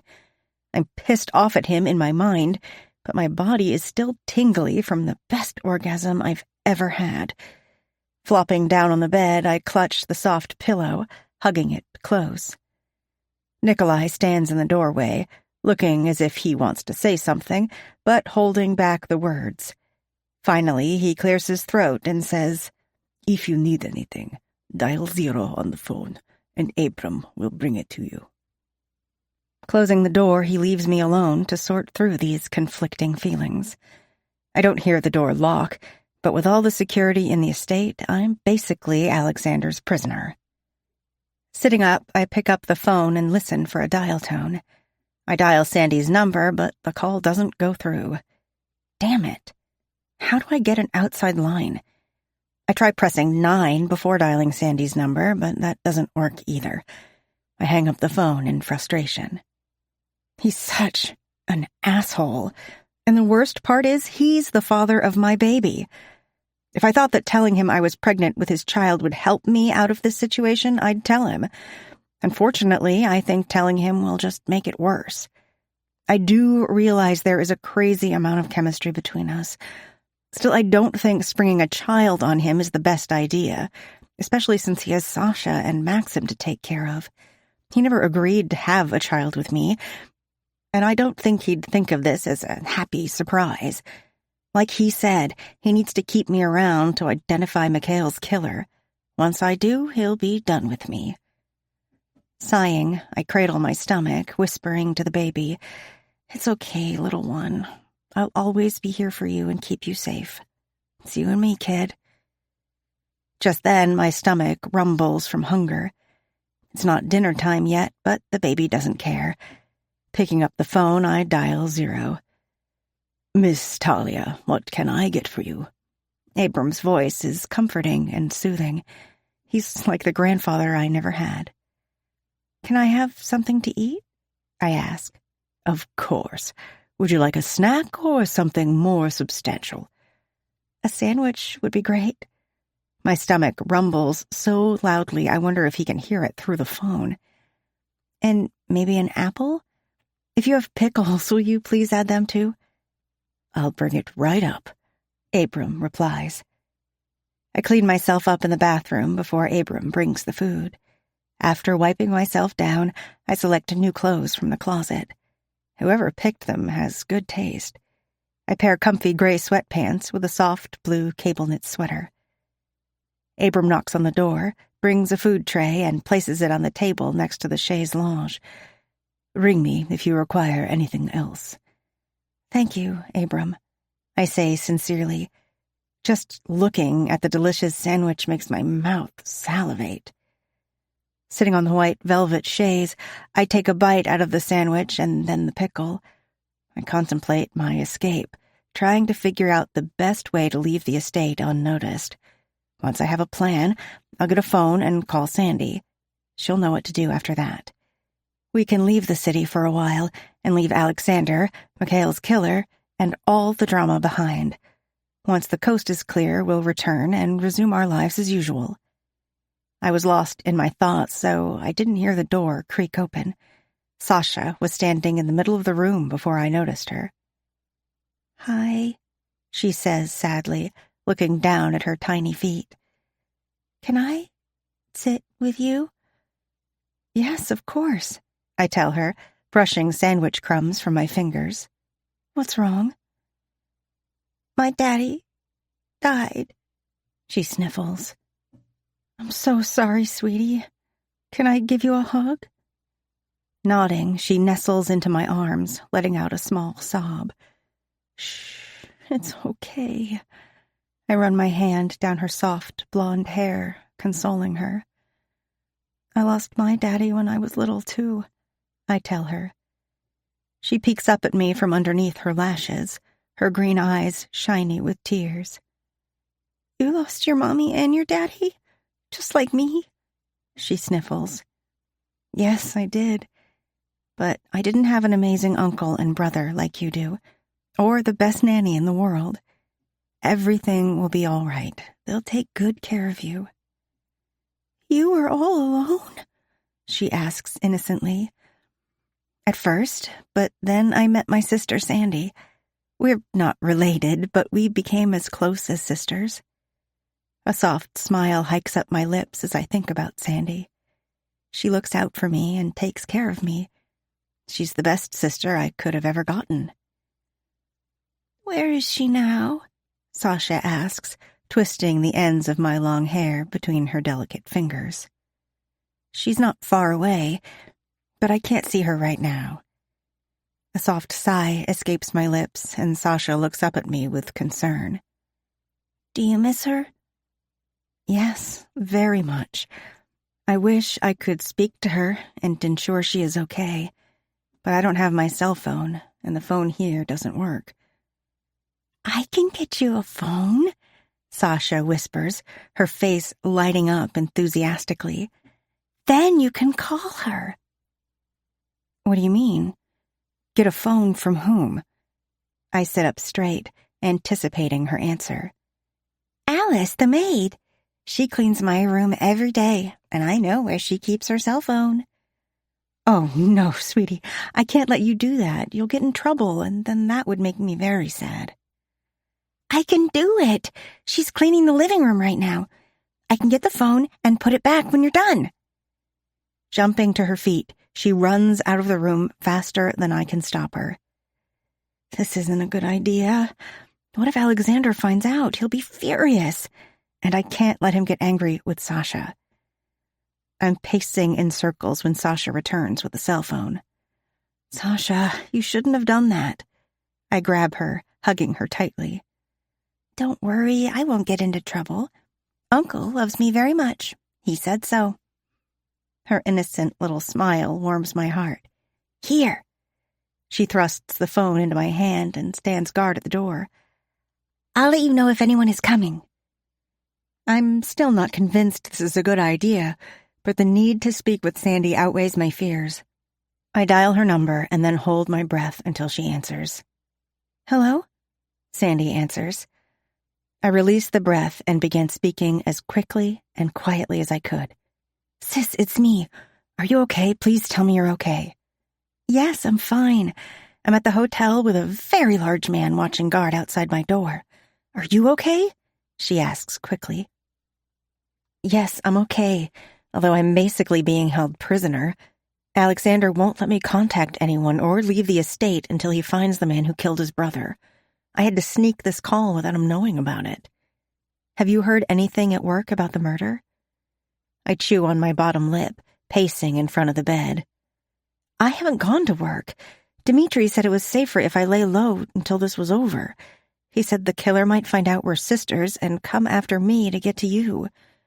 Can I be honest, sis? I don't feel very safe. This is the Mafia we're dealing with. I'd rather figure out how to get you out of there so we can get out of the city until this blows over. I hear the concern in her voice and decide she's right. I need to get out of this house and meet up with Sandy. We can go to San Francisco and stay with Luke. I know he'll help us hide for a while. That sounds like a plan, but you have to figure out a way to get out of there first, Sandy whispers into the phone. I'll figure it out and call you back tomorrow with the details. Please stay safe.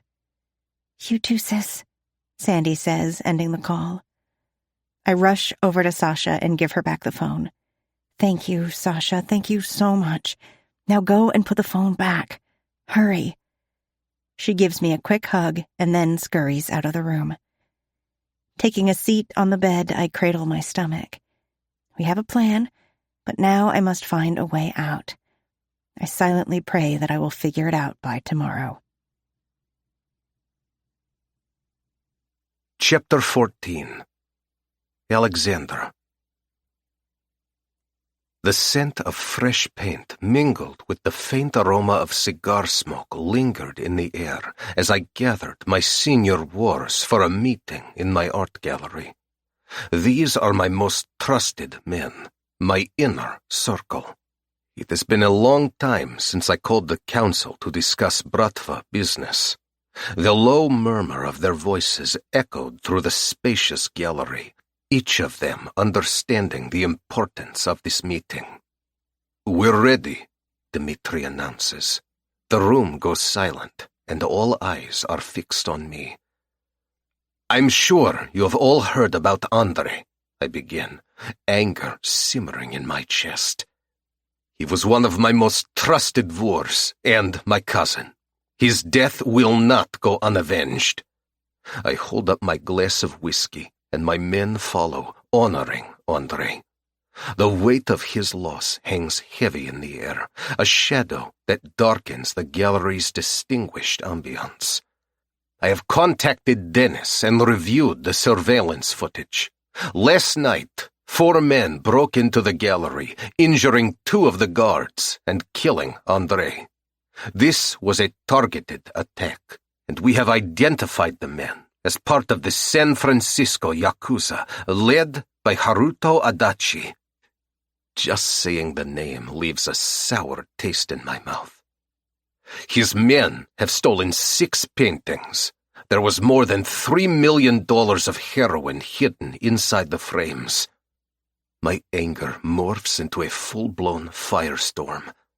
Adachi has been a thorn in my side since my trip to San Francisco, and now he strikes at the heart of the Avalov Empire.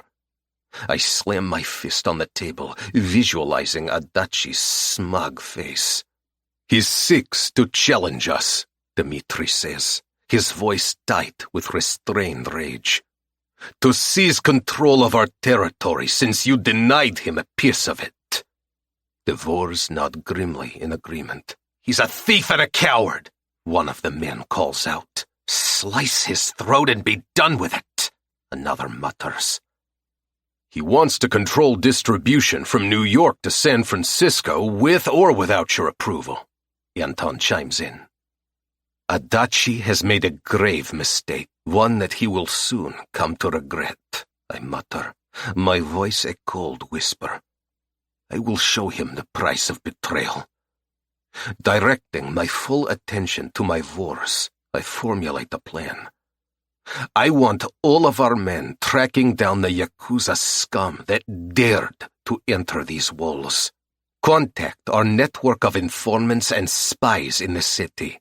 Their eyes and ears must be everywhere, scouring the streets for any whispers or murmurs that might lead us to Adachi's men. They pull out their cell phones and begin shooting off text messages. "Dmitri, you will contact our connections in the underworld. Offer them a generous award for any information leading to the whereabouts of the stolen paintings and Adachi's men. So far, they have proven to be cunning and elusive, but that ends now." "Da, Bachan." Dmitri's phone rings, and he steps away to answer the call. After a brief conversation, he returns to the table. "It was Dennis," he announces. "He will discreetly leverage his contacts in the police department to access their resources and help us track down Adachi's men." "That's good, but he can do more. Call him back and tell him I want him to plant false leads and rumors that will be spread around the criminal network. Maybe we can draw Adachi's men out of hiding by dangling bait in front of them." A cruel, vicious smile spreads across my face. "And when they least expect it, we'll strike. Then I'll find Adachi and cut off his head." A dangerous glint flickers in my eyes as my plan is set in motion. Each calculated step, each deliberate move will bring me closer to hunting down Adachi's men and ensure that justice is served with ruthless efficiency. In the world of the Bratva, loyalty is everything, and betrayal is met with a fate worse than death. I end the meeting and listen to the echoes of footsteps fade into the distance. Dmitri follows me into my office and closes the door behind him. Brat, we have a lot of shit on our plates right now. Going to the small bar, he pours a glass of vodka and then sits on the black leather sofa. The Yakuza, Mikhail's killer, and Talia. How are you handling all of this? If Dmitri was anyone else who dared to question me, I'd put a bullet in his chest to prove I was in control. But I know he's asking as my brother, not as my second in command. I can handle it, I assure him. We'll find Adachi's men and the drugs, and then I'll find Adachi. Loosening my tie, I cross the room and pour whiskey into a crystal glass. Relishing the way it burns my throat, I pour another. And what about Talia? How are you handling her being here, being in the mansion? He tries to cover his smirk by taking a sip from his glass. The only reason she is in the mansion is so I can protect her until we find Mikhail's killer. She's the only witness. I try to sound convincing, but I know Dmitri can see right through me. Really? You could have sent her to the hotel with her sister for protection. Is there any other reason you insisted she stay in the mansion? His eyebrow raises in question, and he no longer hides his smirk. What have you heard? I ask, steepling my fingers in front of my face. I might have heard you had her begging you to fuck her in your office, he replies, sucking on his front teeth. Are you protecting her with your cock? His guttural laughter frays on my nerves. What the hell does he know? I fucked her. So what? It didn't mean anything. I fuck many women. Although Talia is the only woman I've fucked since that night in San Francisco, but I'm not telling him that. What I do in my office is my business, and who I fuck is my business. Of course, brat, he says, his smirk still firmly planted. What's happening with the sister, Sandy? I question, attempting to change the subject. She's safe. We have men watching her and another man watching the apartment. If anyone suspicious is spotted, I'll be notified immediately. Dmitri glances at his watch and then stands. I'm going to stop by Echo later and see if I can get more information on Lupani's men. Why don't we go get some dinner first? I'll call Trataro's and reserve a table. You go, I insist. I have work to do. I'd rather stay here and work than go home and bump into Talia. I don't know what it is about that woman, but she's gotten under my skin, and I don't like it. I'll call you if I find anything out. Turning on his heels, Dmitri leaves the office. Closing the laptop, I go to the bar and pour another glass of whiskey. I can't concentrate with thoughts of Talia bombarding my mind. This is going to be a long night. Chapter 15. Talia. Miss, are you decent? Nikolai calls out from the other side of my bedroom door. Yes, come in, I reply. Opening the door slowly, Nikolai peeks his head into the room. It is time for dinner. You come with me now, he tells me in his heavy Russian accent. He's a good-looking man with shoulder-length caramel-colored hair and blue eyes. He doesn't appear much older than me, and I wonder how he got the scar on his face. It's a jagged line that runs from the outer edge of his left eye to the middle of his cheek. I don't realize I'm staring at it. You want to know what happened? He asks, pointing to his scar.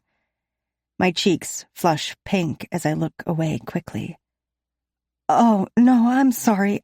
I didn't mean to stare. I tell you, it was a great, big brown bear in Russia. I fight it, but I won. He smiles broadly, displaying a row of gleaming white teeth. Oh, my! I gasped in surprise. A bear? It is now a rug in my brother's cabin. My face scrunches up at the thought, and Nikolai laughs heartily. Come, we go, miss, he says. Please call me Talia. Nodding, he escorts me out of my room and to the dining room. When we arrive, Sasha, Maxim, and Olga are seated at the large, ornate wood table. Alexander is noticeably absent. Nikolai takes a seat in the corner of the room, opening a newspaper. Talia, join us, Olga insists. Sit next to me, Sasha blurted, patting the empty seat next to her. Thank you, Sasha, I'd be delighted. I sink into the plush velvet cushion of the chair and admire the brass chandelier polished to a gleam. The table has exquisite china dinner plates rimmed in gold, delicate crystal glasses, and polished silverware. A crystal vase in the middle of the table holds vibrant flowers. Sitting at this grand table in this lavish mansion highlighted the stark differences between my life and the lives of the Avalov family. Have you seen the greenhouse? Maxim asks, watching me admire the beautiful flowers. No, not yet, but I'd love to. I've always loved flowers, I reply quietly. It's a jungle, Sasha exclaims. I like to hide from Uncle in there. He never finds me when we play hide-and-seek. She giggles while spinning a shiny spoon between her fingers. Sasha, your manners, Olga reprimands. Sorry, Sasha whispers, her lips turning into a frown. My favorite plant in the greenhouse is the Venus flytrap, Maxim says enthusiastically. Uncle lets me feed it bits of meat. It's so cool when the plant snaps shut. It sounds like your uncle is a cool guy, I smile, picturing Alexander playing hide-and-seek with the children. He knows all the plants, Sasha chimes in. He's teaching me their names. Their fondness for Alexander was evident in every word they spoke. Clearly, he played a significant role in their lives, one that went beyond just being their guardian. Warm, fuzzy thoughts of Alexander crept into my mind. Stop it. I shouldn't be thinking anything about Alexander. I'm trying to figure out a way to flee this place, which confirms I'm a prisoner here, in this mansion, with these lovely children, and sweet Nanny, and delicious food, and a closet full of gorgeous clothes. It doesn't sound so bad when I say it in my mind. But the fact is that I can't stay here. I can't stay caught up in Alexander's criminal empire. I must protect myself and my baby. Our baby. I wonder what type of father he would be. Mentally bitch-slapping myself, I try to concentrate on Maxim and Sasha's banter and push all thoughts of Alexander to the back of my mind. Sasha proudly shares stories of her adventures in the mansion's extensive gardens, and Maxim is stating facts about carnivorous plants. Dinner is served, Abram announces, placing trays of meats and vegetables on the table. The scent of savory meat blankets the table, and my stomach flips. It feels like the sandwich I ate earlier is trying to escape. Are you feeling well, Talia? Olga looks me over as if trying to pinpoint the cause of my ailment. Yes, I'm fine, I lie. A bead of sweat trickles down my forehead. Taking a sip of water, I wipe the sweat away inconspicuously. What else do you do with your uncle? I ask the children in my lame attempt to get Olga's attention off me. I like to go fishing with him, Maxim says. He taught me how to bait the hook so the worm doesn't fall off. And I like his boat. I like it when Uncle takes me to the park to ride the carousel, Sasha proclaims. My favorite is the white horse with the rainbow-colored tail. She takes a bite of meat and then tries to hide the peas underneath the potatoes. I hide my amusement and stare at the food on my plate. I know I have to eat something to keep Olga's suspicions at bay, but I can't bring myself to take a bite. I casually move the food around on my plate with my fork and try to keep the conversation going. Spending so much time with your uncle must be nice. He's the best, Maxim says, glancing at me with a small smile. He took care of us after Mama died, and now he's letting us live here. My heart warmed at the mention of their late mother. It had only been 2 years since she passed away, causing Mikhail's spiral into depression, leaving Alexander to shoulder the responsibility of raising these children. The children are very fortunate, Olga states. Mr. Avilov loves them very much. Did you like riding the carousel when you were a kid? Sasha asks innocently. Memories of my childhood flood my mind, some bad and others worse. The only good memories I have are with Sandy. I never rode a carousel, I reply hesitantly. Never? Never ever? Sasha's eyes are round in disbelief. A carrot hangs off the end of her fork, hovering in front of her mouth. No, never. I didn't get to do many fun things as a kid. 3 pairs of eyes are glued to me, making me highly self-conscious. Turning my eyes to my plate, I contemplate taking a bite of food. Against my better judgment, I stab a piece of meat and place it in my mouth. This would be the best dinner I've ever eaten, if I wasn't having such horrible morning sickness. Less talking, more eating, Olga says. And don't think I don't see you hiding your peas. She points to Sasha's plate, trying to be strict, but hiding the amused gleam in her eyes. A wave of nausea washed over me, suddenly overwhelming the rich aromas of the food. Slowly placing the fork on my plate, I made an excuse of being full from the sandwich I had eaten earlier and stood to leave the table. Talia, are you sure you're feeling all right? She studied me with a keen gaze, her eyes narrowing slightly. I'm fine, Olga, really, I assured her, forcing a smile. Just not very hungry. She wasn't convinced. Olga was more perceptive than most, and I feared she'd find out I was pregnant. Your face is awfully pale. Perhaps you should see a doctor, just to be safe, Olga remarked. No! I half screamed in panic. No, I'll be fine. I'm just going to lie down for a bit, I say, lowering my voice. The mention of a doctor sent ripples of panic through my core. The last thing I need is for anyone to find out about the baby, especially Alexander. But Olga's concern was genuine, and I couldn't dismiss it entirely. I promise, Olga, it's nothing serious, I insist, trying to sound convincing. She nods slowly, although her expression is still wary. Olga knows more than she lets on, and I can't afford to let her suspicions grow.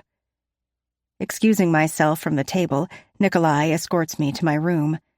Sitting alone on the bed, the weight of my predicament settles heavily upon me. My mind raced with worry, questions swirling around like a whirlpool. Would Alexander ever want more than this life of danger and secrecy? Would he ever want me in his life? Could he embrace being a father to the baby I carry? My mind could only think of one answer. No to everything. As exhaustion crept in, I curled up on the plush bed, resting my hand protectively over my stomach. Sleep eluded me as my thoughts continued to race about a man whose very presence both terrified and fascinated me. Chapter 16. Alexander. The mansion was draped in shadows when I finally returned home.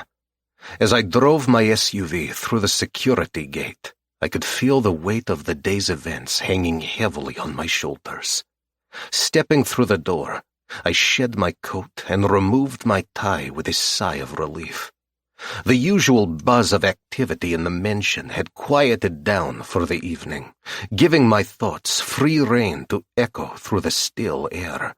My mind replayed the scenes from the club and the art gallery in an unending loop. There's no way I'll be able to sleep. My stomach rumbled, having skipped dinner tonight. Instead of waking up Abram, I crept into the kitchen to cook something to eat. Mama taught me how to cook her favorite meals when I was young.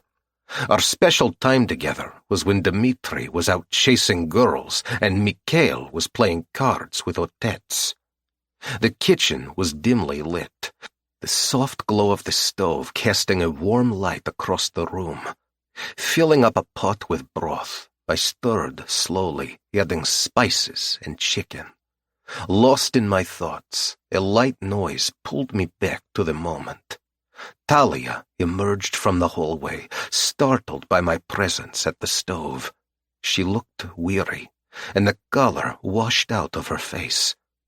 "Oh, hi," she whispers. "I didn't know you were here." Her eyes meet mine briefly before flickering away. "I just needed a snack," she says softly, moving to the cabinet and reaching for a box of crackers.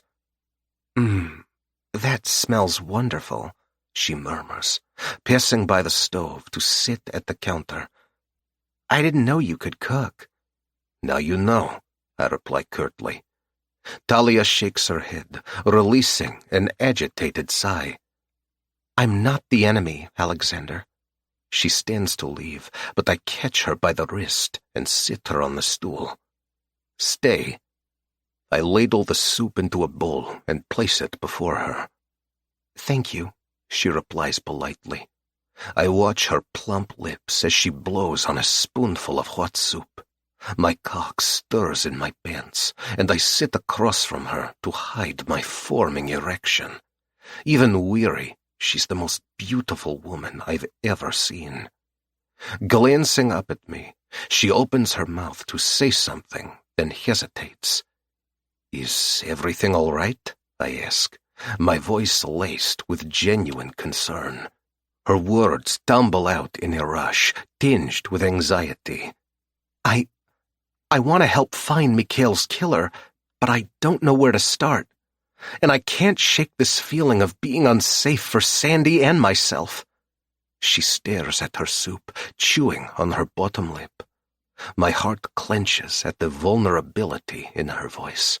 I won't let anything bad happen to her. She's mine to protect. Where did that come from? My mind questions the feeling of possessiveness that is sucking the air out of my lungs. This feeling is something I've never experienced before, and it takes me off guard. Wanting to reassure her, I reach across the counter and gently place my hand on hers. "We'll figure this out, Talia. You're safe here. No one can touch you within these walls." Her gaze lifted to meet mine, uncertainty etched in her features. "And what about Sandy?" Releasing her hand, I reassure her. "Sandy is safe. My men are guarding her." "How will we find Mikhail's killer?" she asks, her eyes filled with determination and fear. "What's the plan?" "I have eyes and ears on the club and your apartment. I know he is part of the Lupani family circle. Someone will talk, and we will find out who he is. When we do, I will gut him." She nods slowly. "Okay," she murmurs, although her eyes don't reflect my confidence. The tension between us is palpable as we sit quietly across from each other, eating soup. When Talia is finished, she puts the bowl and spoon in the sink. "Thank you, Alexander." She turns to leave, but I don't want her to go. "Come outside with me. We can sit by the pool for a bit." Hope rises in my chest that she will accept my offer. "All right," she says hesitantly. After clearing the table, I lead her outside to the pool area. The night air was cool against our skin. I wrapped a soft blanket around her before pouring 2 glasses of wine. I offered her one, but she declined, an unusual choice that did not escape my notice. Her shoulders slump slightly as she settles onto a chaise lounge, the world's weight seeming to press down on her.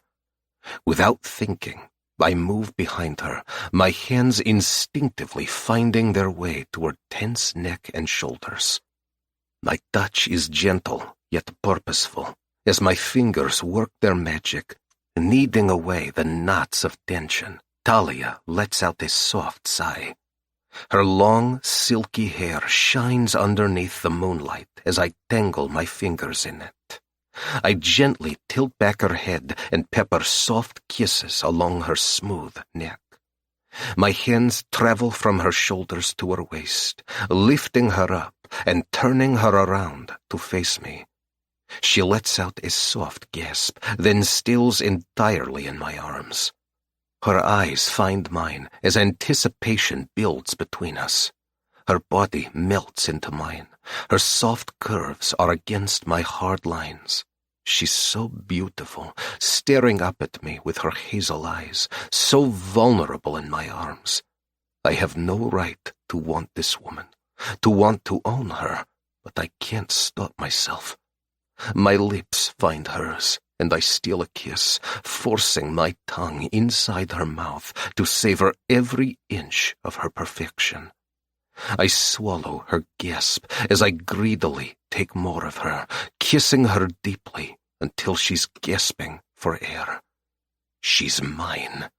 The beast inside me rears up, pushing me to show her who she belongs to. I strip the blanket off her, and she moans into my mouth. I need to be in you, Dahlia. I need to bury my cock deep inside your pussy and mark you with my cum. Yes, Alexander, please, she whimpers, her fingers clawing at my shirt. Sliding my hands under her ass, I lift her up, wrapping her legs around my waist. I carry her to the daybed, placing her on her back. She sits up quickly and tugs at my belt. An internal fire ignites in my core as she undresses me. Her pupils are blown wide with desire. I swallow hard as she runs her fingertips lightly over the dips and valleys of my abs down to my cock. It's thick and heavy in her hand. Nibbling on her bottom lip, she smiles coyly, then sucks my cock into her warm, wet mouth. Fuck! I groan. She giggles around my cock, running her tongue along the shaft. She swirls her tongue in circles over the tip, teasing me until I wrap her hair around my hand and thrust my cock deep into her mouth. I pull back as she gags slightly. Too much? I ask. In response, she reaches behind me, grabs my ass, and pushes my cock deep into her mouth. Opening her throat inch by inch, she sucks me in until my balls are pressed against her plump lips. She feels so fucking good. Her lips, her tongue, her silky hair in my hand. I feel like my balls are going to erupt, so I pull my cock out of her mouth. Trailing her tongue over her lip, she gazes at me with fire behind her eyes. Grabbing her wrists, I stand her up to switch places with her. Standing her between my legs, I slowly strip off her clothes. Her supple breasts bounce slightly when I unhook her bra. Her pebbled nipples are begging to be sucked on. Admiring her beauty, I run my hands up her toned legs. Hooking my index fingers into the waistband of her panties, I slide them down to her ankles. She steps out of them, parting her legs slightly and cupping her pussy. That little tease. My turn, my dirty little Kiska. Chapter 17. Talia.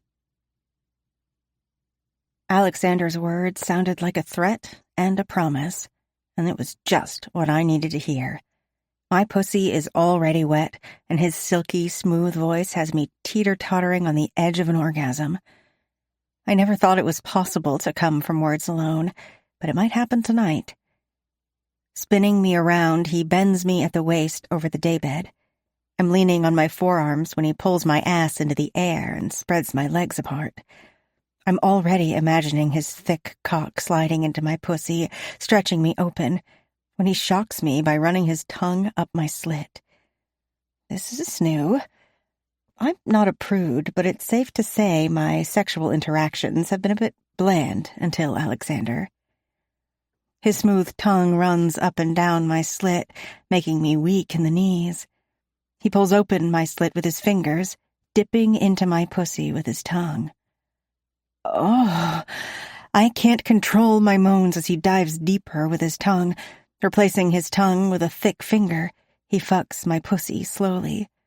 My core tightens with anticipation.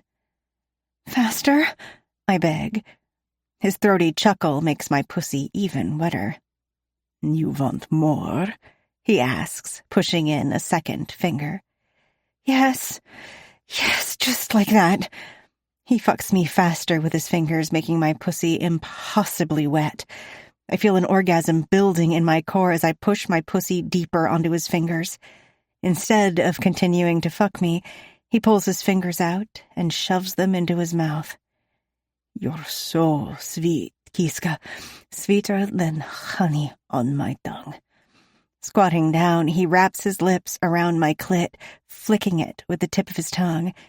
He alternates between sucking and licking, making my belly clench. Oh, God, yes, I murmur. Just then he shoves 2 fingers into my pussy, fucking me hard and fast while his mouth works my clit. My toes curl as I feel myself getting closer to the edge. When he adds a 3rd finger, my pussy clamps down, pushing me over the sweet edge of an orgasm. Yes, I cry out. He pulls his fingers out and continues sucking on my pussy until my body stops quivering. I go limp, falling face first onto the daybed. Blanketing my body with his, he brushes my hair away from my face. We're just getting started, Kiska, he whispers. Rolling me onto my back, he stands between my legs, stroking his cock. More, I purr, dipping my finger into my sopping wet pussy. You want more, baby? He presses the tip of his cock to my slit. Yes, more, I hiss. You're my greedy little Kiska, he teases. You want me to fuck you hard? He rolls my nipples between his thumb and forefinger, rubbing his cock against my slit, but not penetrating. He's driving me insane with need, and I wiggle beneath him, trying to get him to fuck me. Alexander, please, I whine, reaching for his cock. With one hand, he grabs both my wrists and pins them above my head. Not until I say so. He sucks my nipple into his mouth and continues teasing me with his cock. Now my arousal is dripping down my legs. Alexander, please, fuck me. Before I can say another word, his lips crash down on mine and he drives his cock deep inside me. He smooths his hands down my arms, cupping my breasts. With each thrust of his cock into me, he squeezes my breasts. There's a steady rhythm of thrusting and squeezing as he nuzzles my neck, nibbling his way down to my breasts. I am filled to the brim as his huge cock continues to stretch me open. Settling his hands on my hips, he holds my lower body steady as he picks up the pace. His thrusts are faster and harder now, frenzied like a wild animal. I hold onto his arms with a silent scream stuck in my throat. My core tightens as my pussy clamps down on his cock. Come with me, Talia, he groans, thrusting so hard into me I think he might break me in half. Closing my eyes, I shudder as an orgasm rips through me. At the same time, streams of warm cum fill me up. Alexander collapses on top of me, but is careful to keep his weight on his forearms so he doesn't crush me under his large frame. Stars dance behind my eyes as I enjoy the aftershocks of my orgasm. Eventually, he rolls off me, pulling on his boxer briefs and getting dressed. I'm still lying there, my body limp as his cum drips out of me. Can I get a tissue or a napkin? I ask, a blush tinging my cheeks. Without saying a word, he grabs some napkins from the pool bar. Instead of handing them to me, he spreads my legs apart and cleans me up himself. He's gentle, yet quick, as I lie there in awe, watching him. When he's finished, he leans over me, kissing me tenderly on my mouth. Then he hands me my clothes so I can dress. I shiver in the night air, already missing the warmth from Alexander's body on top of mine. He puts the blanket around my shoulders and pours whiskey into a crystal glass. "Would you like a drink?" he asks. "Just a glass of water?" He eyes me suspiciously, but doesn't say anything. I contemplate telling him about our baby while I sip the water. He has a right to know. But does he want to know? And what if I tell him and he tries to force me to get rid of it or give it up for adoption? I will never do that. Nothing will separate me and my baby. I know what it's like to grow up without parents, without love. My baby will be loved abundantly. Alexander sits behind me on the chaise lounge, wrapping his strong arms around me. "Are you cold, Kishka?" I shake my head no, allowing his warmth to wrap around me like a cashmere scarf. Why does it feel so right when he's with me? My thoughts wander to a fantasy of us cradling our baby together, a happy little family. Snap out of it. He'll never want a family with me. He already has 2 children he's taking care of. I'm torn between feeling like I belong with him and knowing I must escape the mansion and go to San Francisco with Sandy. It's the best thing I can do to stay safe and keep my baby and Sandy safe. Alexander will find Mikhail's killer with or without my help, so he doesn't need me to stick around. I'm feeling a bit wiped out. I should get to bed, I tell him, stifling a yawn. "I will take you." Before I know what's happening, he scoops me in his arms and cradles me to his chest. "I can walk," I giggle, feeling awkward letting him carry me. "Why walk when I can carry you?" Alexander smiles at me, and I melt in his arms. Moments like this make it difficult for me to want to leave the mansion, to leave him. Snuggling into his neck, his scent of cinnamon and cloves engulfs me. He carries me into the house, up the stairs, and to my bedroom. Laying me gently on the bed, he covers me with a blanket and then kisses me sweetly on the head. "Good night, Kiska. Have pleasant dreams." He turns off the light and closes the bedroom door behind him. I lie there, staring at the door. The room feels empty and cold without Alexander. I pull the blanket up to my neck and wrap it tightly around my body. I want so badly to tell him about the baby and my feelings for him, but I'm scared. Too scared to consider ever telling him. Tomorrow I will figure out a way to leave the mansion. Chapter 18. Alexander.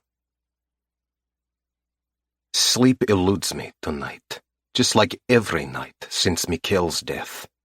The weight of vengeance hangs heavy on my shoulders, and Talia's unexpected presence complicates matters further. She's a means to an end, a bargaining chip until I find Mikhail's killer.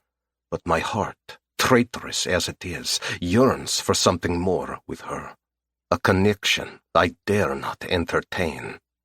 Curbing the need to go to Talia's room, I slip out of bed and go to the office, seeking solace amidst the papers and shadows that fill the space. She has gotten under my skin like no other woman has. I thought I could forget her. I thought I left her behind in San Francisco. But as luck would have it, she wound up in my city, my mansion, my life. Pouring a glass of whiskey, I ask myself if it really is luck or if I manifested her here. I've thought about her every day since I left San Francisco. The ringing of my cell phone distracts me from my thoughts. Reading the name on the display, I see it as Dmitri. "Tell me you have good news." "I have good news and bad news." Which do you want to hear first? Dmitri replies. Give me the bad news. I didn't get any new information about Mikhail's killer, but we did find Adachi's men. 2 of them escaped, but we caught the 3rd little fucker. He's bound and gagged in my trunk.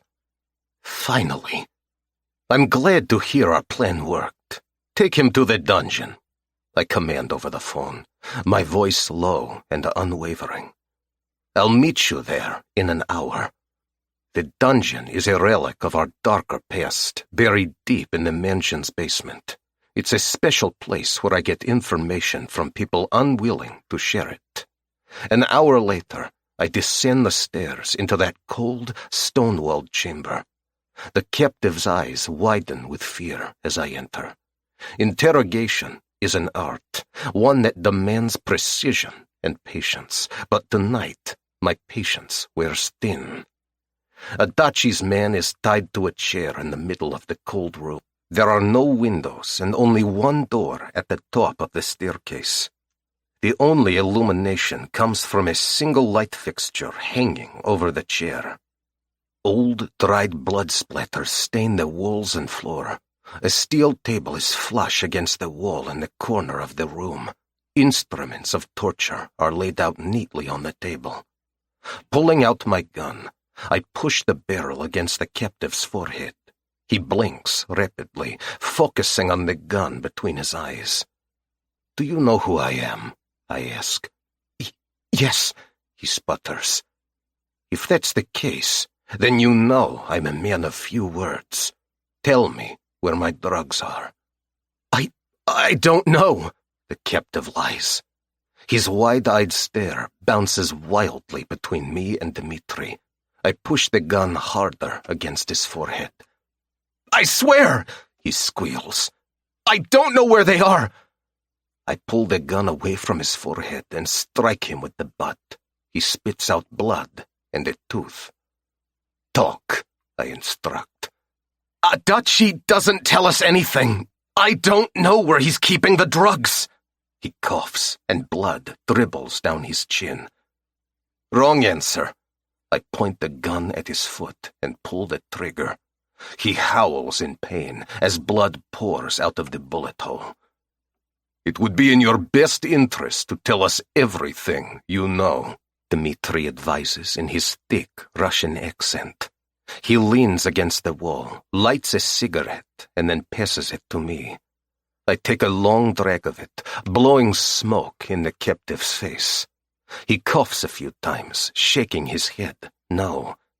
I don't know anything," he insists. Clearly, I'm going to have to get creative. I slowly roll up the sleeves of my silk dress shirt. I know this man knows where Adachi has my paintings and drugs. He was one of the men seen on the gallery surveillance video from the night of the robbery. He was one of the men that killed Andrei. Anger engulfs me as I launch myself at him, punching him over and over again until my knuckles bleed. After I feel the bone in his nose crunch under the weight of my fist, I back off. Grabbing a rag from the metal table, I wipe the blood off my hands. "Tell me what I want to know, and I won't kill you." His left eye is swollen shut, his nose is broken, and his front teeth are lying on the stone floor. Looking up at me with his one good eye, he shakes his head no, spitting a mouthful of blood onto the floor. I can't. Adachi will kill me," he mutters.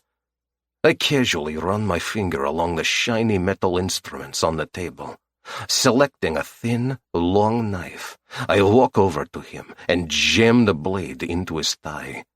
He cries out, his shrill screams echoing through the dark room. Pulling the knife out of his thigh, I wipe the blade clean with a rag.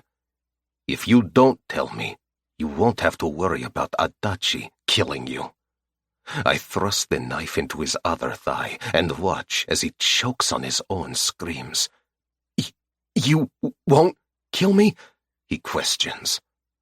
"No, I won't kill you if you give me the location. I stare at him, flipping the shiny blade as he contemplates his options. After a long silence, he speaks up. Everything is at a warehouse near the 79th Street Marina. It's next to Flagon's Fish Market. I put the knife back on the steel table and roll down my sleeves.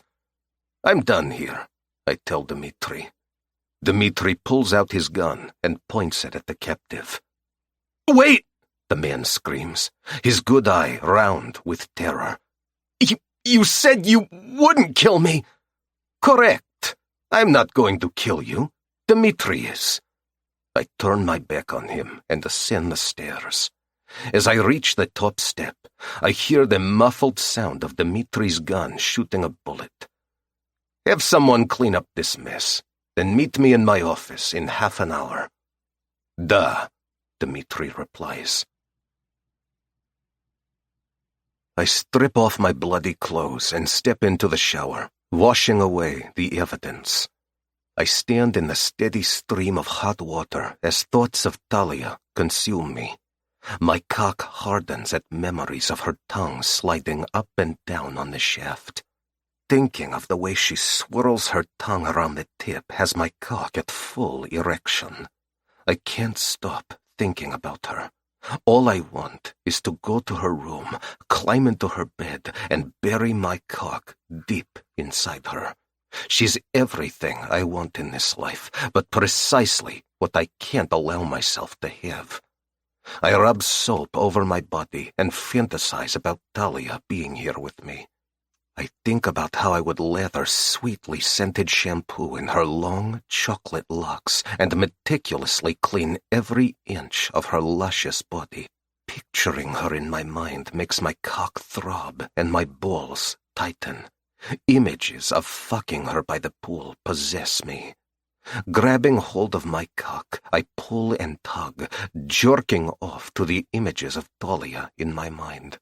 Remembering how she looked as she fell apart around my cock pushed me over the edge. I release stream after stream of cum until my balls are depleted. Rinsing off, I step out of the shower and dry off with a fluffy towel. I pull on a black V-neck t-shirt and gray jogging pants before running my fingers through my damp hair. Leaving the bathroom, I go to the office where Dmitri is waiting for me. He's already poured himself a glass of vodka and is seated on the sofa. "What's the plan?" he asks as I sit in the leather chair behind my desk. Steeping my fingers in front of me, I lean back in the chair. "We need to be smart about this. I don't want Adachi to get tipped off that I know where the drugs are. Take a small number of men with you to scout out the warehouse. You need to find out what kind of security he has and how many men are there. Then we can work out a plan to retrieve the paintings and drugs. I'll go there tomorrow and report back to you." He finishes his drink, setting the empty glass on the low table before him. "Any word on Sandy or her apartment?" "Sandy is safe at the hotel. She hasn't gone to work. Our man guarding the apartment said no one suspicious has been there." Dmitri stands and crosses the room to the bar, pouring another drink. "How are you doing?" he asks. I know he's referring to Talia, but I don't want to discuss it. "I'm fine," I lie. Dmitri raises his eyebrows in surprise. "Really, brat? From what I hear, you can't seem to stay away from her. Do you have feelings for this woman?" "Feelings?" I scoff. "I don't do feelings. Fucking is purely physical. You know this." I glance down at the papers on my desk, shuffling them around to avoid his perceptive gaze. "No one would blame you if you do have feelings for her. It's time you find a good woman and have an heir." Finishing the second drink, he places the glass on the bar. "I don't have feelings for Talia.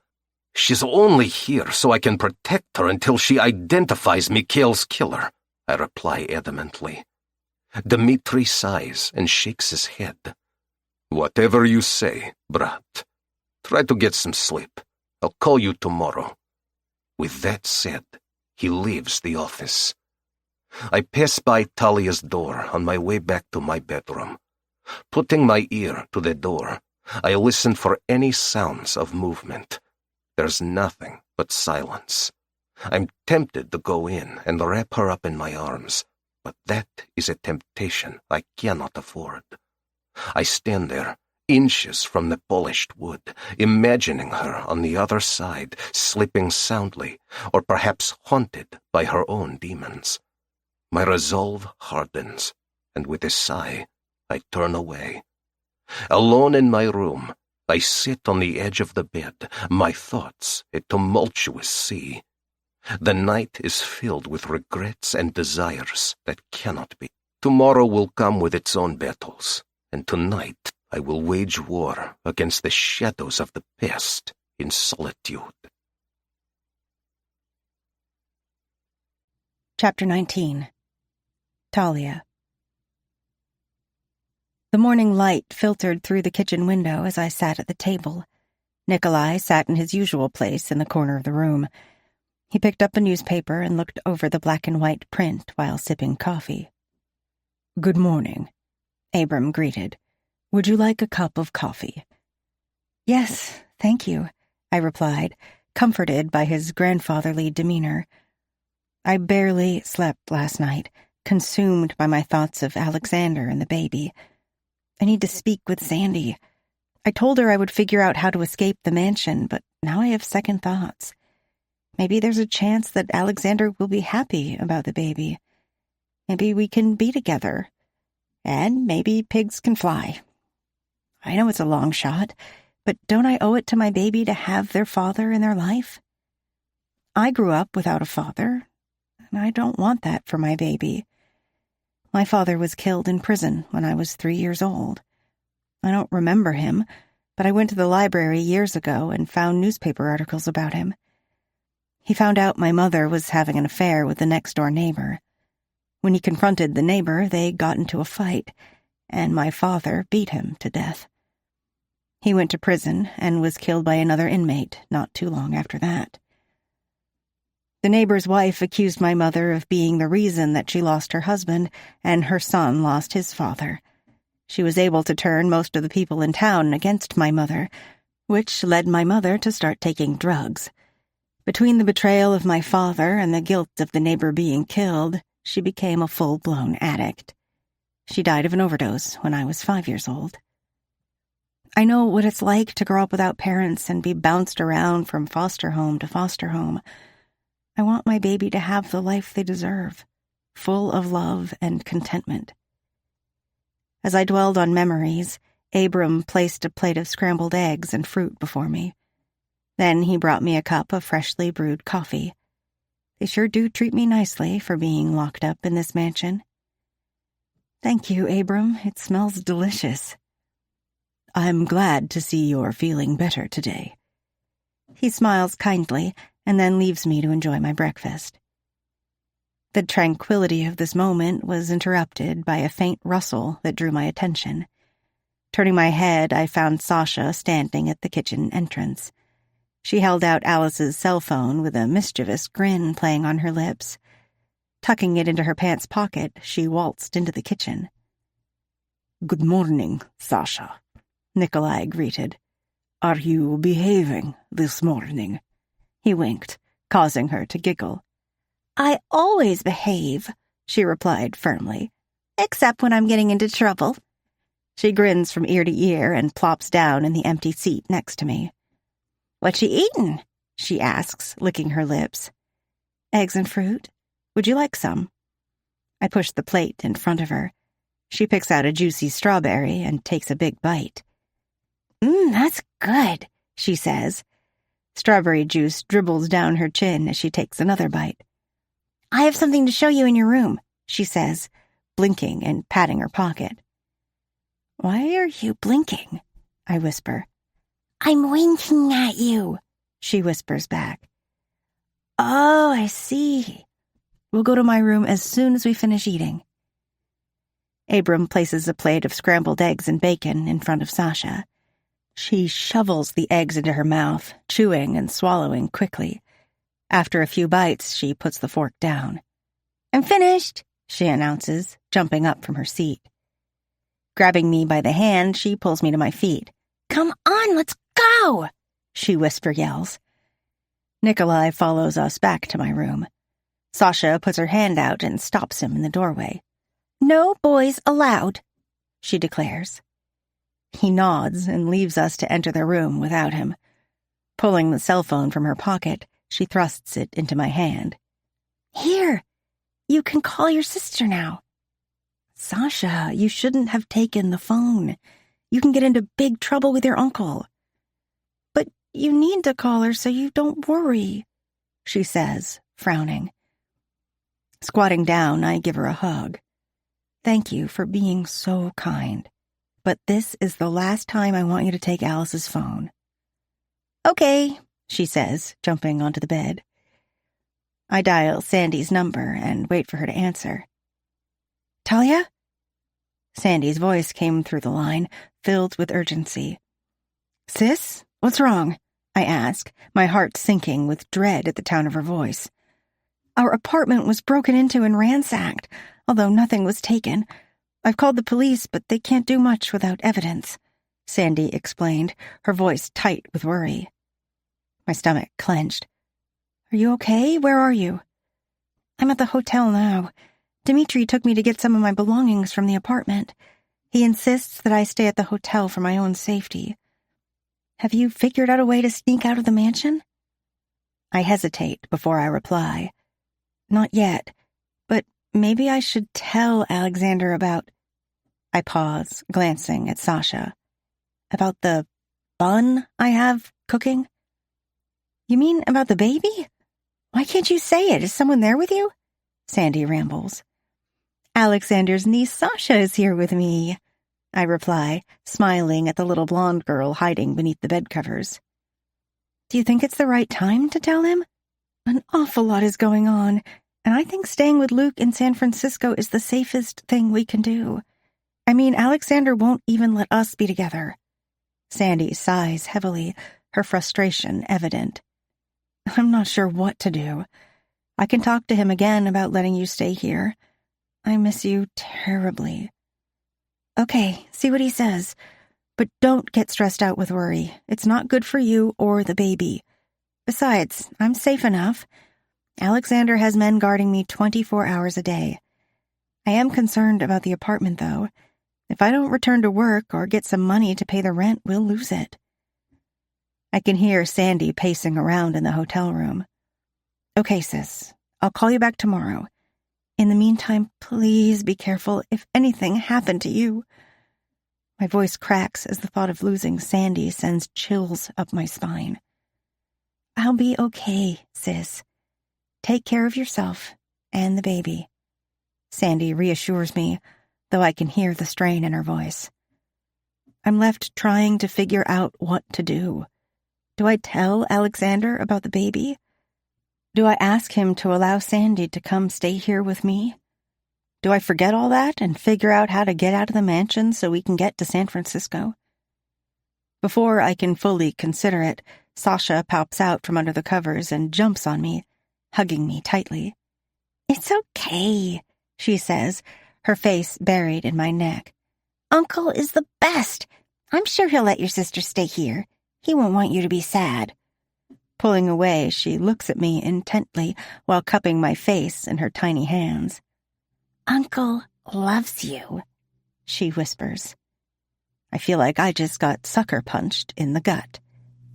What do you mean?" I question. "He looks at you the way Otets used to look at Mama. That means he loves you, silly." Sasha giggles and wiggles out of my arms. She takes the phone from my hand and sticks it into her pants pocket. "I'm going to sneak it back into Alice's room." She disappears quickly, leaving me there, wide-eyed and open-mouthed, like a fish out of water.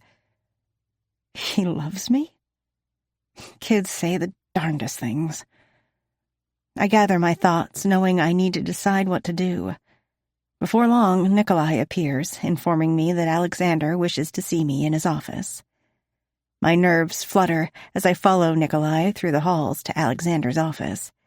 I find both him and Dmitri waiting inside. Talia, come in. Alexander beckons, his expression unreadable.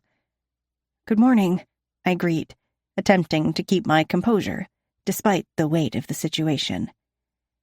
Alexander gestured for me to sit, his gaze probing yet reassuring. I have something to tell you, but before I do, I want you to know that Sandy is all right. I take a deep breath, waiting for him to continue. His phone rings, interrupting him. I'm sorry. I have to take this. Alexander steps out into the hallway to speak to the caller. Chewing on my lower lip, I debate telling Dmitri I already know about the apartment. He'll want to know how I received this information, and that's a problem. Convincing myself that it's now or never, I tell him. Dmitri? I begin nervously. I know about the apartment. I know someone broke in and ransacked it. And how did you find this out? He ponders, walking around the desk to stand before me. Well, let's just say I got my hands on a cell phone and called Sandy. But in my defense, Alexander hasn't let me contact her at all, and she's my sister. I needed to know she was okay, and he just wouldn't listen to reason. I shrink in my seat, waiting for the backlash. After a moment, he leans on the desk, crossing his arms in front of him. I understand, he replies coolly. What did she tell you? I relax my shoulders and relay what Sandy told me. She said she called the police, but they can't do anything about it without evidence of who broke in. She said the apartment was torn apart, but nothing was taken. I took her to the apartment to gather some belongings. Unfortunately, we don't know who broke in. We assume it was Mikhail's killer. He cracks his knuckles, then paces in front of the desk with controlled anger. Sandy is safe at the hotel. We have a crew cleaning up your apartment and installing security locks. I want to see her. Will you please speak with Alexander? He won't listen to me. Da, I will speak with him, but I make no promises. Dmitri steps into the hallway, leaving me alone in the office. My stomach shakes from either nerves or the baby. I'm not sure which. All I know is that I need to see my sister. Without realizing it, I rub the bird tattoo on my wrist. A few minutes later, Alexander and Dmitri enter the office. Alexander's brow is furrowed, and there's a glint of frustration in his eyes. Did Sandy tell you anything else? Anything suspicious that might have happened before the break-in? No, she didn't. She's been at the hotel. But she did say she'll have to go back to work soon or she won't have money to pay the rent on the apartment. I can't let that happen. We need the apartment. And if it's not safe for her to return to work, I'll have to figure something out, which means that you'll have to let me leave the mansion. I cross my arms over my chest, ready for an argument. Talia, this concerns me deeply, he said, his voice low and serious. But I need you here. I hesitate for a moment, steeling myself before speaking. And I need to see Sandy. I need to see for myself that she's safe and make sure we don't lose the apartment. He regards me with surprise, then nods slowly. Very well.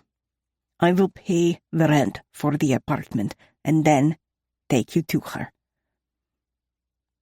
Relief washed over me, and I was grateful for his understanding. Thank you, Alexander. Can we stop by the apartment first? I need to gather some of my things. His gaze hardens momentarily, then softens as he considers my request. Fine. With a plan in motion, I returned to my room to prepare for the trip. I was determined to ensure Sandy's safety, even if it meant confronting the unknown dangers that awaited us outside the confines of the estate. Chapter 20. Alexander.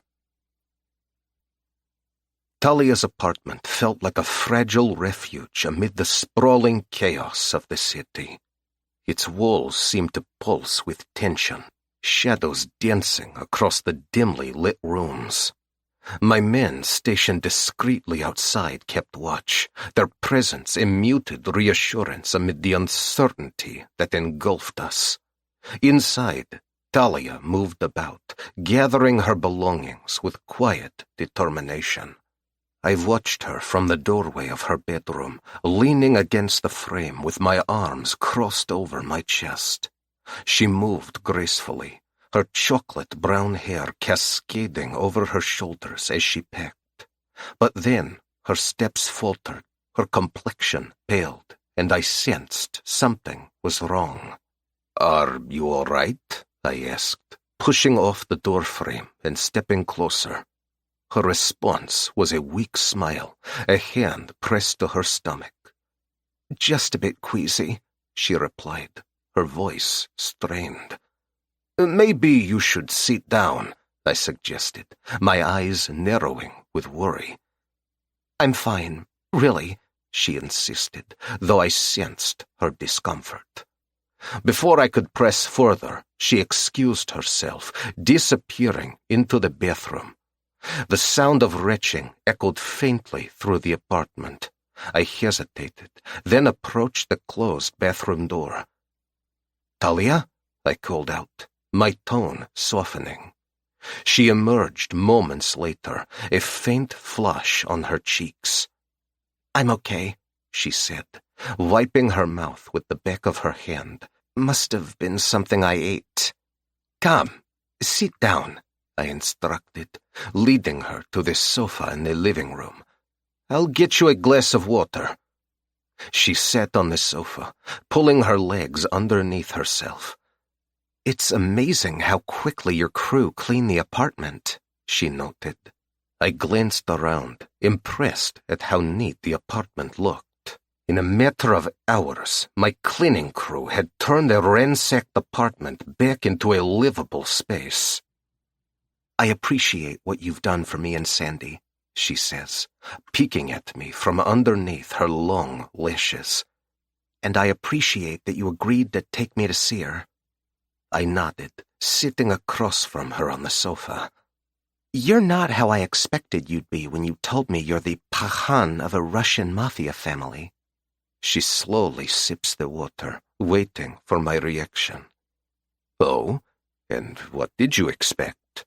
I ask casually. "I don't know," she chuckles. "I expected you to be more like the mobster guys in the movies, not an uncle of two awesome little kids and a nice guy that helps clean up ransacked apartments." "I'm not that nice," I reply nonchalantly. "You're nice to me." She breathed quietly.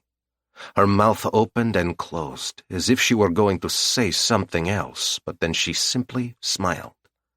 "Let's finish here," I suggest, shifting the subject. She finished drinking the glass of water, and we gathered the last of her things. Taking one last look around the small apartment, she closed and locked the door behind us. As we made our way downstairs, unease settled in my gut. Dmitri opened the SUV trunk in anticipation of loading up Talia's belongings. I glanced around the street as the air outside crackled with a forewarning of the violence to come. When we stepped onto the sidewalk, a black sedan raced down the street, screeching to a stop next to the SUV. The dark-tinted windows of the sedan rolled down, and two guns were pointed directly at us. "Gun!" Dmitri screamed, diving in front of me, acting as a human shield. I heard the crack of the gun and instinctively pulled Talia into my side, covering her with my body. Bullets whizzed past us as I pulled her behind the SUV. Dmitri squatted down next to us, exchanging fire with the sedan's assailants. My men sprang into action, pulling out their guns and rapidly firing at the sedan. Another round of bullets sprayed past us, some bouncing off the bulletproof exterior of the SUV. My heart thumped loudly as I reached for my gun, returning fire. The sedan's assailants were relentless, firing more bullets. Dahlia's eyes widened with fear, her hand gripping my arm tightly. I cursed under my breath, my mind racing with calculations and strategies to survive this ambush. The assailants retreated as abruptly as they had attacked, leaving us breathless and shaken amidst the chaos on the street. Sirens blared in the distance as onlookers spoke rapidly into their phones, relaying information to the police. I glanced over at Dahlia, her face pale, eyes wide with shock. "Are you hurt?" I asked urgently, scanning her for injuries. She shook her head, but her gaze faltered. "I'm fine," she replied, her voice trembling.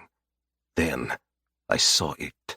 The dark stain spreading across her shoulder, blood seeping through her clothing. Dread washed over me, icy and paralyzing. "Dahlia," I whispered, my hands trembling as I helped her to her feet. "Get her in the car, now!" I boomed.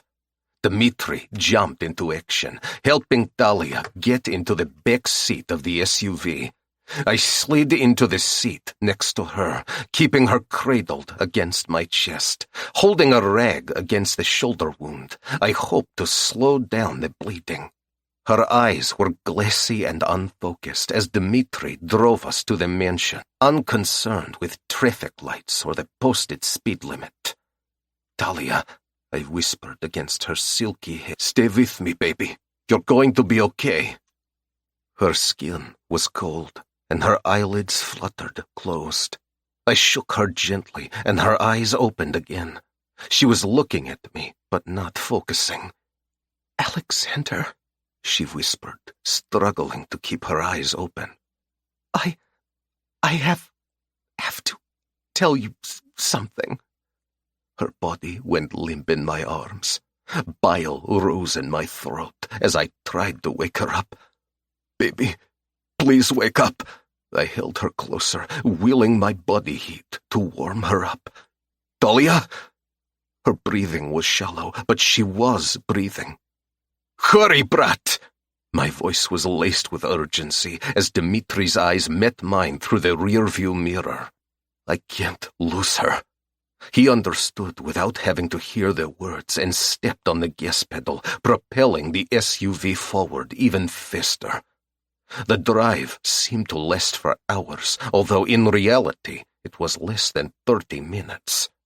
My trusted and personal physician, Dr. Daria Algorin, is on call 24 hours a day.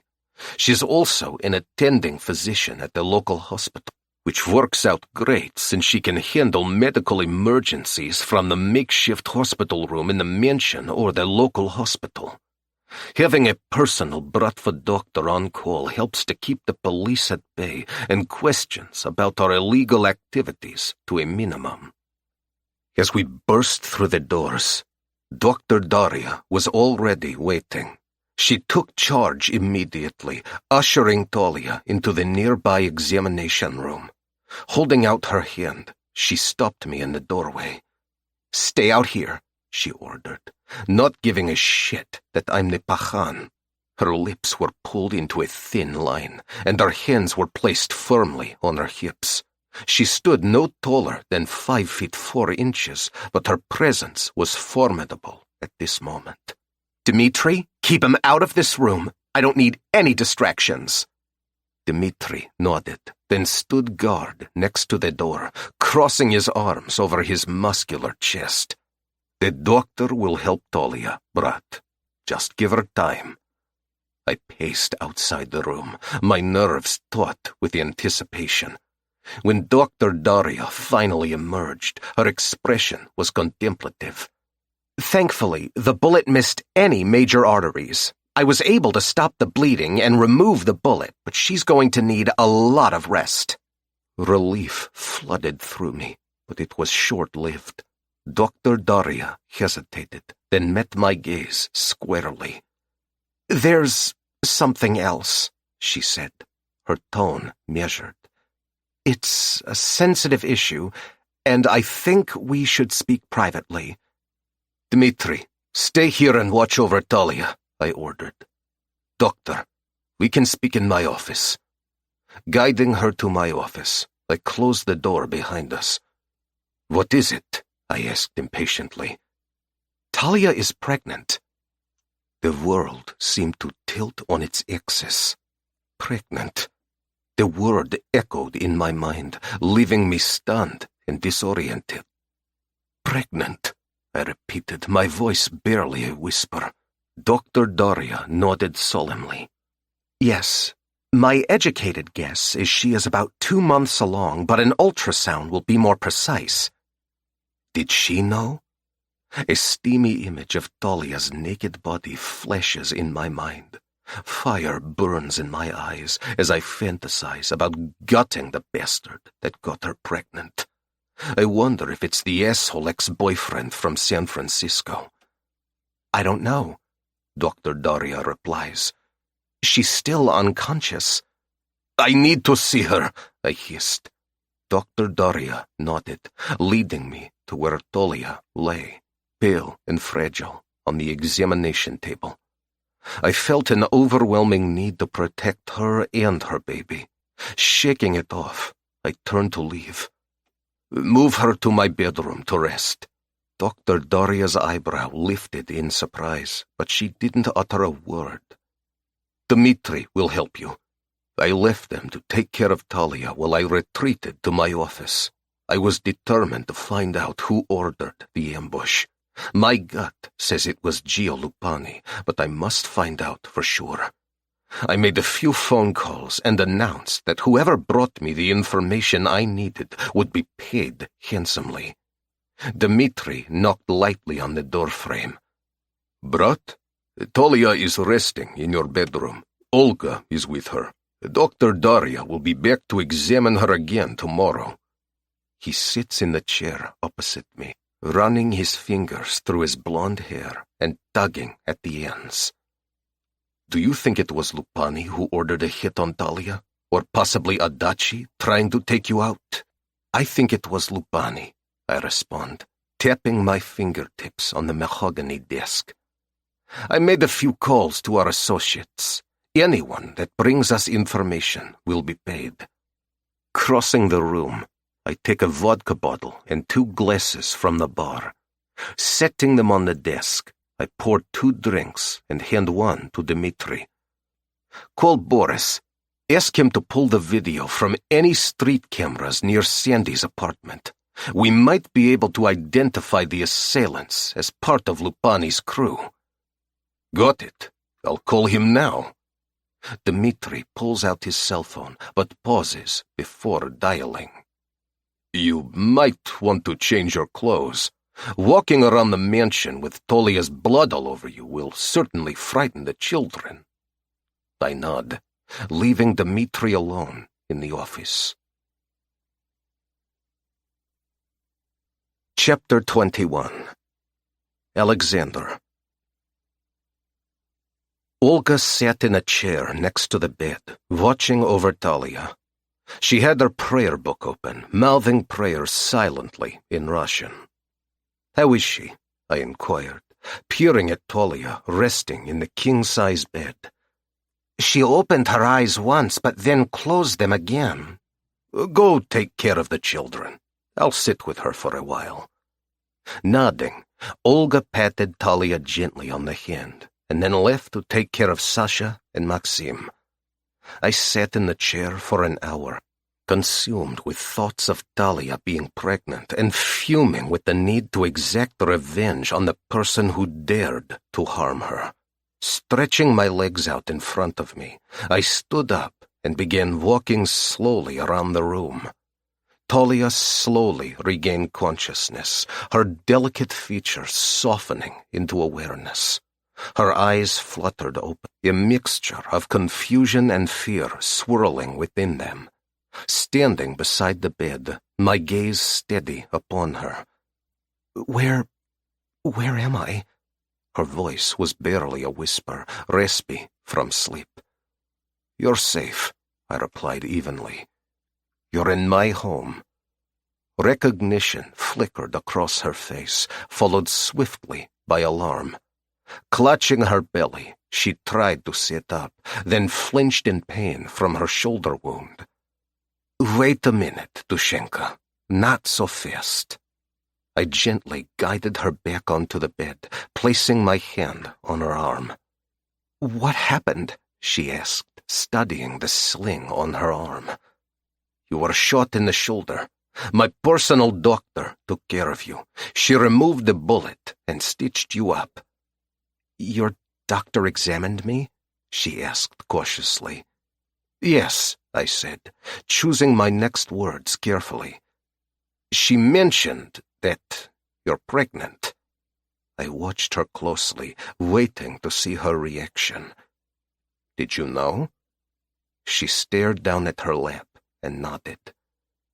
"When did you find out?" My tone was a mix of accusation and frustration. When I was still in San Francisco." She refused to look at me and continued to stare at her lap. I leaned forward slightly, my voice low and intense. "Who is the father?" Dahlia hesitated, biting her lip nervously before meeting my gaze. "You're the father." The revelation hit me like a truck. "Is that why you came to New York? To threat me? To force me into a relationship with you?"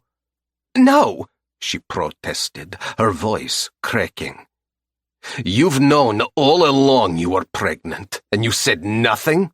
I spit through gritted teeth. Tears welled in her eyes, but she refused to let them fall. "Why are you here?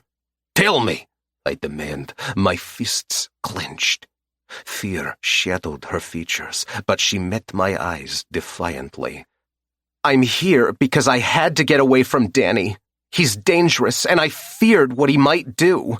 "Or maybe you were running from him because he's the father of the baby," I scoff, unable to hide the bitterness in my tone. "That's not true.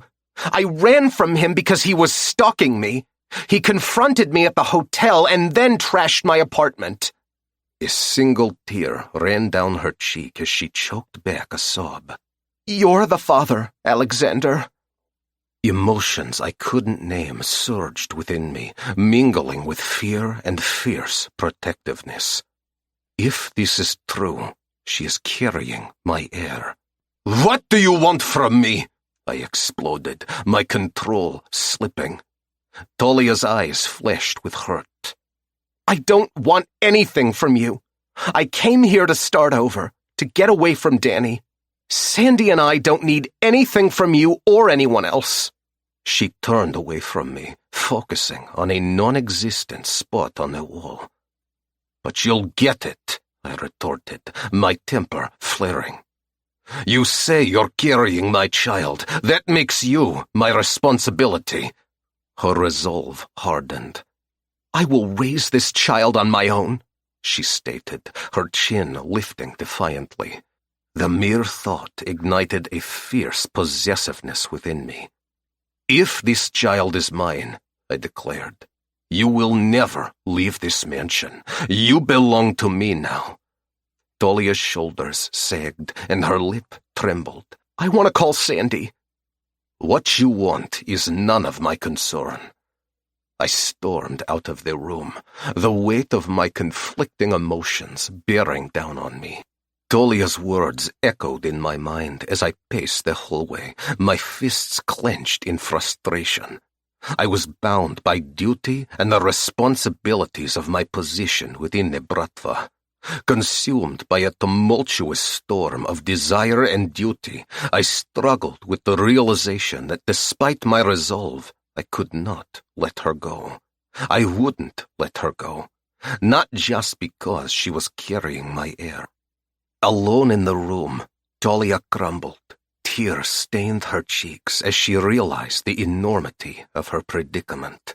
She had sought refuge in New York, but was entangled in a new web of complications. The smoke from Dmitri's cigarette curled upwards, mingling with the heavy air in my office. I leaned back in my chair, watching him closely as I delivered the news. "Brat," I began, my voice low and controlled. "Talia is pregnant." His eyes widened for a fraction of a second before his expression hardened, the gears turning behind his sharp gaze. "Pregnant?" he echoed, his tone laced with surprise and concern. "Yes," I affirmed, my mind already examining the implications. "She says I'm the father." Dmitri's brow furrowed as he absorbed this revelation. Talia, the woman I couldn't shake from my thoughts, now carrying my child. The weight of it settled heavily in the room. "What about Boris?" I continued, shifting the focus to our pressing concerns. "Did he pull the street surveillance footage?" "Duh," Dmitri confirmed, leaning forward on his elbows, his demeanor serious. "We're sifting through it, looking for leads." "Good," I said, a flicker of ruthless determination crossing my features. "I want to know who orchestrated the attack, and I want to know who pulled the trigger." Dmitri hesitated, his gaze lingering on me thoughtfully. "Alexander, there's more to this than revenge," he ventured cautiously. I scoffed, dismissing his words.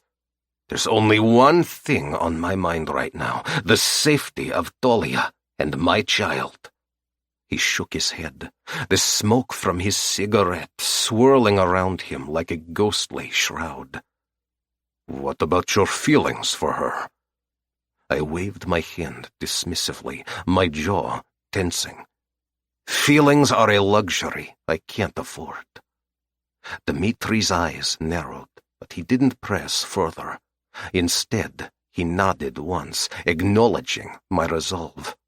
Resting my elbows on the desk, I lowered my voice. "I want Dr. Daria to perform a paternity test," I stated firmly. "I need to know for sure if this child is mine, if this is my heir." Dmitri studied me for a moment, his expression unreadable. "Are you sure about this, brat?" he questioned. "I'm sure," I replied, my voice steady. Dmitri stood, his cigarette now a stub in the ashtray. "I'll arrange it," he said quietly, his gaze lingering on me momentarily. As he left the room, I thought about Otetz and the fierce loyalty to his family that got him killed. The Bratva had rules I'd bent before, but this was different. This wasn't about Alexander, Pachan of the Avalov Bratva. This was personal. Whoever killed Mikhail tried to kill Talia, and I will stop at nothing to protect what is mine.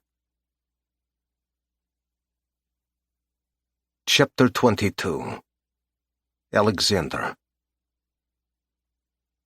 The morning light streamed through the curtains, creating a soft glow over the room. Talia is asleep in my bed. The frown lines etched into her forehead suggest she isn't sleeping peacefully. Quietly, I tiptoed past her and ducked into the bathroom. I strip off the clothes I've been wearing since yesterday and turn the shower on. Steam fogs up the mirror as I examine the dark circles under my eyes. I didn't get much sleep last night on my office sofa. I stepped under the stream of hot water, placing my palms on the cool tiles, allowing the water to ease the tension in my shoulders. All night, I thought about the baby, wondering if it was mine. Dr. Daria will be here soon to examine Talia, so we'll find out soon enough. When I finished showering, I dressed in my favorite blue suit and stepped quietly into the bedroom. Talia was sitting up, examining her wounded shoulder. Her eyes narrowed when she spotted me, blazing with defiance. "Good morning," I greeted calmly, sitting on the edge of the bed. "How are you feeling?" "I'd feel much better if you'd let me leave this place," she huffed. I ignored that remark, not wanting to get into an argument first thing in the morning. "Are you hungry? I can have Abram bring you something to eat." "I'm not hungry," she pouted, turning her face away from me. "Talia, you must eat to keep up your strength and heal. Plus, the baby needs the nutrition." She peeked at me from under her long lashes. "I am a little hungry." I stood and walked toward the door. "Good. Abram will bring you breakfast." Pausing in the doorway, I turned to face her. "By the way, Dr. Daria is coming this morning to examine you, and she'll be performing a paternity test on the baby." "Oh, no she won't," she yelled. "I'm finished with you telling me what to do. This is my baby and we're leaving right now." Sitting up quickly, she threw her legs over the edge of the bed. Before she could take a step, I was at her side. "Talia," I growled, "you're going to get back in that bed, eat breakfast, and allow Dr. Daria to examine you." There is no way I'm letting this woman leave. The beast rose up in my chest, and fire burned behind my eyes. She's mine, and she's never leaving this mansion. She shrunk back slightly, then squared her shoulders, leaving us staring at each other in a heated standoff. Reluctantly, she crawled back into the bed. "Fine. I'll let the doctor examine me, but just so we're clear, Alexander, you don't own me." "That's what you think," I replied through clenched teeth. "Nikolai!" I yelled. Nikolai rushed into the bedroom, looking around for danger. His eyes landed on Talia, her face beet red with anger. "Pachan, is everything okay?" His eyes darted from Talia to me and back again. "Watch her," I ordered. "She is not to leave this room until Dr. Daria gets here." I left them alone and stormed off to my office. Dr. Daria finished performing the paternity test and momentarily stepped out of the room. Talia sat on the examination table, rubbing the bird tattoo on her wrist with her thumb. "You don't believe you're the father," she stated bluntly, her voice clipped with frustration. "It could be Danny's or any other man's baby. We'll know in a few days." I straightened the cufflink on my crisp white button-down shirt, maintaining a cool exterior. The possessive beast in me decided that it didn't matter who the baby belonged to. Talia was staying with me. But the reality is that if the baby belongs to another man, Talia will want to leave. A slow, burning rage sparked in my core at the thought of losing her. Dr. Daria returned and examined the wound on Talia's shoulder. I observed her movements with calculated interest, a flicker of concern tightening my chest. "Take it easy, rest," Dr. Daria advised, her gaze penetrating as she addressed Talia. "The wound will heal, but you're dehydrated. Drink and eat. Stress isn't good for you or the baby." "Yes, doctor. Thank you," Talia replied gently. She cradled her stomach as I wrestled with the need to have Talia and the baby belong to me. Pulling me aside, Dr. Daria gave me explicit instructions on how to care for Talia. "She's in a fragile state. She's about 10 weeks pregnant and needs to rest and stay calm. Keep her comfortable and make sure she drinks plenty of fluids. I'll recheck her in a few days." I want to remind you that no one is to know the results of the paternity test except for me. This remains confidential information. "Yes, of course." Dr. Daria agreed, glancing at Talia. She left the room without another word.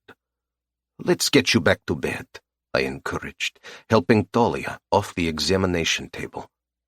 Talia led the way back to her bedroom and sat gingerly on the edge. Her gaze flitted restlessly around the room as I stood in the doorway. Abram will bring you something to eat and drink. Get some rest. I want to see Sandy. She needs to know why I didn't meet her, Talia asserted, her eyes hard as flint. You're staying here, I replied sharply, my patience thinning like paper. For your safety. Talia's hands balled into fists, her anger palpable. Safety? This is a prison, Alexander! Her accusation stung, but I hardened myself against it. You're here because someone wants you dead. And the sooner we get answers about Mikhail's death, the sooner we'll catch the son of a bitch that killed him. That's when you can leave. It was a bold-faced lie. She's never leaving me. But she is safe here, safer than she'd be anywhere else. I turned on my heel, intent on leaving her to stew.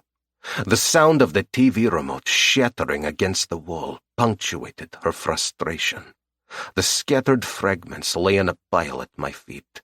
She needed to speak to Sandy to unravel the tangle of miscommunication. Her voice cut through the tension like a knife. I need to see Sandy, she repeated, punctuating each word. Sandy will understand, I replied evenly, trying to quell the tension between us. Talia's eyes flashed with frustration, her voice tinged with desperation. You can't keep me here forever, Alexander. I took a step closer, the distance between us closing like an unspoken promise. I'm trying to protect you, Talia. She stared at me, stone-faced, the echo of her frustration lingering in the air. Until we find Mikhail's killer, she isn't safe. The baby isn't safe.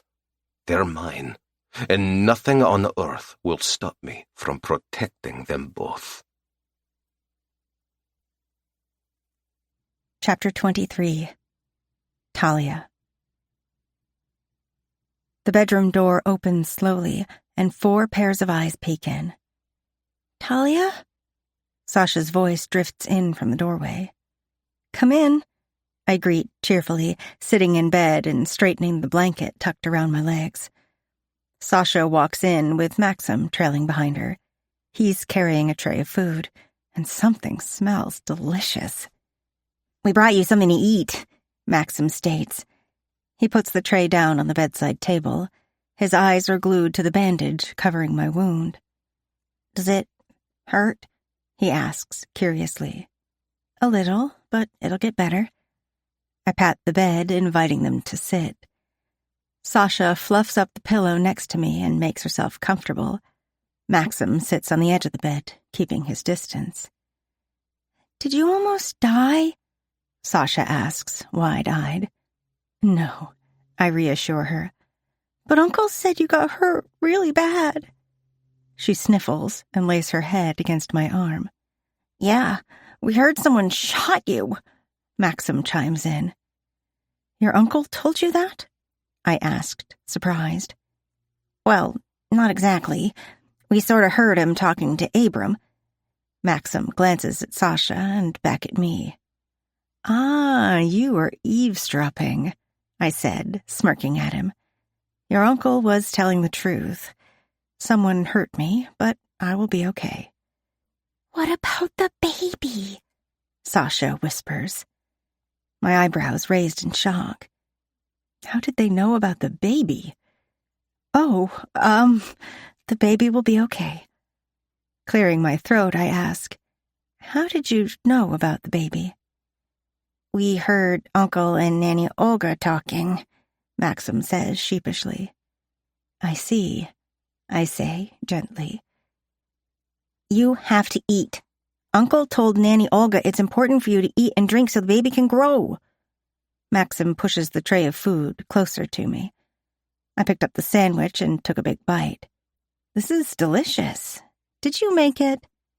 No, Abram made it, and he made the soup. But I added the fruit side. Maxim grins, proud of his contribution. And I added the chocolate chip cookies. Sasha giggles. I bet the baby loves chocolate chip cookies. My heart warmed at their thoughtfulness. Thank you both so much. This really means a lot. I gave Sasha a hug and knuckle-bumped Maxim. Talia, where's the baby's daddy? Sasha inquires. Maxim looks at me intently, also wanting to know. He's here. Your uncle is the baby's father. I hold my breath, waiting for their reaction. He is? Sasha squeals, her blonde pigtails bouncing up and down from excitement. Yes, he is. I instinctively cradle my stomach. That's awesome, Maxim declares. So the baby is our cousin? I suppose you're right. It hadn't dawned on me that the children were my baby's cousins. Safe to say I've been a bit preoccupied with everything else going on. This baby is so lucky to have you two. I could feel their excitement bubbling in the room as their grins stretched from ear to ear. Maxim's eyes focused on my belly. Is it a boy or girl? I don't know yet. I'll find out in a few months. Boy or girl. It doesn't matter, as long as they're happy and safe. I'm going to have tea parties with the baby. Sasha claps her hands in delight. Tea parties? That's boring. I'm going to teach him how to play video games. Maxim steals a cookie from the tray, breaks it in half, and gives a piece to Sasha. She nibbles on it gleefully. No matter if it's a boy or girl, the baby will love everything you teach it. I smile warmly at the thought of my baby playing with its cousins. Does this mean you're going to stay with us forever? Sasha hugged me tightly, her face full of hope. My smile faltered. I don't think I can, sweetheart, I whispered, my mind filled with conflicting thoughts. I would love to stay here with the children, but the best thing for me and my baby is to get far away from Alexander Avalov. Why not? Maxim asked as his eyebrows pinched together. It's complicated. I would stay if I could, but I don't know if that's possible right now. I squeezed Sasha, hugging her gently. But I want to thank you both. You two are the best medicine. Sasha climbed off the bed, stealing another cookie from the tray. We have to go now. We promised Nanny Olga not to stay too long so you can rest. Holding her arms open wide, she leaned in for a hug. Maxim stole a quick hug, too. Thank you both. I'll see you later. After the children left, I lay back on the pillows, my mind racing. I allowed myself a moment of daydreaming about what life would look like if I stayed in the mansion. My baby would have wonderful cousins, and I would have a family. We would be safe and protected. And if Alexander was a different man, we would be loved. But the reality is that he sees me as a burden. He doesn't care for me at all. I'm only here to help him find Mikhail's killer, and then he'll discard me. I must get to San Francisco with Sandy. With a determined sigh, I swung my legs over the side of the bed, testing my strength. Slowly, I paced around the room, feeling the muscles strain in my limbs. I need to find a way to contact Sandy. Glancing out the window, I studied the massive estate. This isn't going to be easy.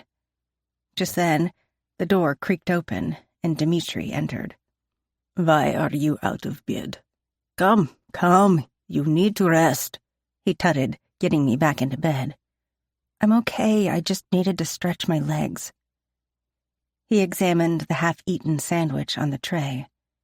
You need to eat. The baby needs to eat, too. Is there anyone around here that doesn't know about the baby? I asked in a huff. I'm not just anyone, he noted. The baby is my blood. He needs to eat to get strong. He sat in the plush chair beside the bed, crossing his legs from ankle to knee. "You've already decided it's a boy." "Typical man," I groaned. "Typical Russian." He let out a hearty laugh, releasing some of my tension. "Why do you believe this is Alexander's baby? He doesn't even believe me." "You have been honest since we've met, and you are trying to help us find Mikhail's killer. You have no reason to lie about the baby." His smile was genuine. "Here," he said, holding a cell phone. "Call Sandy." A hint of sympathy shone in his eyes. "Are you serious?" I sat straight up, shock plastered on my face. "Does Alexander know?" I asked, my voice barely a whisper. "Yes," he smirked. "He won't let you leave the mansion right now. It's unsafe. But he agreed to let you speak with her. He thinks it will help ease your mind and reduce the stress," he explained. I was speechless. My hands shook slightly as I took the phone from him. "Do you think he'll let Sandy stay here with me?" Hope fluttered in my chest. Dmitri let out a heavy sigh. "That's not possible." "But I'm worried about her. What if she's not safe? What if someone tries to hurt her because of me? I'd never forgive myself." Horrible thoughts flashed in my mind of losing my sister, the only person that loved me. My chest squeezed tightly as panic gripped me in its icy fingers.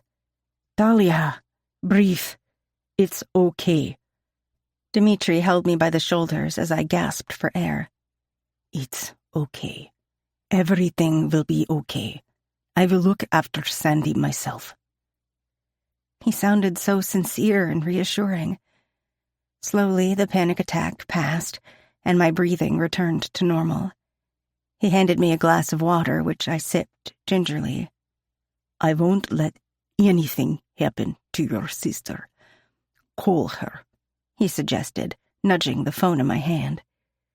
I looked him square in the eyes, but didn't see an ounce of deceit. I believed he would watch over Sandy. "I'll give you some privacy," he said, walking away. "I'll be quick. I'll call out when I'm finished so you can take your phone back." "It's yours now," Dmitri said simply. "A gesture of good faith from Alexander." Then he left. My emotions were a whirlwind. Could it be that Alexander isn't entirely heartless? Maybe there's more beneath his harsh exterior. Relieved, yet anxious, I dialed Sandy's number. Her voice on the other end was like a lifeline. "Talia, thank goodness you're okay," Sandy exclaimed, her voice filled with relief. "Don't ever scare me like that again." My eyes welled up. "Are you okay? I'm worried about you." "I'm as good as I can be. Dmitri told me that Alexander paid the rent for the apartment, but insisted I stay at the hotel. He has a guard watching me at all times." "I think you're safer if you come here, but Alexander won't let you. I'm trying to figure out how to sneak out of the mansion." "We'll find a way, Talia. Just hang in there," Sandy reassured. "I told Dmitri I would stay at the hotel with my babysitter, but I'm going back to work, and there's nothing he can do about it." He thought he was going to win that argument, but you know, I always win. I told him I was having a severe case of cabin fever, but the truth is I have to make money so we can get to San Francisco. "Please be safe, sis. I'm not thrilled you're going back to the club, but at least I have a phone now so we can keep in touch." "You do? How did that happen?" Sandy whispered. "Dmitri gave it to me.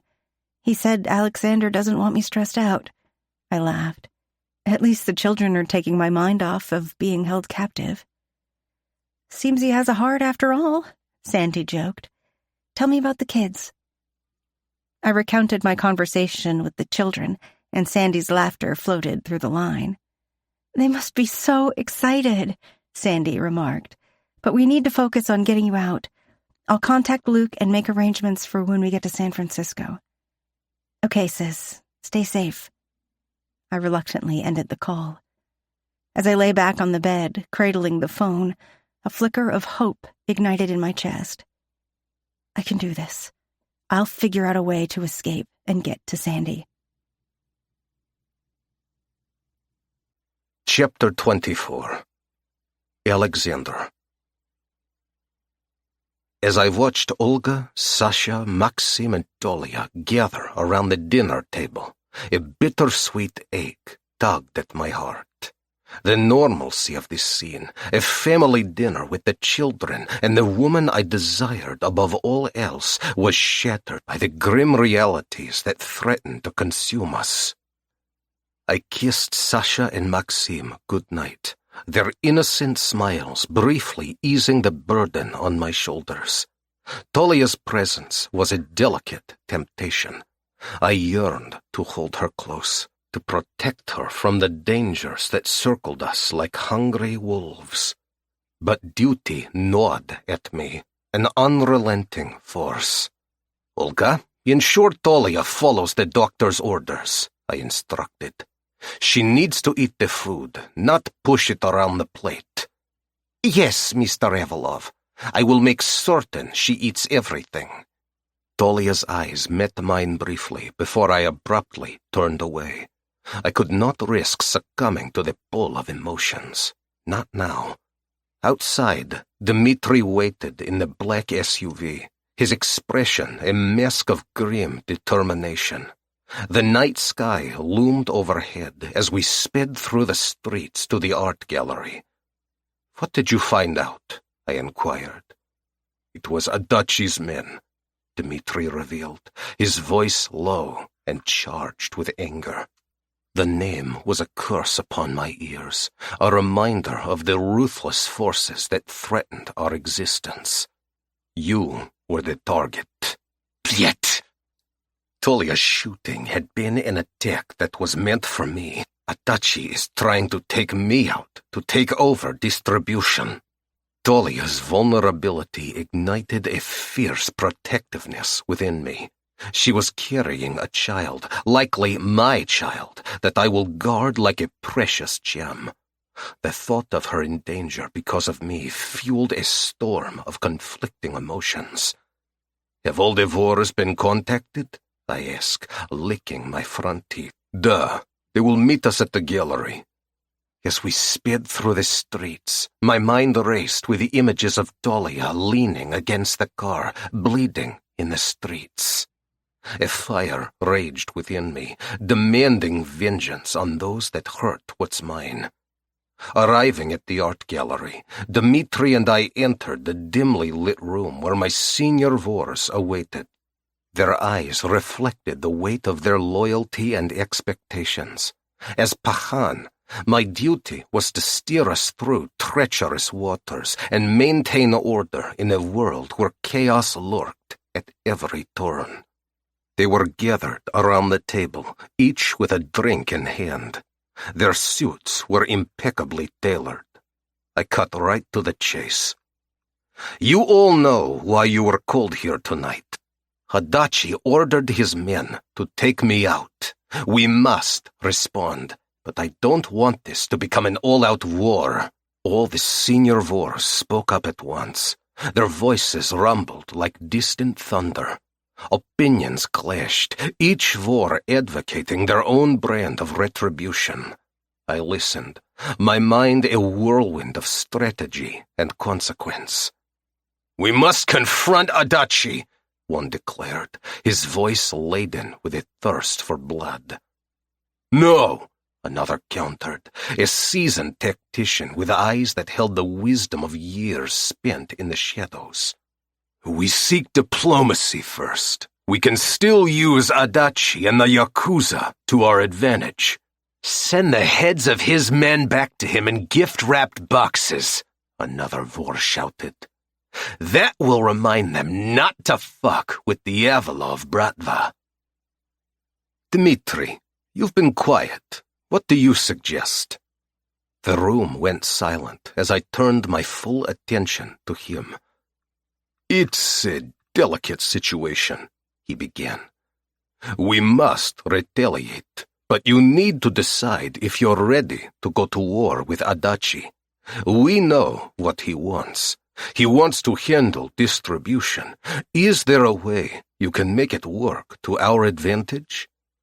The decision rested upon my shoulders, a burden I carried willingly, just like my father did before me. The beast in me wants to see the blood of Adachi and the Yakuza turn the streets of New York red. But the Pahan wants what is best for the Bratva and business. I will set a meeting with Adachi, I announced, my voice steady despite the storm of emotions. Reaching out to Adachi was a dangerous gamble that could either forge a fragile peace or ignite a war that would consume us all. But as Pahan of the Avalov Bratva, I stood resolute, a beacon of strength amidst the shadows. None of the Vors dared to speak out against my decision. They nodded in acceptance of my decision, holding up their glasses. In unison, they responded, "Da, Pahan!" Dmitri joined me in the office after the Vors went their separate ways. "It is a good decision, Brat," he expressed. "Have Boris make the call to Adachi's men. Let's see if we can come to an agreement about distribution."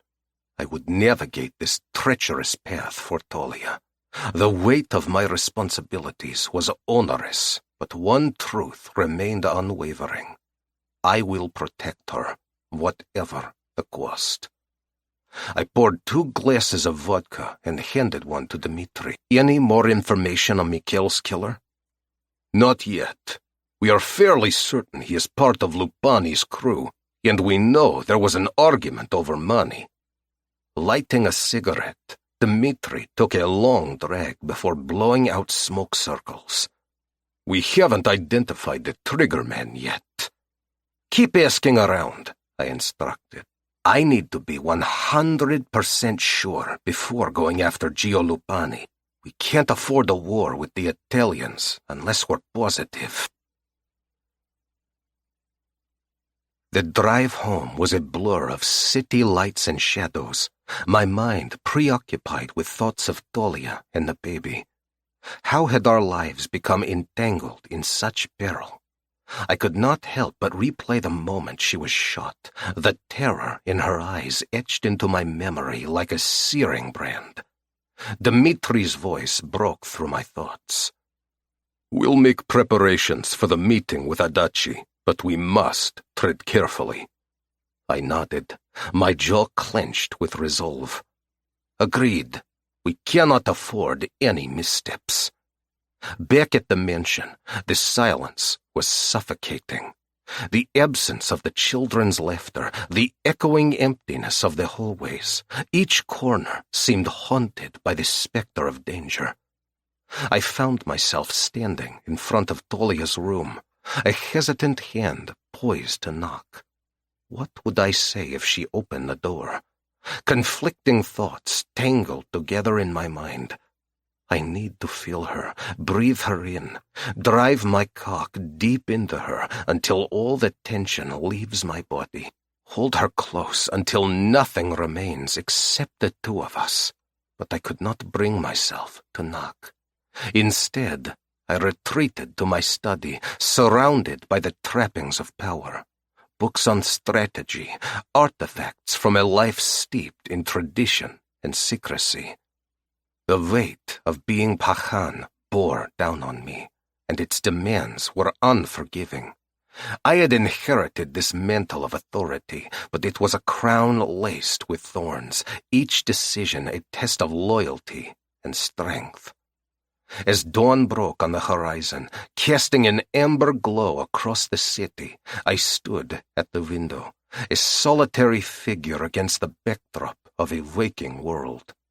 The delicate balance between duty and desire threatened to unravel me. For now, I will prepare myself for the negotiations ahead.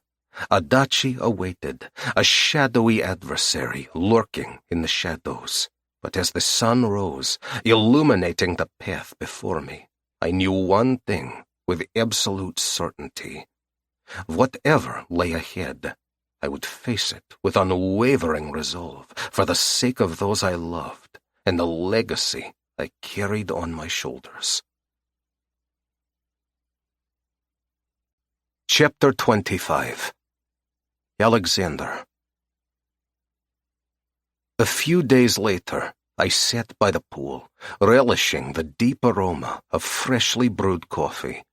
The cool morning breeze carried the distant laughter of children from the nearby table where Tolia sat with Sasha and Maxim, enjoying breakfast.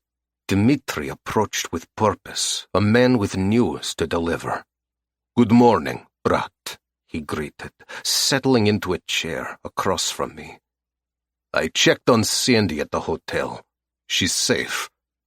I nodded gratefully, setting down my cup. Dmitri handed me a green file folder. His following words piqued my interest. "I stopped by Echo last night. The bartender had some information for us." Upon opening the file folder, I was greeted by the cold, dark eyes of a killer. A balding man with medium brown hair and dark brown, squinty eyes stared back at me. "That," Dmitri stated, pointing to the photo, "is Vic Corallo. He's been questioning the waitresses at Echo, trying to get information on Tolia. Mostly, he's been asking when she'll be back at work." "Who does he work for?"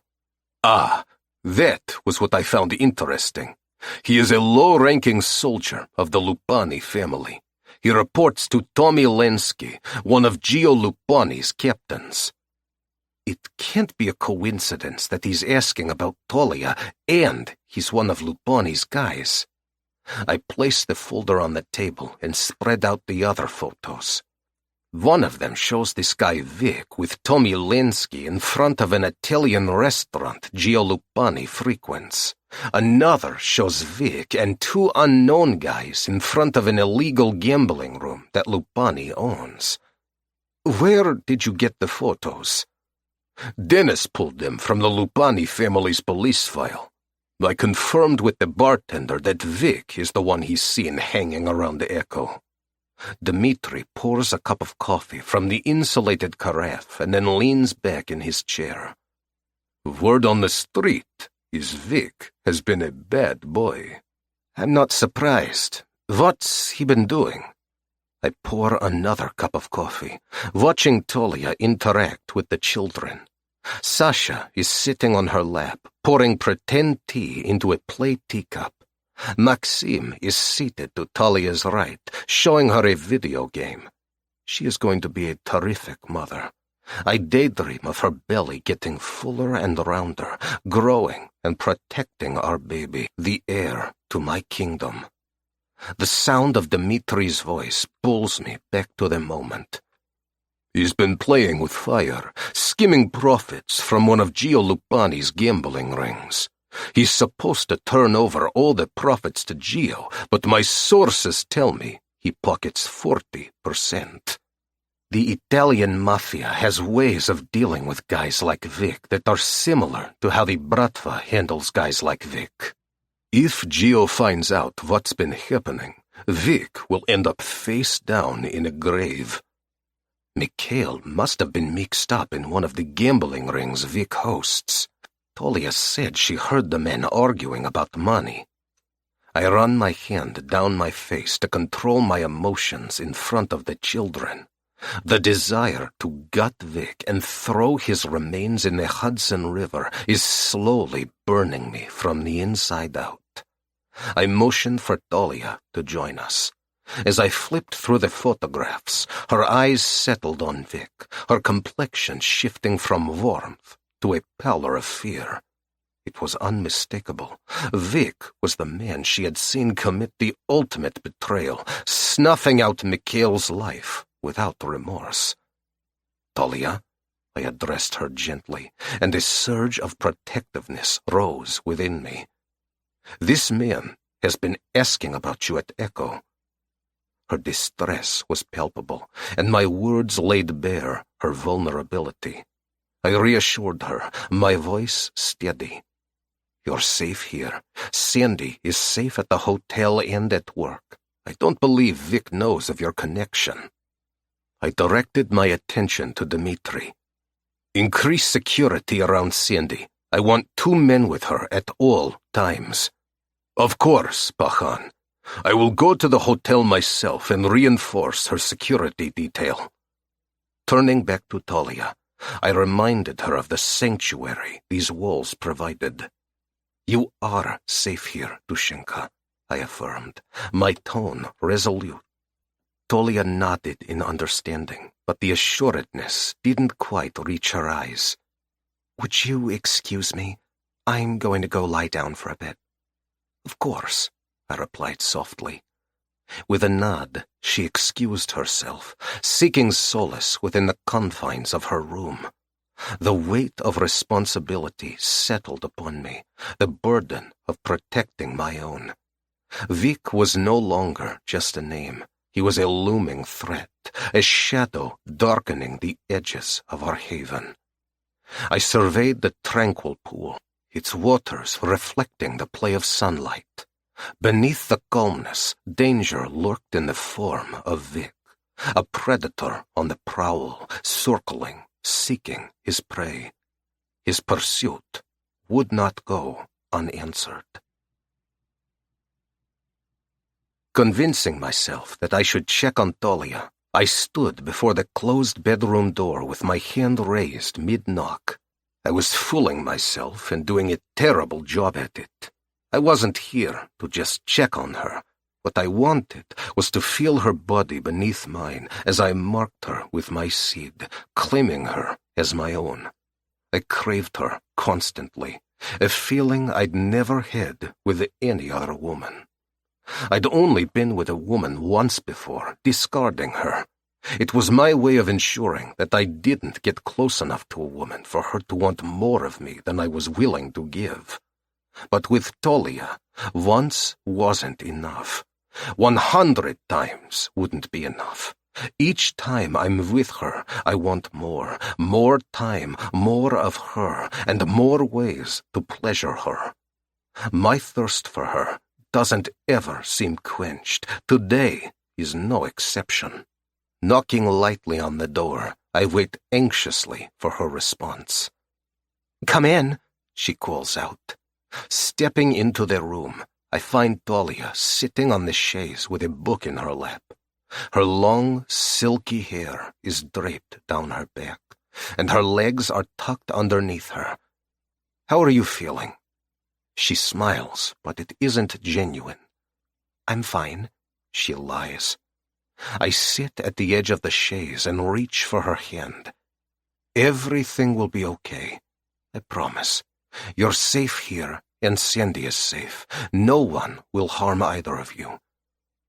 "I want to believe you, but—" She searches my face, her eyes narrowing. "I haven't had the best of luck with people being there for me. Besides Sandy, she's always been the one to watch out for me." Her vulnerability tugged at my heart. I would die to protect this woman. I'd do anything to make sure she is happy and safe, but I can't tell her that. The words are stuck in my throat, and my mind is telling me that in my world she would be a target because I care for her.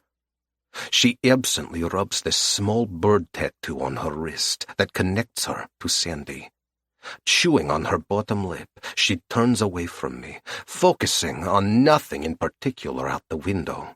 Catching her chin with my thumb, I turn her face toward me. Her hazel eyes burn into me, and I can't hold back any longer. A low growl rises up in my throat. I need to be inside her right fucking now. I slammed my mouth onto hers, kissing her desperately. She gasped in shock, pulling away at first, but then melting into me. She thrust her fingers into my hair, tugging at the ends, opening her mouth to allow my tongue entrance. My cock throbbed painfully, needing to be inside her tight, wet pussy. Pushing her down onto her back, I roughly grind my cock against her, feeling the heat of her pussy through her jeans. She yanked at my shirt, frantically tugging it over my head. I dropped it onto the floor, and her shirt and bra followed. Her full breasts made my mouth water. I rubbed my thumb over her pebbled nipple, making her groan softly. Cupping her breast, I squeezed and slapped it, claiming her mouth at the same time.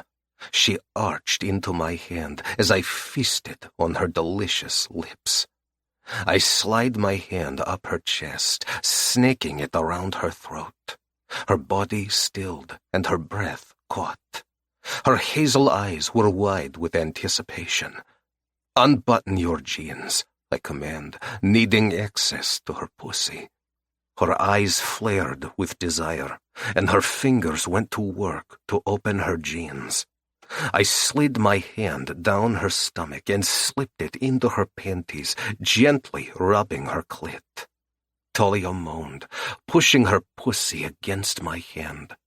I sucked her nipple into my mouth as I slid my finger up and down her slit. She was so wet it made my cock strain against my pants to be released. Fuck. Pushing off her, careful not to aggravate her shoulder wound, I stood and slid her jeans down. Pulling them off, I dropped them on the floor with the other clothing. She lay before me bare, except for a pair of black lace panties. She was beautiful and mine. The thought of almost losing her to the violence that plagued my world made me sick to my stomach. Her tiny baby bump was a reminder that I almost lost them both. I'll do anything to protect them and kill anyone that dared to harm them.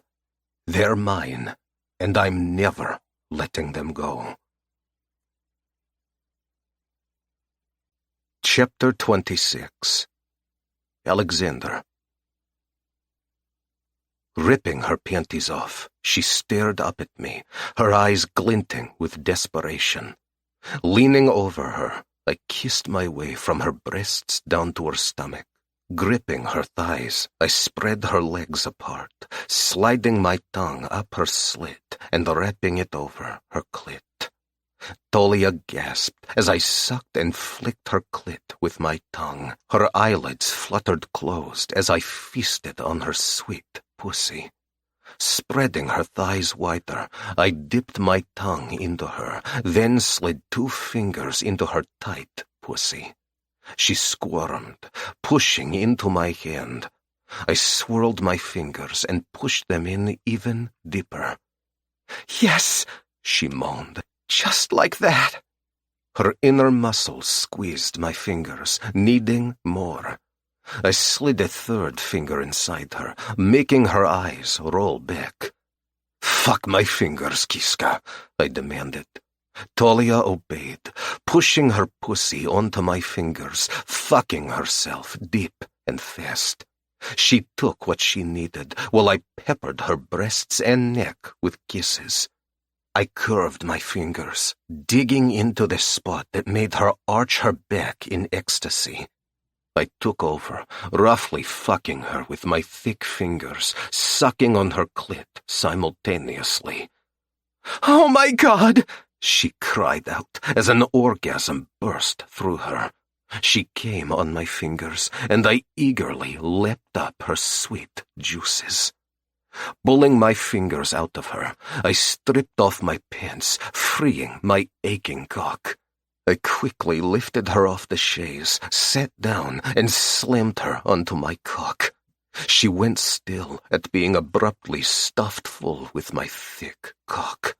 Words hung on her lips, but she remained silent as her pussy stretched to accommodate the girth. Gripping her waist, I raised her up and then roughly slammed her onto my cock again. I lifted her up again and slammed her down once more. "Alexander," she moaned. "Yes, fuck me." She slid her hands around my neck, holding on tight, being mindful of her injured shoulder. I fucked her hard, thrusting my cock into her over and over.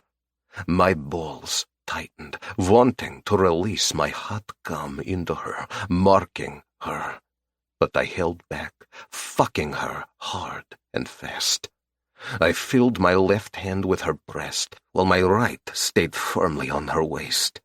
She had phenomenal breasts, swollen even larger from the pregnancy. Pinching her nipple, she arched her back and closed her eyes. "Open your eyes. I want to see you looking at me when I fill you up with my cum." I felt her pussy tighten and quake. A flush tinged her chest and cheeks a rosy pink color, and her breath caught in her throat. "I'm going to come," she breathed. Her pussy spasmed as her orgasm tore through her.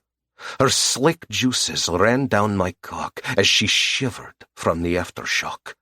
Keeping my cock inside her, I stood, turned, and laid her upper body on the chaise. I gripped her ass and pounded into her, burying my cock balls deep. I wanted her to feel every inch, leaving no doubt about who owned her. "Alexander," she drawled, "don't stop." She curled her legs around my waist, gripping the chaise. Every thrust was savage, with the desire to fuck her so deep I was afraid I might split her in half. I wanted her to choke on my cock, branding her from the inside out. Adjusting my angle, I found her sensitive spot, wanting her to come with me. "Holy shit!" she cried out, biting down so hard on her lip she almost drew blood. Lifting her legs up, I hooked them over my shoulders and drove my cock into her. With my thumb, I pressed, rolled, and flicked her clit, keeping pressure on it as I fucked her. Talia's eyes sparkled with pleasure, and her pussy clamped down on my cock.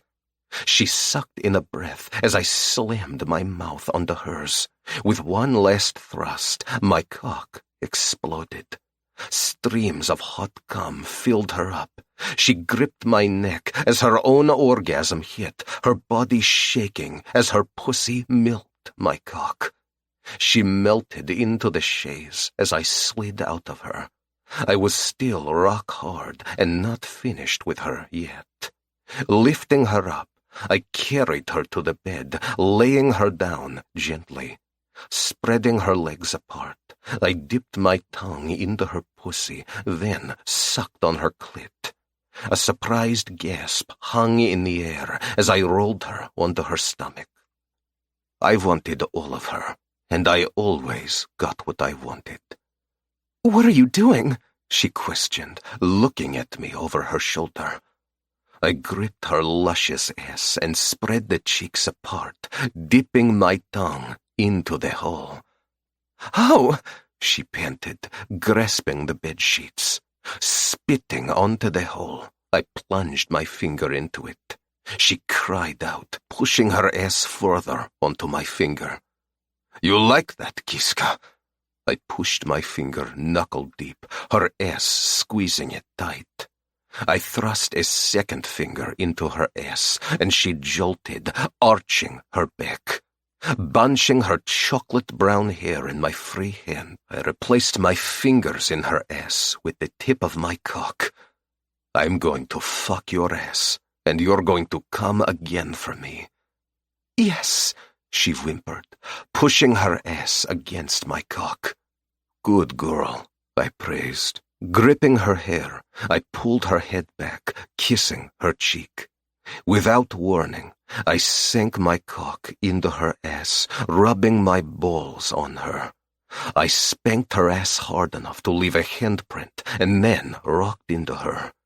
She was so tight, I thought my balls would explode before I was finished with her. Grinding my teeth, I pulled my cock out to the tip, then slammed it into her ass. Pulling it out again slowly to the tip, I waited a moment and then slammed it into her again. Over and over, I teased her until she was practically sobbing from pleasure. I released her hair, and she slumped forward onto the mattress. I lifted her up onto her knees, keeping her chest flush against the bed. Gripping her ass, I sunk my cock into her, draping my body over hers. I fucked her ass hard, relishing her every moan and whimper.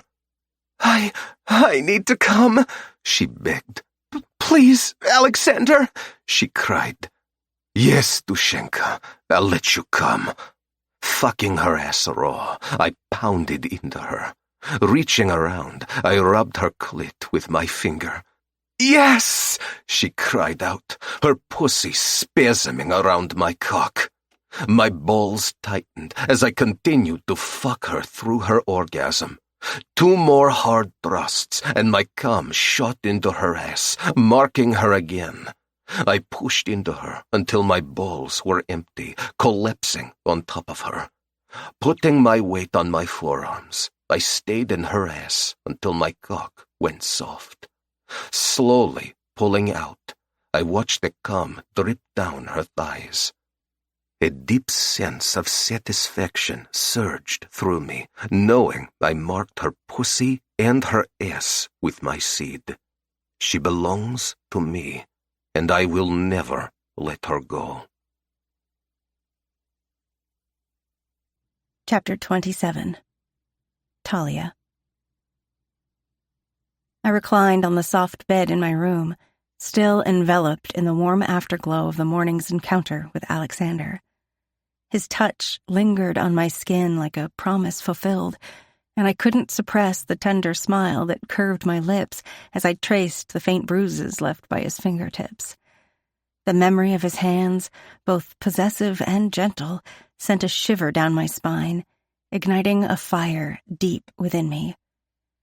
The clock's ticking reminded me of the day moving forward, its steady beat a soundtrack to my swirling thoughts.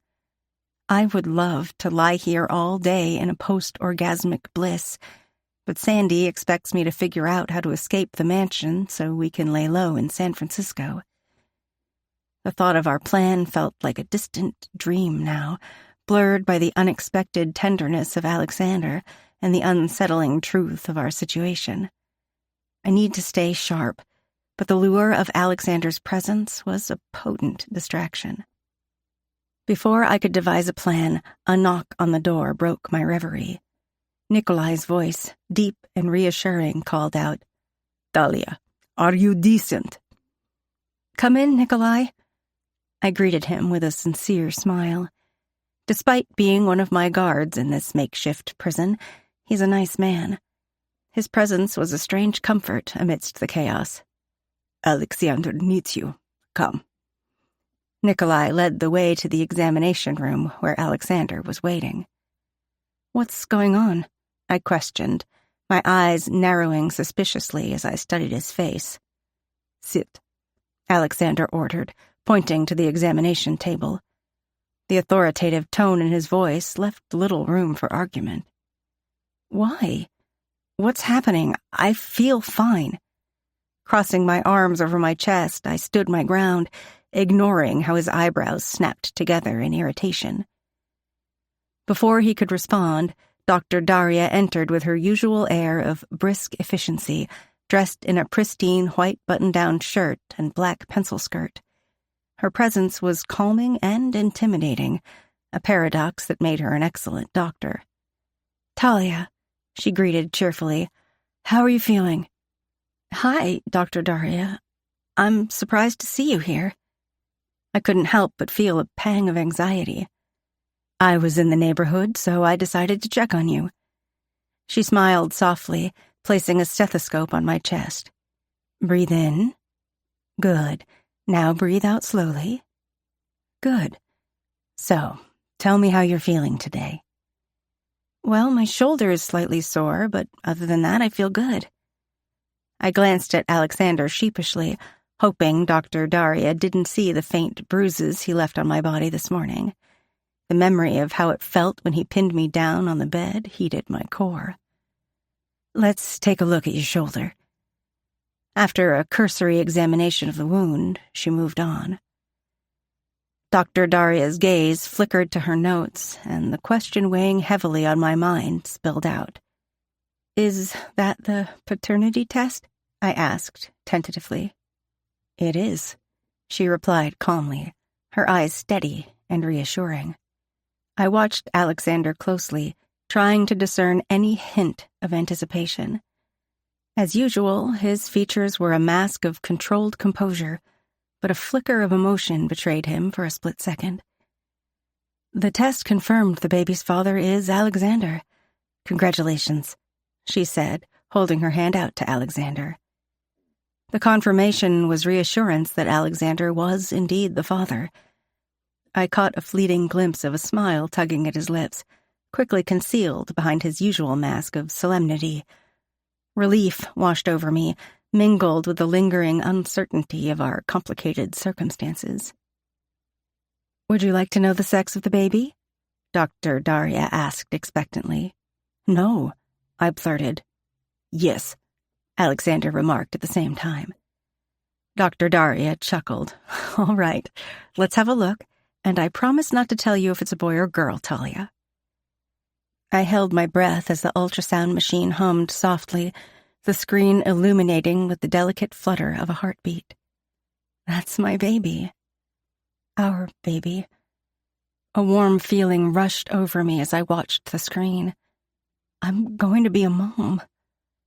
The thought filled a hole in my heart that I didn't know existed. Alexander caught me peeking at him from under my lashes and smiled softly. "The baby has a strong heartbeat," he declared. "He will be a strong Avilov heir." "And if it's a girl?" I teased, my voice lightening the tension in the room. "She will be just as strong as a boy." He smiled brightly from across the room, his eyes shining with a rare warmth. "The baby is healthy," Dr. Daria announced. "Everything looks good." She handed me a napkin, and I wiped the clear gel off my belly. Sitting up, I adjusted my clothes and waited for Dr. Daria to turn off the machine. "Take it easy and rest. Your shoulder is healing, but will take time to heal completely." Placing her hands on her hips, she focused on Alexander. "Is Talia eating and drinking enough? Getting enough sleep?" she asked, sucking on the inside of her bottom lip. "Yes, she is a very good patient, listening and following orders." His heated gaze zeroed in on me, and I felt another blush tinging my cheeks pink. "I'll be back next week, Talia.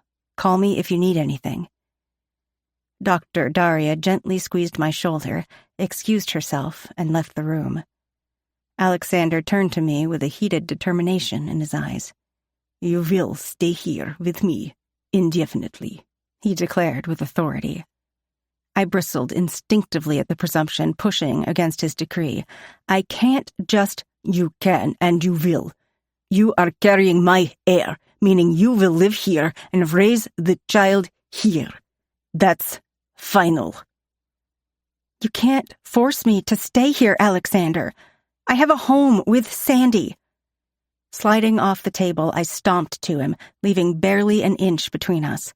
My hands were balled into fists at my sides, my fingernails digging into my palms.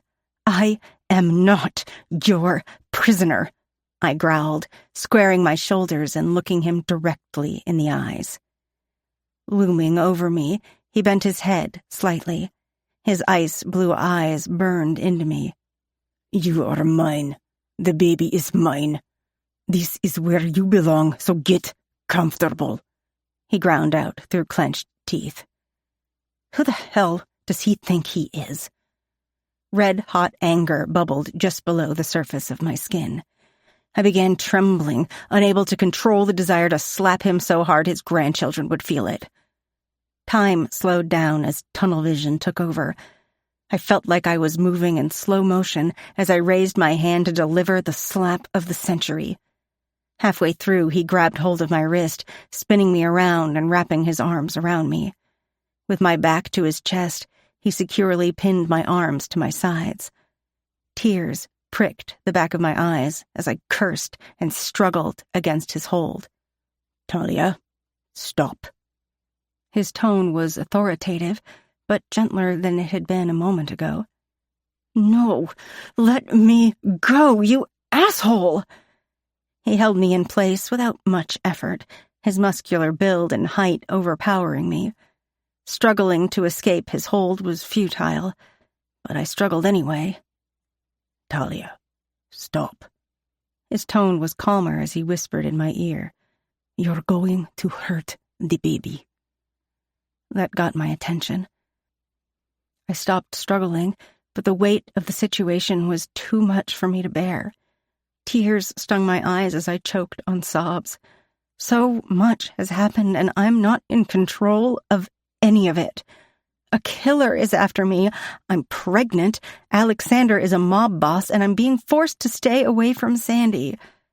My body went limp in his arms. Talia, what do you need? He asked gently, loosening his grip on me.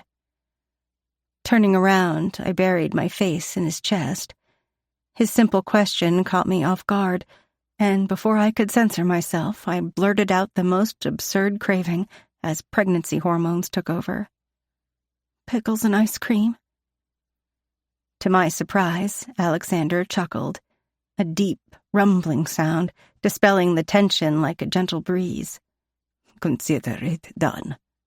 He stroked my hair, kissing the top of my head. You're not a prisoner here, Talia. You are the mother of my child, and I will do everything and anything to keep you safe and make you happy. This is your home now. I breathed deeply, appreciating Alexander's gentleness. Come, he encouraged. Let's get you back to your room. Guiding me back to my bedroom, he fluffed up the pillows and tucked me into bed. I'll have Abram deliver your snack, he chuckled. Can he bring enough ice cream for me and the children? Not wanting to be alone, I hoped I could entice the children to keep me company. Of course, Dushenka. Kissing me tenderly on the cheek, he ordered me to rest. After he left, I lay there collecting my thoughts. Maybe Alexander is right. Perhaps I do belong here with him. He is the father of my baby, and I have no doubt he will protect us. It might be nice to have him take care of us. Besides, I can't deny my feelings for him, as much as I'd like to ignore them. And once he takes care of Mikhail's killer, I'll be able to see Sandy. Moments later, the door swung open to reveal Sasha and Maxim, accompanied by Olga. Look what we have! Sasha squealed. Her face lit up at the sight of the extravagant ice cream sundaes, complete with a side of pickles. Olga placed the tray on my bedside table with a warm smile before slipping away silently. These look delicious. Sasha handed me a sundae, then took one herself, cuddling beside me on the bed. Maxim took the third sundae off the tray and got comfortable on the chaise. We're going to the fancy ice cream shop soon, Maxim declared eagerly, his eyes sparkling with anticipation. It's so much fun there, Sasha interrupted. They have a gazillion flavors of ice cream, and you can taste as many as you want. That's not a real number, Maxim teased, but they do have an awful lot, 3 counters full. It sounds delightful. I smiled warmly at them, my worries momentarily forgotten in the glow of their excitement. Together we indulged in the decadent treats, the sweetness of the ice cream mingling with the tang of the pickles. This strange but oddly satisfying combination mirrored the complexity of my life. Surrounded by the innocent joy of the children and the promise of a simple pleasure like a trip to get ice cream, I savored the moment. A moment of tranquility amidst the storm brewing on the horizon. Chapter 28. Alexander.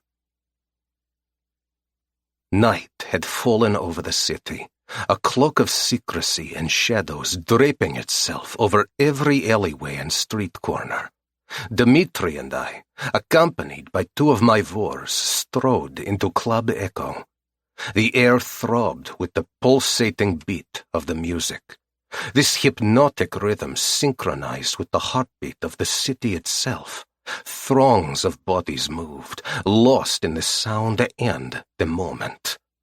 Neon lights flickered, casting an ever-changing array of colors onto the dancers, their faces blurred with sweat and euphoria. A familiar sense of tension coiled within me as we made our way through the sea of bodies. Crystal chandeliers hung from the ceiling, their light refracted into 1,000 tiny rainbows by the smoke that hung in the air. Leather booths lined the walls, filled with patrons oblivious to the silent war raging around them. Dmitri rang the doorbell leading to the VIP area, where a high-stakes poker game was in full swing. I ordered my 2 Vors to wait outside, their eyes sharp for any sign of Vic. The door opened with a creak, and Joey escorted us to the gambling room. Cigar smoke hung in the air, and the click of poker chips mingled with the low murmur of conversation. The air was electric, charged with the weight of fortunes won and lost. I scanned the room quickly, my eyes narrowing when I didn't see the one face I was looking for. The players, engrossed in their game, barely glanced up as we entered. "Where is Vic?" I demanded of Joey. "You told us he was here." Before Joey could respond, Sam, a wiry guy with thinning hair and a twitchy demeanor, piped up. "Alexander, Dmitri," he greeted with a nod, his eyes flicking around nervously. "Vic was just here, but left a few minutes ago." "Where did he go?" I questioned, my voice a low growl of frustration. We were so close to getting this motherfucker, and I refused to let him slip through my fingers. "I don't know. He said he had to use the restroom, but didn't return." Sam threw a few chips onto the pile in the middle of the table and then studied the cards he held, his face a mask of concentration. I exchanged a glance with Dmitri, who nodded in understanding. "I'll check the club," he murmured, his voice barely audible over the background noise. We moved back into the central area of the club, my anger mounting with every step. The crowd seemed thicker now, the music louder, the lights brighter. It was as if the club itself was mocking our efforts. As we threaded through the crowd, I spotted Sandy near the bar. She was with my man, Ivan, who watched over her, as instructed. She looked up and saw me, and her eyes widened slightly, but she masked her nerves quickly. I motioned for them to join us in a quieter corner, away from prying eyes and ears. "Sandy," I began, showing her the photo of Vic. "Have you seen this man tonight?" She glanced at the photo, and I saw a flicker of recognition cross her features. "He was here earlier. I remember because he was acting all paranoid, kept looking over his shoulder." "He's dangerous," I said, leaning in closer. "I believe he's the man that killed my brother." "Oh my God," Sandy murmured, her voice trembling. "Do you think he knows who I am? What if he comes back?" She wrapped her arms around herself, glancing anxiously around the club. "You're safe with Ivan," I assured her, my tone firm. "But I don't trust anyone in this club, Sandy. I need you to call me the minute you see him again. No one can know you're helping us. Understand?" I glanced around the club, my eyes searching for any sign of Vic. "Ivan, stay with her at all times." Ivan nodded, understanding the gravity of his assignment. I gave her shoulder a reassuring squeeze. "You'll be safe.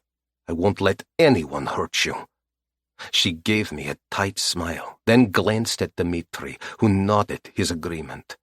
She held his gaze a moment before looking around the club again. My mind raced through our next steps as I exited the club with Dmitri and my Vors into the cool night air. The city was our hunting ground and battlefield, with its labyrinthian streets and hidden dangers. We no sooner got into the SUV and drove away when Dmitri nudged me and gestured subtly. "We've got a tail." I glanced back discreetly and saw a dark sedan following us at a distance. The headlights were a predatory gleam in the darkness. "Let's take a detour," I said quietly.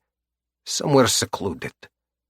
We navigated the winding streets, leading our pursuers away from the bustling areas. Dimitri's grip tightened on the steering wheel as we headed toward the deserted stretch of road by the docks. The other car followed, as I had anticipated. "Be ready," I told Dimitri and my Vors as we stopped. The air here was different, colder, with the tang of salt from the nearby sea. We stepped out, guns in hand, pointing them at the approaching car. The sedan rolled to a stop, and for a moment there was only the sound of our breathing and the distant hum of the city. The car doors opened, and two men stepped out with their hands up, trying to look non-threatening. I recognized them immediately. They were Adachi's men.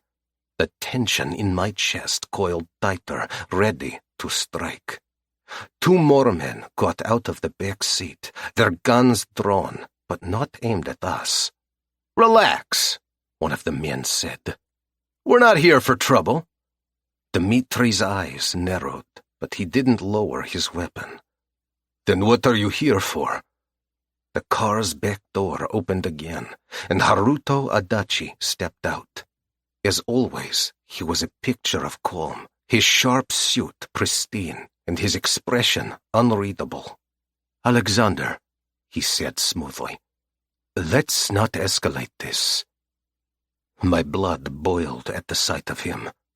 "You tried to kill me, killed my cousin, stole from me, and shot my woman," I snarled, not lowering my gun.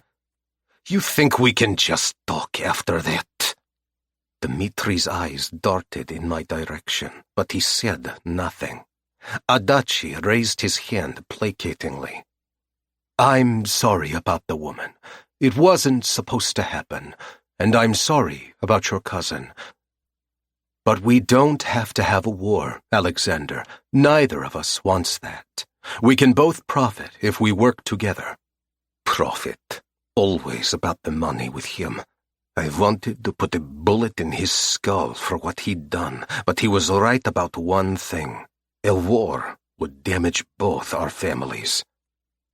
"Work together? You stole from me," I hissed. "You stole millions of dollars from me." Adachi nodded slowly. "I have it on good authority you tortured my man into telling you where I'm storing the paintings and drugs. I assume you killed him once he gave you the information." Waving his hand in the air dismissively, he continued. "That's water under the bridge. I can be reasonable.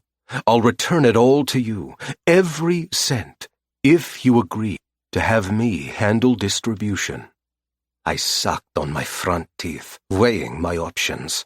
The idea of putting a bullet between his eyes was still very appealing. "I might be willing to talk.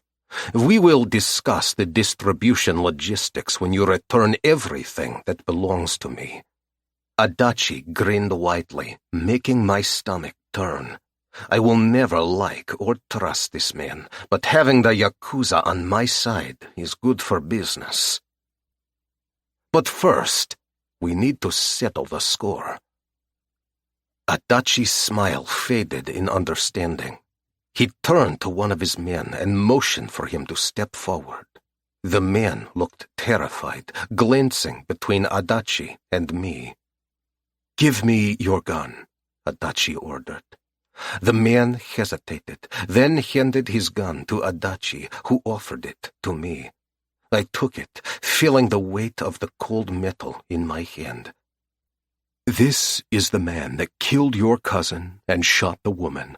Do what you need to do," Adachi said, his voice steady. "But remember, this will settle the score." I aimed the gun at the man, who visibly trembled. The fear in his eyes was almost pitiable, but pity had no place here. This was about sending a message. I fired, the gunshot echoing through the night. The bullet hit the man square in the chest. His eyes widened in shock as a dark red circle appeared on his shirt. I fired the gun again. This time, the bullet bore into his forehead, killing him instantly. The man crumpled to the ground, lifeless. Adachi didn't flinch. He knew this was the price of our truce. "Now," he said, "can we talk?" I handed the gun back to him, my heart still pounding with anger and adrenaline. "We'll talk," I said coldly, "when you return my belongings, but there won't be any negotiations if you cross me again." Adachi nodded with a vile smile, and I knew he understood. This was far from over, but we had a fragile peace for now. As we returned to our vehicles and drove away, I couldn't help but think of Talia and Andre and the price they had paid. This was our world, where blood and betrayal were the currency, and trust was rare and precious. Dmitri glanced at me as we drove back into the city. "You think Adachi will keep his word?" I shook my head slightly. "Trust is a luxury we can't afford. We'll be ready for whatever comes next." As the city lights blurred past, I knew one thing for sure.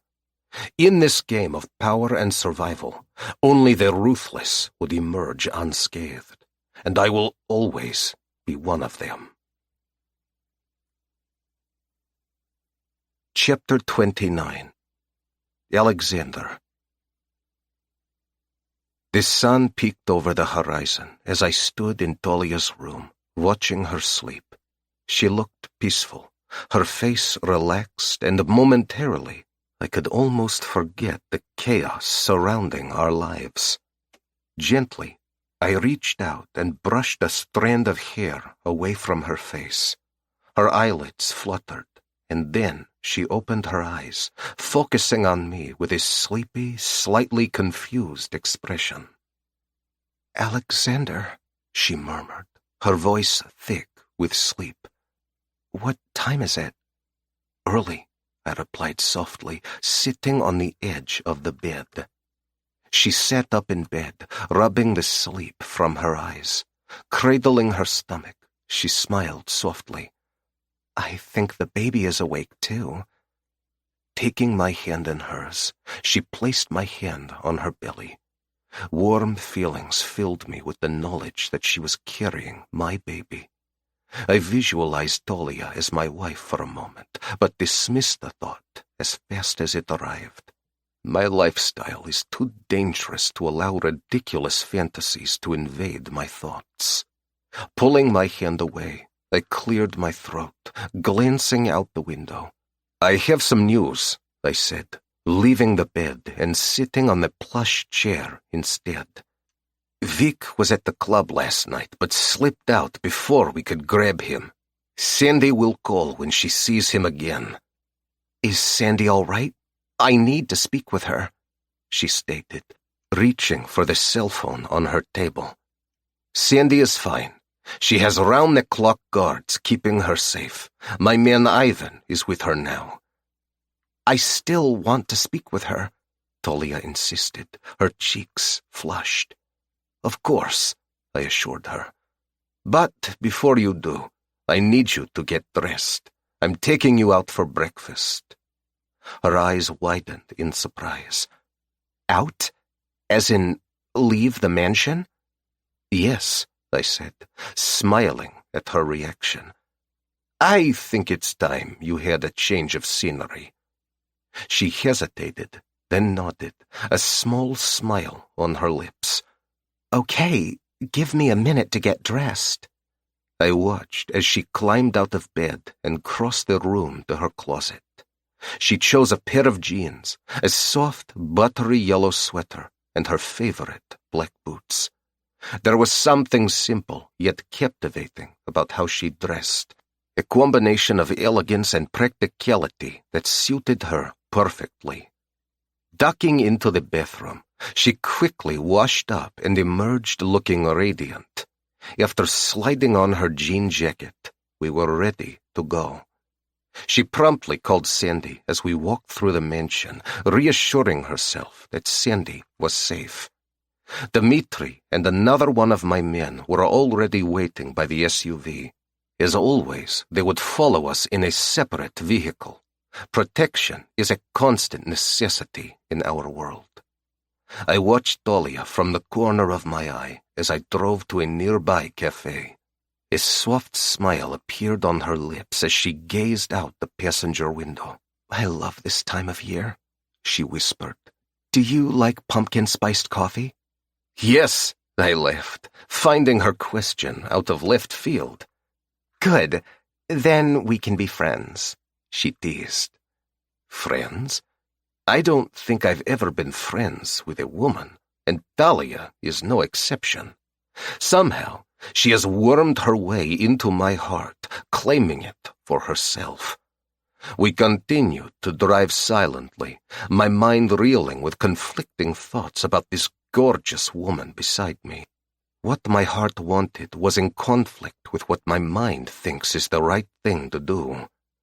We arrived at the cafe, a quaint little place tucked away from the main streets. It was quiet this early in the morning, the perfect spot for a private conversation. Settling into a corner table, I ordered coffee and breakfast. Dahlia seemed to relax a little, enjoying the normalcy of the moment. But as we sipped our coffee and waited for our food, I noticed her expression change. She was staring at the man across the cafe, her face growing pale. "Alexander?" she whispered, her voice trembling. "That man, I've seen him at the club." I followed her gaze and immediately recognized the man. Tommy Linsky, a captain in the Italian Mafia. Two of his men stood guard behind him, their eyes scanning the room. "You're safe, Dahlia," I said firmly, placing my hand over hers. "He's here to talk, nothing more." Her eyes narrowed in suspicion, flicking from Tommy to me and back again. Placing her hands in her lap, she leaned back in her seat, squaring her shoulders. Tommy noticed us and made his way over to our table, his men following close behind. He pulled out a chair and sat down, a slight smirk on his lips. "Alexander," he said in a smooth, confident voice. "And this must be the famous Dahlia. I've heard a lot about you." He held his hand in greeting, but Dahlia just stared at it. She glanced at me, uncertainty in her eyes. I gave her a reassuring nod. She quickly shook Tommy's hand and then folded her hands in her lap again. "Tommy," I began, leaning forward slightly. "Dahlia was at Club Echo the night my brother was killed. She saw and heard things that you need to know." Tommy's expression grew serious. "Go on." Dahlia took a deep breath, her hands trembling slightly. A drop of sweat trickled down her forehead. "I was working that night and saw Vic and Mikhail alone in a room. They were arguing about money, gambling money, I think. Vic was furious, accusing Mikhail of owing him money. Vic asked Mikhail if he thought Mr. Lupani was his private wallet. Then he told Mikhail if he didn't pay up, he'd add more money to the owed amount." She cleared her throat, took a sip of water, then continued. "That's when it got violent, and Vic pulled out a gun." She paused, her eyes distant as she relived the memory. "He shot Mikhail." Tommy listened intently, his face unreadable. When Dahlia finished, he nodded slowly. "I've had my suspicions about Vic for a while now. Stealing the gambling money. It fits." He turned to me, his expression hardening. "Alexander, I'm sorry for what happened to your brother. You have my blessing to deal with Vic as you see fit. He has crossed the line, and there will be no interference from me or Mr. Lupani." "Thank you, Tommy," I said, feeling relieved. "Do you know where he is?" Tommy nodded. He's been hanging out at a place downtown, a rundown warehouse near the docks. Be careful, Alexander. Vic is dangerous, and he's desperate. I looked at Talia, her face pale but resolute. We'll take care of it, I said, shaking Tommy's hand. Tommy stood up, his men falling in behind him. He left us in a silence that felt heavy with unspoken words. I turned back to Talia, staring at her coffee, her hands still trembling. Are you okay? I asked gently. She nodded, but I could see the fear in her eyes. I didn't expect to see him here. I reached across the table and took her hands in mine. We'll get Vic and make him pay. She looked up at me, her eyes filled with determination. I know. I trust you, Alexander. I felt a flicker of hope for the first time in a long while. We finished our breakfast in relative silence, the gravity of the situation hanging over us. When we left the cafe, Dmitri and my Vor fell into step behind us, their presence a reminder of the constant danger surrounding us. As we drove back to the mansion, I couldn't help but think about the events that had brought us to this point. The betrayal, the violence, the loss of Mikhail. It all seemed like a nightmare, but it was our reality. And now, we had a chance to set things right. When we arrived at the mansion, I escorted Talia to her room. She needed to rest, for her sake and the baby's. I kissed her forehead gently. Get some sleep, I whispered. She nodded, her eyes heavy with exhaustion. Be careful, Alexander. I will, I promised, watching as she laid down and closed her eyes. I found Dmitri waiting for me in the hallway.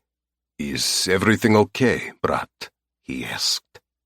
Feeling a surge of adrenaline, I nodded. It's time to end this. Vic will learn that betrayal comes with a heavy price, and I will ensure that Talia is safe and Mikhail's death is avenged once and for all. Chapter 30. Talia. That evening, after a long day of trying to keep my thoughts and emotions at bay, I decided to call Sandy. The familiar routine of our conversations had always been a source of comfort, an anchor in the chaotic sea that my life had become. I needed her steadying presence now more than ever, especially after everything that had happened. I picked up my phone and dialed her number. The line rang a few times before she answered, her voice comforting as always. Sis, how is everything?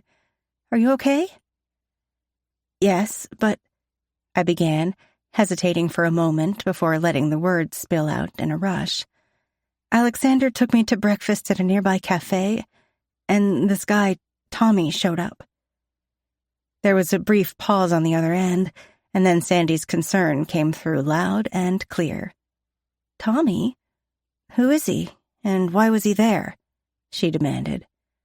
Tommy is in the Italian Mafia, the same family that Vic is associated with. I paused, sucking in a deep breath. What? Sandy screamed. Why the hell was he there? And where was Alexander? It's okay, sis, I assured her. Please calm down. Sandy took a few deep breaths. Fine, she hissed through her teeth. I'm calm. Tell me what happened. Tommy is Vic's superior. I told him what I saw and heard the night Vic killed Mikhail. Tommy gave Alexander his blessing to deal with Vic any way he sees fit. Does that mean what it sounds like? Yes, exactly what it sounds like.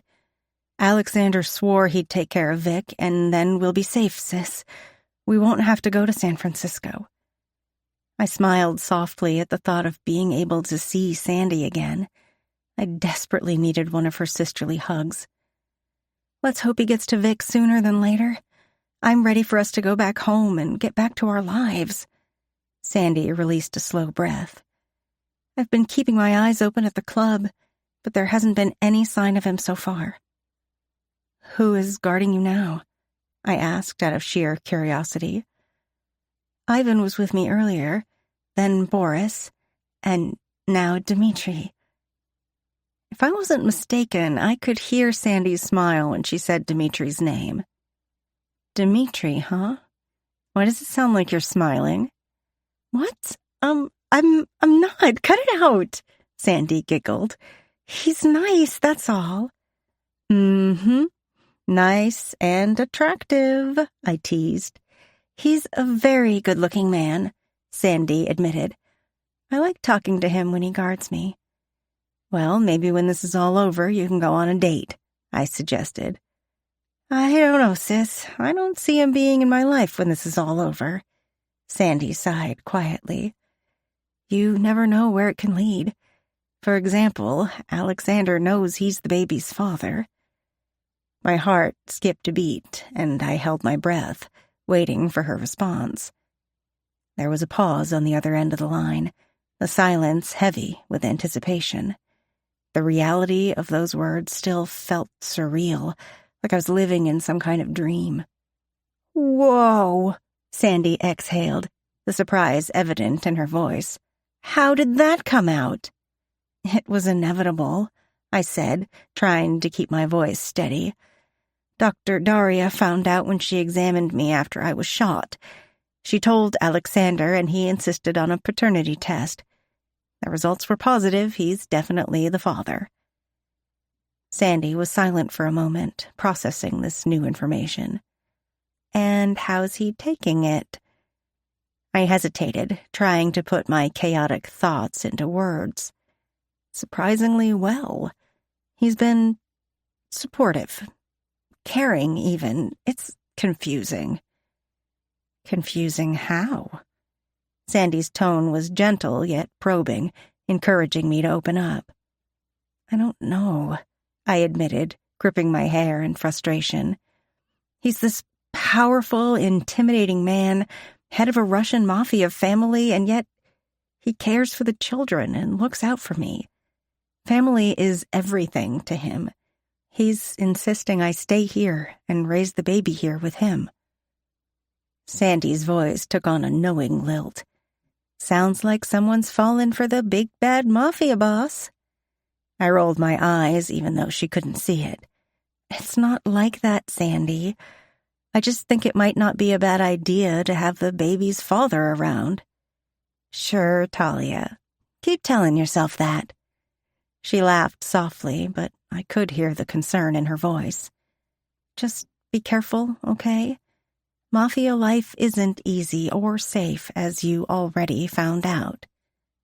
That's true, I said, trying to sound more confident than I felt. But I'm safe here. Sis, thanks for always being there for me and understanding. Always, Sandy promised, her voice filled with warmth. Take care of yourself and that baby. We'll sort everything out once you're out of mortal danger. I love you, sis. Be safe.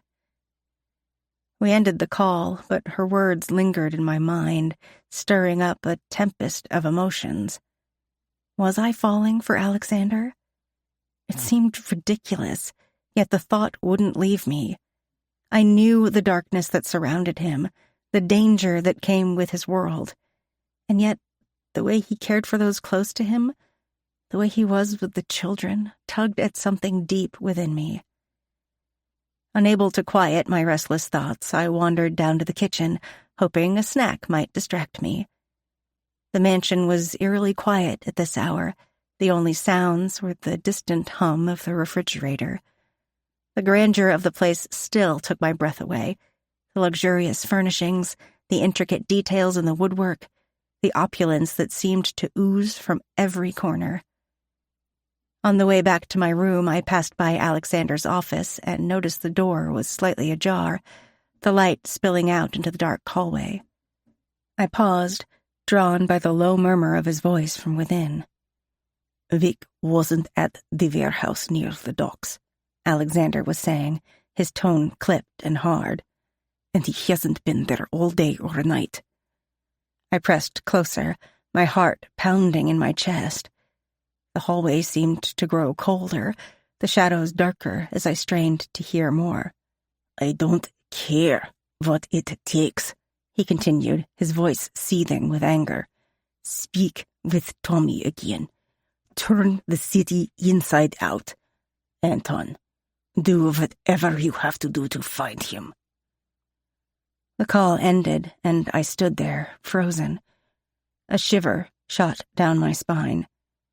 It was clear that Alexander wouldn't stop until he got his revenge. Gathering my courage, I knocked lightly on the door, and after a moment he called, "Come in." I pushed the door open and stepped inside. Alexander was pouring himself a glass of vodka. He glanced up, his eyes softening when he saw me. "Can't sleep?" "No," I admitted, feeling a bit foolish. "Just needed a snack. I am eating for two," I chuckled. He gestured towards the chair across from him. "Join me?" I nodded, sitting down as he poured me a glass of club soda. The office, filled with dark wood and heavy leather furniture, was a stark contrast to the rest of the mansion. It commanded respect, a reflection of the man who occupied it. We sat in silence for a moment, the weight of unspoken words hanging between us. I could feel the intensity of his gaze, the way his eyes seemed to pierce through my defenses, uncovering truths I wasn't ready to face. "Tell me about your family," he said suddenly, his voice gentle yet commanding. "You told me both your parents died. How did that happen?" I took a shaky breath, feeling the old wounds ache as I began to speak. My father went to jail when I was 3 years old. He'd killed our next-door neighbor who was having an affair with my mother. I guess he couldn't handle the betrayal. Taking a sip of the club soda, I paused, reflecting on my memories. I don't remember much about him, but I have a photo of him and my mother. I have his eyes. "How did he get killed?" Alexander inquired. I read in a newspaper article that he got killed in jail in a fight with another inmate. I collected newspaper articles about him when I got older. That's the only reason I know anything about what happened. Alexander's expression was unreadable, but I could see the intensity in his eyes, a flicker of something that looked almost like empathy. "And your mother?" "She overdosed on drugs 2 years after my father was arrested," I said, my voice breaking slightly. The memories were like shards of glass, cutting deep with every word. It was just too much for her to handle. The neighbor's wife accused my mother of being the reason that she lost her husband and her son lost his father. She was able to turn most of the people in town against my mother, which caused my mother to become an addict. "I'm sorry," he said softly, and for a moment I saw a flicker of vulnerability in his eyes. "How did you manage after that?" "I went into foster care," I said, trying to keep my voice steady. The foster system had been a nightmare, a series of homes that felt more like prisons than sanctuaries. Then I met Sandy in the last home I was placed in. She became my best friend and my family. We lived together in an apartment before she moved to New York. "And your past relationships?" His question was gentle, yet I could feel the weight behind it, the need to understand. "I didn't date much," I admitted. "Not until I met Danny." Alexander's eyes darkened slightly at the mention of Danny. "Why did you run away from him?" I clammed up, the memories too raw to revisit. "He wasn't a good guy," I said finally, my voice barely above a whisper. He didn't press for more information, sensing my reluctance. Instead, he just nodded. You're safe here, he said softly. No one will hurt you. I looked at him, seeing the promise in his eyes. For a moment, I allowed myself to be sucked into the fantasy of being in a relationship with Alexander and living here with him and our baby as a family, instead of having an obligation to be his heir's mother. "Thank you," I said, my voice filled with fleeting hope. He nodded, taking a sip of his whiskey. Get some rest, he said. You and the baby need it. I stood up, feeling a strange mix of emotions swirling inside me. There was so much about Alexander that I didn't understand, so many layers to the man who was now such a significant part of my life. As I returned to my room, the mansion's grandeur seemed to close in on me, the walls heavy with secrets. In my room, I lay down on the bed, my mind racing. There was so much to process, so many conflicting emotions. Could we really have a life together with our baby? Could there be a future for us? I closed my eyes, trying to silence the doubts and fears. But even as sleep claimed me, Alexander's image lingered in my mind, his eyes haunting me, his presence a constant, inescapable reality. I couldn't shake the feeling that my life was about to change in ways I couldn't yet comprehend, and I wasn't sure if I was ready for it. Chapter 31. Alexander. The morning light danced across the kitchen counter as the rich scent of freshly brewed coffee filled the air. I stood at the stove, flipping pancakes with one hand while stirring a pot of scrambled eggs with the other.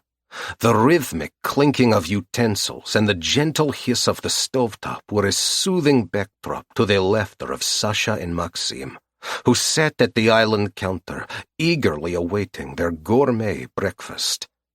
"Uncle, may I have extra strawberries on my pancakes?" Sasha asked, her green eyes sparkling with excitement. Her long blonde hair framed her cherubic face, and she bounced in her seat, unable to contain her enthusiasm. "Of course, Princesa," I replied, ruffling her hair gently.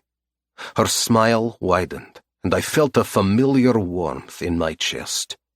Maxim, her older brother, watched with an expectant look. "And don't forget the whipped cream for me," he added, his voice brimming with anticipation. His dark hair and serious expression mirrored my own, a constant reminder of the legacy of the Avalov family. I left, feeling a rare sense of peace and contentment. These moments, cooking breakfast for the kids, were the few times I felt normal, far removed from the darker parts of my life. I carefully arranged the pancakes on plates, adding generous helpings of strawberries and whipped cream, ensuring every detail was perfect. As I placed the plates in front of Sasha and Maxim, Talia wandered into the kitchen, her hair tousled from sleep. She wore pink pajamas and fluffy pink slippers. Her presence immediately brightened the room. My heart tightened in my chest as I watched her sit at the table, her beauty understated yet captivating. "Good morning," she said, her voice soft and warm. "That smells amazing." I walked over with a plate of food and set it in front of her. "Sit and enjoy. You need to eat. Doctor's orders," I said, placing my hand on her small yet noticeable baby bump. Her eyes met mine, and a tender smile spread across her face, an unspoken bond between us solidifying in that moment. We all ate together, the room filled with clinking forks and cheerful chatter. Sasha and Maxim regaled us with tales of their latest adventures, their faces animated with youthful exuberance. Talia and I exchanged amused glances over their heads, our connection deepening with every shared look and quiet laugh. It was a perfect morning, one I wished could last forever. Eventually, Olga came in to usher the children off to their studies. They groaned in protest, but obediently followed her out of the kitchen, their footsteps fading down the hallway. I turned to Talia, brushing a strand of hair away from her face, my touch lingering. "I have to go out for the day," I said, my voice tinged with reluctance. "I want you to take it easy and relax. If you need anything, let Abram know." She nodded, chewing on her bottom lip. "Be careful, Alexander." I took one last look before I grabbed my coat and left the house with Anton. The drive to the art gallery was short, but my mind was already shifting gears, preparing for the business ahead. The cityscape blurred past the passenger window, a mix of old-world architecture and modern high-rises, a testament to the duality of my life. When we arrived at the gallery, Dmitri was waiting. The tension was palpable, and I could tell he was on edge. The air was thick with the scent of paint and varnish, mingling with the underlying unease that came with our line of work. Haruto Adachi was due to arrive any minute, and the stakes were high. We didn't have to wait long. Adachi arrived, flanked by his men, carrying the paintings and the drugs he had stolen from me. His expression was inscrutable, a mask of calm that betrayed nothing. Still, his eyes showed a glint of respect as he handed over the goods. "I believe these belong to you," Adachi said, his tone even, each word meticulously measured. I nodded, taking the paintings, their weight a tangible reminder of our fragile alliance. "Now, let's discuss our arrangement." Anton led Adachi and his men to a private room in the gallery. They sat at the table across from us, scrutinizing our every move. Dmitri poured whiskey into the crystal glasses before each man, then sat in the seat to my right. His fingers danced across the butt of the gun tucked into the waist of his pants. His face was emotionless, but his eyes were focused, ready for anything. I cleared my throat, folding my hands on the table before me. "I agree to have you handle distribution from New York to San Francisco." Adachi grinned widely. "I knew you would come to your senses. Having the Yakuza on your side is a smart move." He visibly relaxed, holding up his glass. "To our new arrangement," he said, sipping whiskey. The rest of us followed, sipping our drinks. Adachi and the Yakuza would handle the distribution of our drugs hidden within the artwork from New York to San Francisco. It was a lucrative arrangement, promising significant expansion and profits. But I couldn't shake the feeling that Adachi had his own agenda, shadows lurking behind his composed exterior. After he left, I turned to Dmitri and Anton, the gravity of the situation settling in. "Keep a close eye on Adachi. I don't trust him." Dmitri nodded, his expression serious. "What about Angelo Carvalho? Are we keeping him on for the New York area?" "Duh," I replied, my tone firm. "But only for New York. We must have a backup in case things go badly with Adachi." After leaving Dmitri and Anton in the gallery, I settled into my office and worked for the remainder of the day. Satisfied that the day's business was concluded, I returned to the mansion. The sun was beginning to set, casting long shadows across the grounds. As I walked through the mansion, I found Talia lounging by the pool, a soft blanket draped over her shoulders. My eyes were drawn to her tiny baby bump, and a possessive feeling surged. She was mine, and so was our baby. I walked over and sat beside her, resisting the urge to rest my hand on her belly. The autumn air was cool as the sun slinked past the horizon.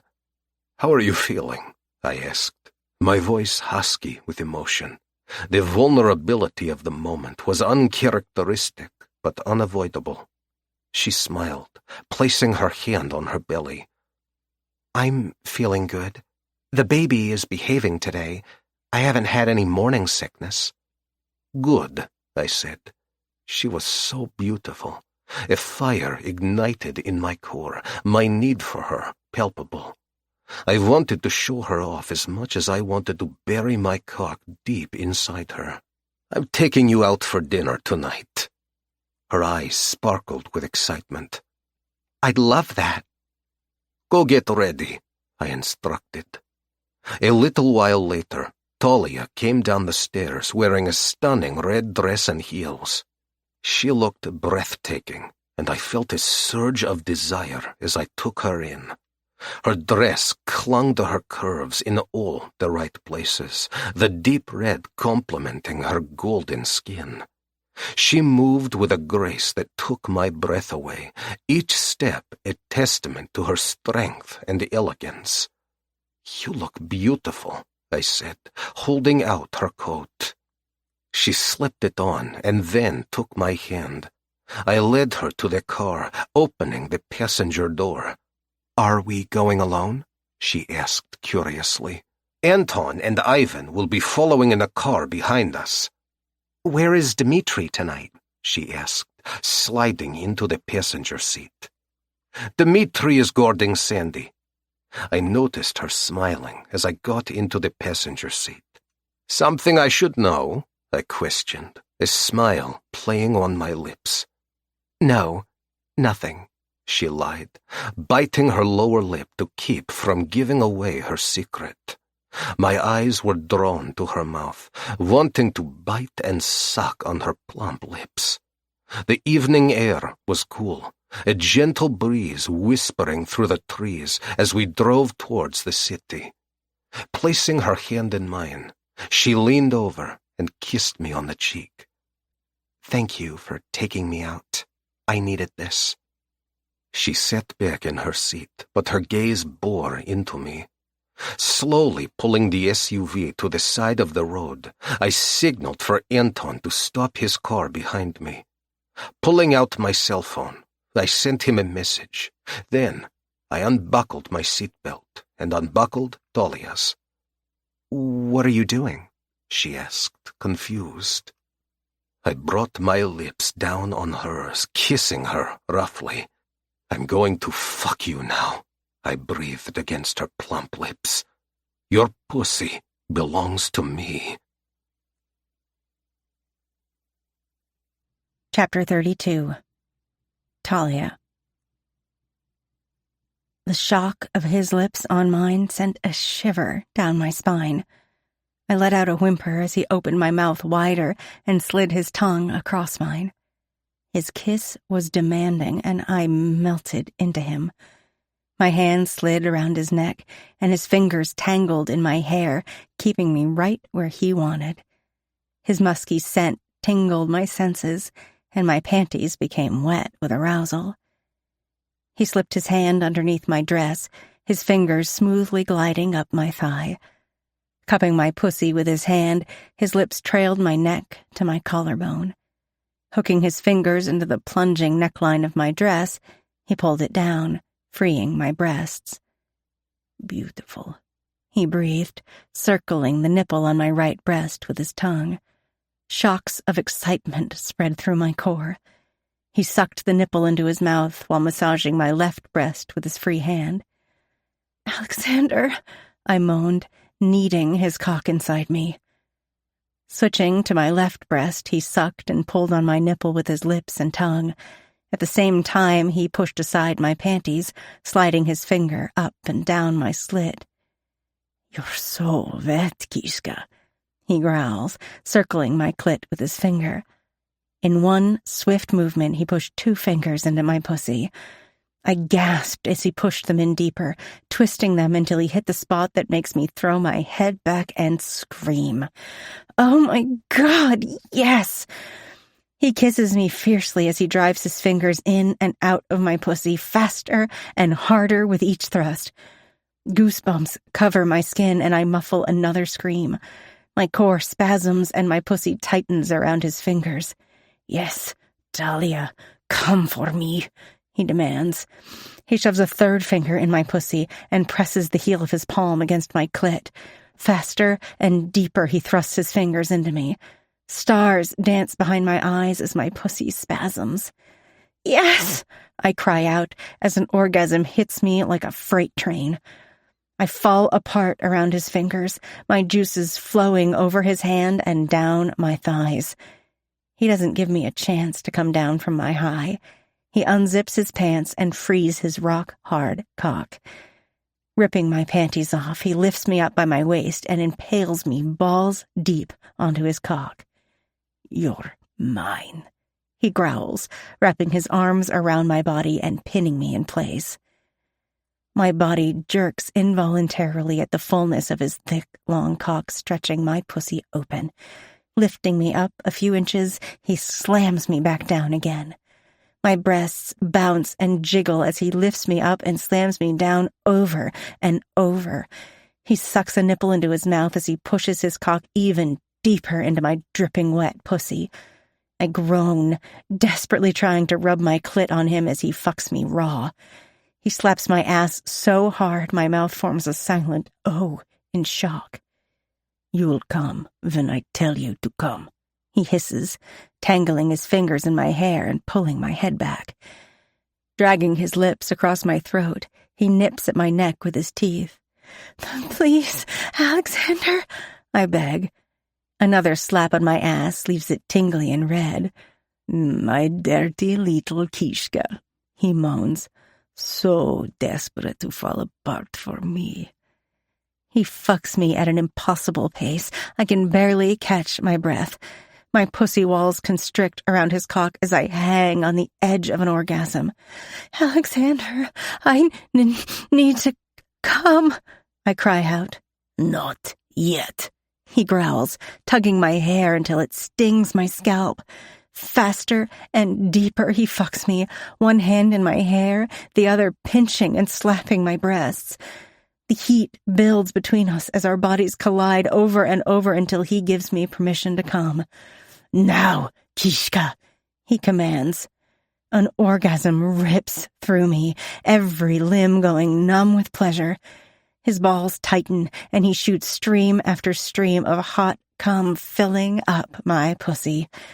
Mine, he moans, pushing his cock deep until every drop of cum is released. My body goes limp as I lie against him, breathing heavily. My heart is pounding in my ears and his cock goes soft inside me. Cradling my face in his hands, he kisses me tenderly on the lips. My mind begins racing with fantasies of us being together as a real couple. I kiss him back, passionately, but to my surprise, he pulls away, lifts me off his cock, and places me in the passenger seat. Without a word, he zips up his pants, starts the SUV, and pulls back onto the road. I'm sitting there in disbelief, with my dress pushed up to my waist and his cum dripping down my thighs. What just happened? Once again, I feel entirely dismissed. Ignoring any fantasy I had of us being a real couple, I straighten my dress and buckle my seatbelt. We sat in silence for the rest of the drive. My mind tries to convince me that I'm totally fine with just being his baby mama and fucking him, but my heart wrestles with it. I'm in love with him, and there isn't a damn thing I can do about it. Masking my feelings, I smile brightly as we pull up in front of the restaurant. I decide to enjoy my time out of the mansion and forget how my heart longs for Alexander to love me in return. Opening the passenger door, Alexander offers to assist me. Thank you, I say politely, allowing him to lead me into the restaurant. Chapter 33. Talia. The chandelier glistened overhead as we entered the restaurant, a realm of luxury and tantalizing scents. Crystal droplets catch the light, casting shimmering reflections across the room, filled with the murmur of polite conversation and the clinking of fine china.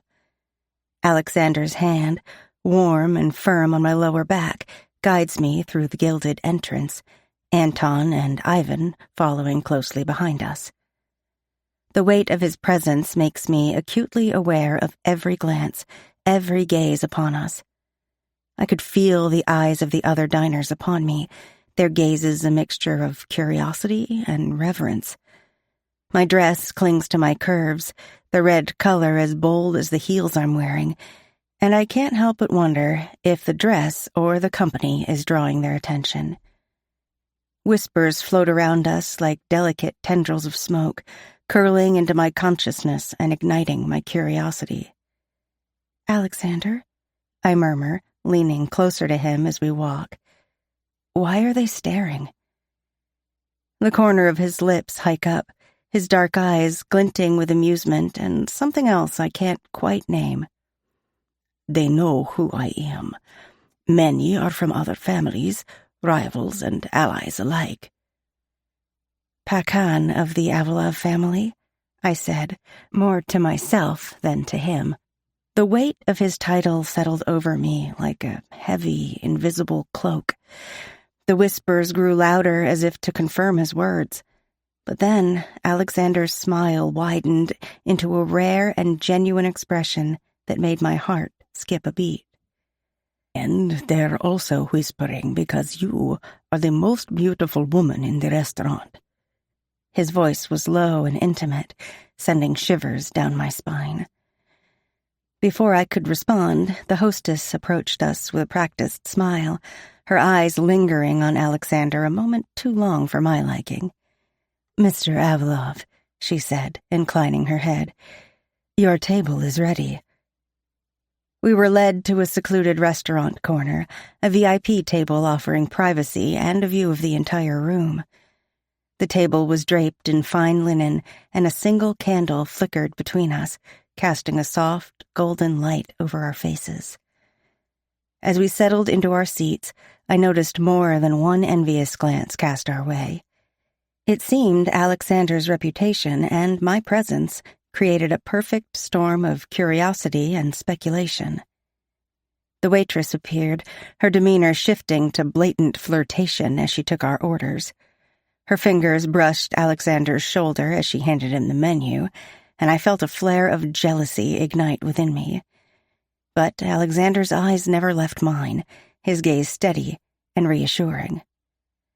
"What can I get for you, sir?" the waitress asked, her voice dripping with honey.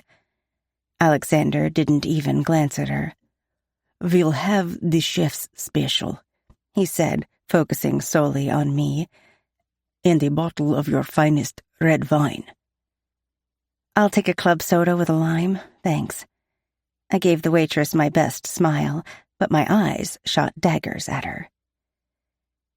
The waitress's smile faltered before she composed herself and left us to our privacy.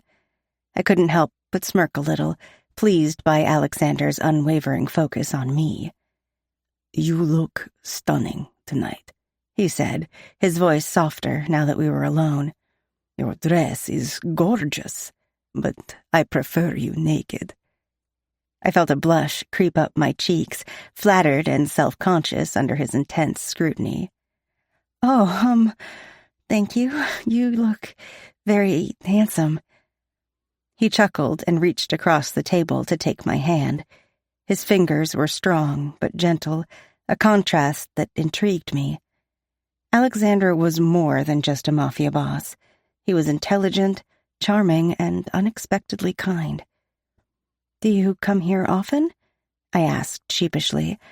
I wanted to know if he came here often with other females. "Yes, I frequent this restaurant," he replied, amused. "Oh." My smile faltered, glancing at my hands folded in my lap. Do you come here frequently with other women?" I searched his face, knowing the answer was probably yes, but hoping it was no. "You are the first woman I have taken to this restaurant. I usually come here for business reasons only." "Really?" Hope and anticipation bubbled, but I tried to remain casual. I assumed you've taken other women here before me. Alexander's lip ticked as a smirk appeared. Not only are you the most beautiful woman in this restaurant, but you are also the first woman to dine with me. It seems you have piqued the interest of the other diners. Glancing around the restaurant, I noticed some women and men stealing looks at us. The whispering continued, and I suddenly felt incredibly self-conscious. Reaching across the table, Alexander held out his hand. Hesitantly, I gave him mine. Bringing it to his lips, he kissed it gently. Thank you for accepting my dinner invitation. The fire burned behind his blue eyes, heating my core and making my panties wet. The world outside our little bubble faded into insignificance. I barely noticed the waitress placing the food on our table. It was exquisite. Delicate morsels of seafood, tender cuts of beef, and vegetables prepared with a skill that spoke of a master chef. Each bite was a revelation, a symphony of flavors that seemed almost too extravagant to be real. But it was Alexander's company that truly captivated me. He listened intently as I spoke, his eyes never leaving mine, and the intensity of his gaze made me feel like the only woman in the world. But beneath his warmth was an edge, the hardness that spoke of the life he led. It was that duality that drew me to him, the light and the dark intertwined in a dangerous and intoxicating way. I admired how he carried himself, with an air of authority and confidence demanding respect. Any luck finding Vic? I inquired. Not yet, but we will get him. This will all be over soon enough. His face was a mask of determination, and I believed he'd stop at nothing to get Vic. After a while, I excused myself to go to the restroom. The opulent decor of the restaurant continued into the hallway, but the further I went, the quieter it became. Gold-framed mirrors hung on the walls, reflecting the dim lighting and creating a sense of sophistication. I freshened up quickly, staring at my reflection in the mirror. The woman looking back at me was confident and alluring, but there was a flicker of something else in her eyes. Uncertainty, perhaps? I shook my head, pushing the thought away, and exited the restroom. The hallway was dimly lit, and as I walked back toward the dining area, I felt a sudden dark presence behind me. Before I could react, a rough hand clamped over my mouth, and I felt a prick in my neck, a needle injecting something into my bloodstream. Panic surged through me, my body choosing fight over flight. Adrenaline coursed through my veins, sharpening my senses. I stomped down with my heel, aiming for my assailant's foot. A muffled cry of pain told me I'd hit my mark. Summoning all my strength, I reached behind me and grabbed his crotch, squeezing and twisting with every ounce of force I could muster. He howled, his grip loosening just enough for me to break free. My vision blurred as I stumbled into the dining room, my legs feeling like jelly. I could hear Alexander's voice, a roar of fury cutting through the haze, but I couldn't focus on the words. The world tilted, the faces of the diners spinning in a surreal dance of concern and curiosity. The luxurious surroundings seemed to warp and distort, the rich colors and textures blending into a disorienting swirl. Each step felt like I was wading through water, my limbs heavy and uncooperative. I reached out, trying to steady myself on the back of a nearby chair, but my fingers slipped off the polished surface. The voices around me grew louder, a cacophony of alarmed exclamations and hushed whispers. Alexander's figure loomed ahead, his expression full of rage and fear. My strength waned, my vision narrowing to a dark tunnel. The last thing I saw was Alexander rushing towards me, his eyes wide with panic. Then everything went black, the world dissolving into nothingness as I fell into unconsciousness. Chapter 34. Alexander. The gasps from the other diners echoed through the restaurant, slicing through the air like a knife. My heart pounded as I watched Tolia collapse, her body crumpling to the floor. The restaurant, with its ornate chandeliers and richly adorned walls, suddenly felt like a cage. I dropped to my knees beside her, my hands trembling as I gently cupped her face. The golden light from the chandelier above cast a halo around her, but her face was pale, lifeless. "Tolia, wake up!" I urged, my voice raw with panic. "Please, wake up!" My eyes scanned her body, landing on a small puncture mark on her neck. It was a tiny, almost insignificant wound, but its effect was catastrophic. I clenched my jaw, fury and fear intertwining as I turned to shout orders at Anton and Ivan. The room buzzed with a murmur of concerned diners, their faces blurring together, their whispers growing louder. A restaurant worker rushed over, phone in hand. "I've called 911. An ambulance is on its way," she said, her voice trembling, her wide eyes filled with fear. I barely acknowledged her, my focus entirely on Tolia. I held her close, whispering words of comfort that I hoped she could hear. My hands were warm and strong, contrasting with the cold numbness spreading through her body.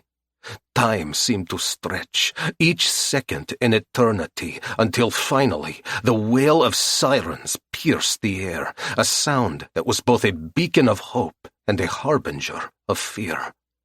Paramedics burst into the restaurant, their efficient movements contradicting with the chaos that had enveloped the room. Their uniforms were a blur of blue and white as they quickly assessed the situation, lifting Tolia onto a stretcher and securing her in place with practiced precision. My grip on her hand tightened, my eyes never leaving hers. "She's my wife," I said urgently to the paramedics, my voice cracking with emotion. "And she's pregnant. I'm coming with her." The paramedics exchanged glances but didn't argue, allowing me to climb into the ambulance. I held Talia's hand, my knuckles white with tension, as the ambulance sped towards the hospital. The city lights blurred past, a kaleidoscope of colors that matched the confusion in my mind. The siren's wail seemed to match the rhythm of my heart, fast and erratic. At the hospital, everything moved quickly. Nurses and doctors surrounded her, their voices blending into an incomprehensible hum, an ensemble of urgency. The bright fluorescent lights and sterile white walls were jarring compared to the restaurant's rich, warm hues. I stayed close, reluctant to let go of her hand. A stern-looking nurse eventually ushered me out of the exam room. "I'm her husband," I insisted, my voice breaking with desperation and determination.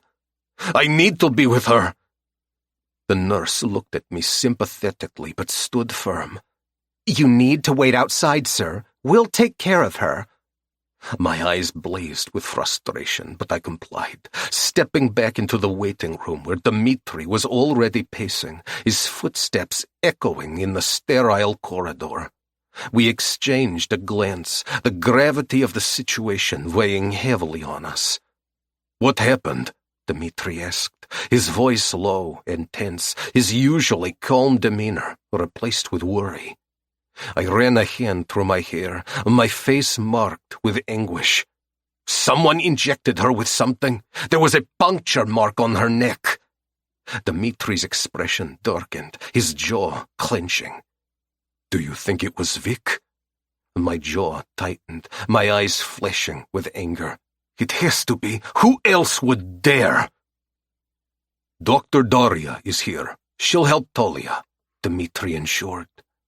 We lapsed into a tense silence. The only sound, the steady rhythm of my pacing, a metronome of barely contained rage. Dmitri tried to calm me, placing a hand on my shoulder, but it was clear that I was barely holding it together. The fear of losing Talia had taken me by surprise, and the worry about the baby was an added weight on my shoulders, a burden I could scarcely bear. I pulled out my phone and dialed a number with trembling fingers, the device shaking in my grip. "Tommy!" I barked when the call connected. "I need to know where Vic is hiding, now!" I growled.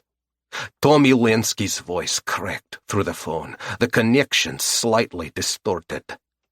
"Alexander, what happened?" "Someone attacked Talia!" I snipped, my voice a razor's edge.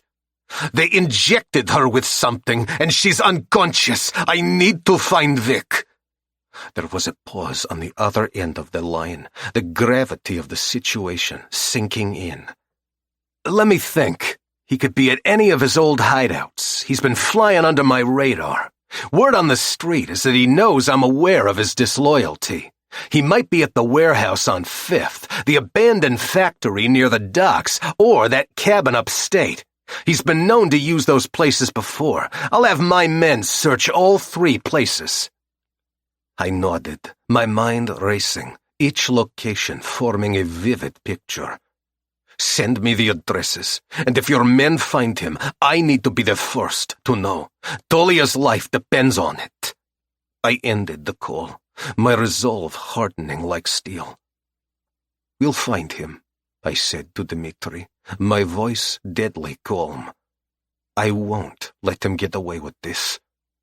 An hour crawled by, each minute stretching into an eternity, the sterile surroundings of the hospital only amplifying the tension. Finally, Dr. Daria emerged from the exam room, her expression grave, the weight of her news pressing on her visibly. Dmitri and I rushed over, our faces etched with worry, our breaths held. "Alexander, we identified the drug. It's a powerful paralytic. She's stable, but we're administering an antidote through an IV. We need to keep Talia here overnight to monitor the baby and her condition." My shoulders sagged with relief, but my eyes remained stormy, a tempest of emotions brewing beneath the surface. "Can I see her?" Dr. Daria nodded, her eyes softening. "Yes, but only for a few minutes. She needs rest." Dmitri and I followed Dr. Daria into their room. Talia lay on the hospital bed, her face pale but peaceful, an IV drip attached to her arm, the soft beep of the monitors a reassurance of life. I sat beside her, taking her hand in mine, my eyes filled with fear and determination, my thumb brushing soothing circles on her skin. "I'm here, Talia," I whispered, my voice breaking with emotion. "I won't leave you." Dmitri stood by the door, his presence a silent reassurance, his ordinarily stoic expression softened by concern. His eyes met mine, an unspoken promise piercing between us. We would stay by her side and protect her at all costs, our loyalty unwavering. As the hours passed, my worry transformed into a fierce resolve, my eyes dark with determination. I would find Vic, no matter what it took.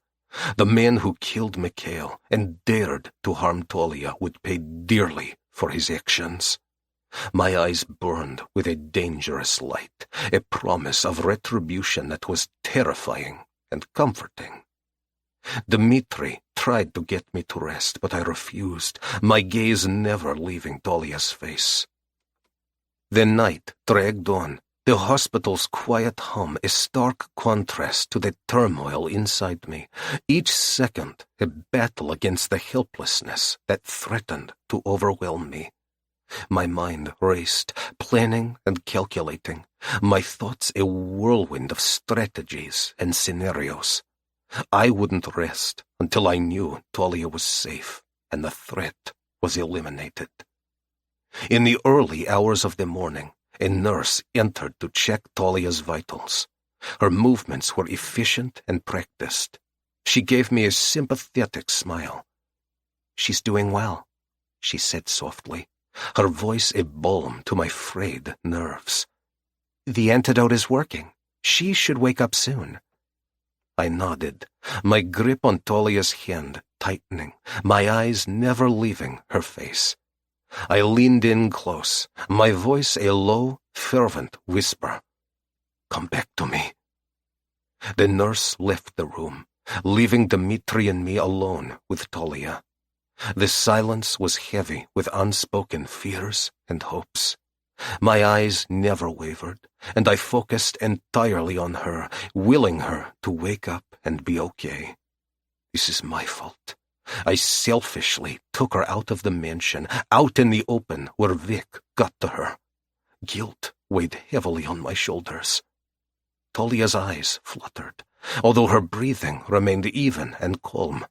I glanced at Dmitri, our bond strengthened by the shared ordeal. We would find Vic, and we would make him pay for this. But for now, we stayed by Talia's side, our presence a shield against further harm, our resolve unbreakable. Chapter 35. Talia. I woke up in the early morning, my mind struggling to emerge from the thick fog of unconsciousness. Everything around me was a blur.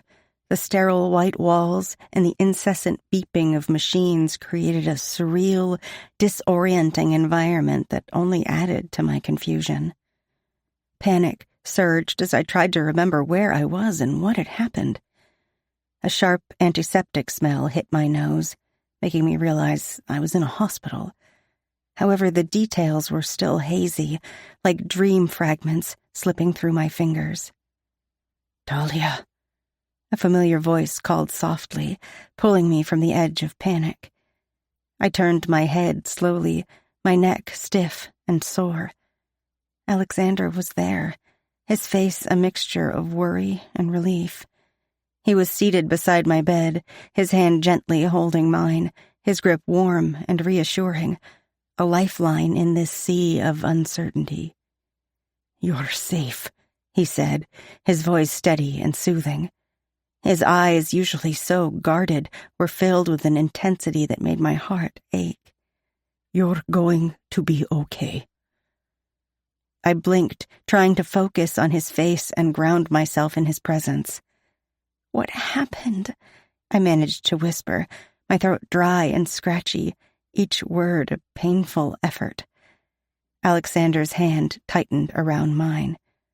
"Do you remember anything?" he asked, his voice gentle but urgent. "Anything at all?" At first, everything was a muddled mess in my mind. I shook my head slowly, frustration bubbling as I tried to piece together the fragmented images. "No, I don't," I started, then paused, closing my eyes and concentrating harder. Slowly, fragments of memory began to surface, like pieces of a puzzle coming together. "I remember coming out of the restroom," I said haltingly, "and then I was attacked.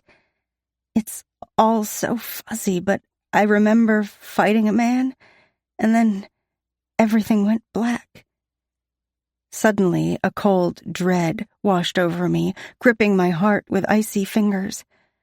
I squeezed Alexander's hand, my voice trembling. "The baby!" I gasped, my eyes wide with fear. "What about the baby?" Alexander's expression softened, and he leaned closer, his eyes never leaving mine. "The baby is fine, Talia. I promise." "What happened to the man?" I asked nervously, my voice barely more than a whisper. "We don't know who attacked you, but my best guess is Vic. He injected you in the neck with a paralytic," Alexander explained, his voice laced with a mix of anger and concern. My fingers instinctively flew to my neck, feeling around for evidence of the attack. "I can't believe he did this. How did he know we were at the restaurant?" "He must have followed us. We'll get him, Talia." Alexander said, tucking a strand of loose hair behind my ear with a tenderness that brought tears to my eyes. Rest now. I'll go get the nurse. He stood up, his movements quick and purposeful as he stepped into the hallway. Moments later, a nurse entered the room, her demeanor calm and professional. She approached me with a reassuring smile, checking my vitals with practiced efficiency before heading out to get the doctor. Alexander returned to my side, his presence a comforting anchor in the storm of my emotions. You're safe now, he repeated. I won't let anything happen to you or our baby. As I tried to process everything, the door opened and Dmitri entered the room, holding 2 cups of hot coffee. Steam rose from the paper cups, and the rich aroma tickled my nose, providing a small comfort amidst the chaos. You're awake, finally, he teased, a smile on his lips. You had us worried, but you're strong. I had no doubt you'd pull through, he said in his thick Russian accent. I smiled weakly, appreciative of his presence here with Alexander. It felt like a moment of normalcy in an otherwise nightmarish situation. Dr. Daria arrived shortly after, her kind but serious expression setting the tone for her visit. She conducted a thorough exam, her touch gentle yet precise. The baby is fine, she confirmed reassuringly. You're both going to be okay. But we need to keep you here a little longer to monitor your condition before releasing you. I nodded, relief washing over me even as a part of me longed to leave the sterile confines of the hospital. The idea of staying here, vulnerable and exposed, was unsettling, but I knew it was necessary. A little while later, the door opened and Sandy burst into the room, her face a mix of worry and relief. Dmitri was on her tail as she rushed to my side, eyes scanning me for signs of injury. I came as soon as I could. Are you okay? Is the baby okay? She said breathlessly. We're fine, I reassured her, though my voice still shook with residual fear. The doctor said everything is going to be okay. Sandy's face crumpled with relief, but her expression hardened as she turned to Alexander. How could you let this happen? She demanded, her voice shaking angrily. You were supposed to protect her. Sandy, I said softly, touching her arm. It's not his fault. She looked back at me, her deep blue eyes filled with tears. You should come home with me, she said, her voice breaking. Before I could respond, Alexander stood up, his face a mask of controlled anger. Sandy, let's talk outside, he said curtly, motioning for her to follow him into the hallway. Sandy hesitated, glancing at me with concern, but eventually she followed Alexander out of the room. I could hear their muffled but tense voices as they spoke in the hallway. I closed my eyes, exhaustion washing over me. The events of the night had left me drained, both physically and emotionally. The nurse returned, rechecking my vitals and adjusting the IV. You're doing well, she said kindly. Rest now. The doctor will be back to check on you soon. Alexander and Sandy re-entered the room, her expression softer, but still shadowed by worry. She sat down beside me, taking my hand. I'm just worried about you, she said quietly. I nodded, understanding her reaction. Sandy had always protected me. Seeing me in such a vulnerable state must have been hard for her. I know, I said softly, but I have to stay here until the doctor says I can leave. She squeezed my hand gently, her eyes filled with a sisterly love. We'll stay as long as it takes, she said. I'm not going anywhere. The fear gradually ebbed away as the hours passed, replaced by a deep gratitude for the people around me. Alexander's unwavering support, Sandy's fierce protectiveness, and even Dimitri's quiet presence were all my anchors, holding me steady in the storm. The The hospital staff came and went, their movements a comforting routine. The beeping of the monitors, once a source of anxiety, became a reassuring reminder that I was being watched over and that every precaution was being taken to ensure my safety and the safety of my baby. As midday light crept into the room, I felt a sense of peace settle over me. The fear and uncertainty of the night were slowly giving way to a new resolve. I would get through this. We would get through this. Together. Alexander and I exchanged a look, his eyes filled with a fierce determination that mirrored my own. We had a long road ahead of us, but for now I was content to rest, knowing that I was surrounded by people who cared for me and who would protect me no matter what. As I closed my eyes, drifting off into a much-needed sleep, I felt deeply grateful for the man beside me, the sister who had rushed to my side, and the new life growing inside me. Together we would face whatever came next, stronger than ever. Chapter 36. Alexander. Dr. Daria's voice echoed in my mind as I paced the sterile corridor of the hospital. "Talia is well enough to leave," she had said, her tone as clinical as the environment around us. Relief mixed with apprehension in my chest. She had pulled through the worst, but the danger was far from over. I took a deep breath, readying myself for the confrontation ahead. Sandy stood at the end of the hall, her arms crossed and eyes fixed on the floor. I knew she wouldn't be happy with my decision, but it didn't matter. Talia was coming home with me, and there was no room for argument. "Sandy," I called, approaching her with deliberate steps. She looked up, her eyes weary but defiant. "Alexander," she replied, a hint of challenge in her voice. "What's the plan now?" "Talia is going home with me," I stated firmly, leaving no room for negotiation. "She'll be safer at the mansion. I won't risk her being out in the open." Sandy's eyes narrowed, concern etched into every line of her face. "You think it's safe to bring her there, with everything going on?" "I'm going to find Vic and end this once and for all," I said, my voice hard.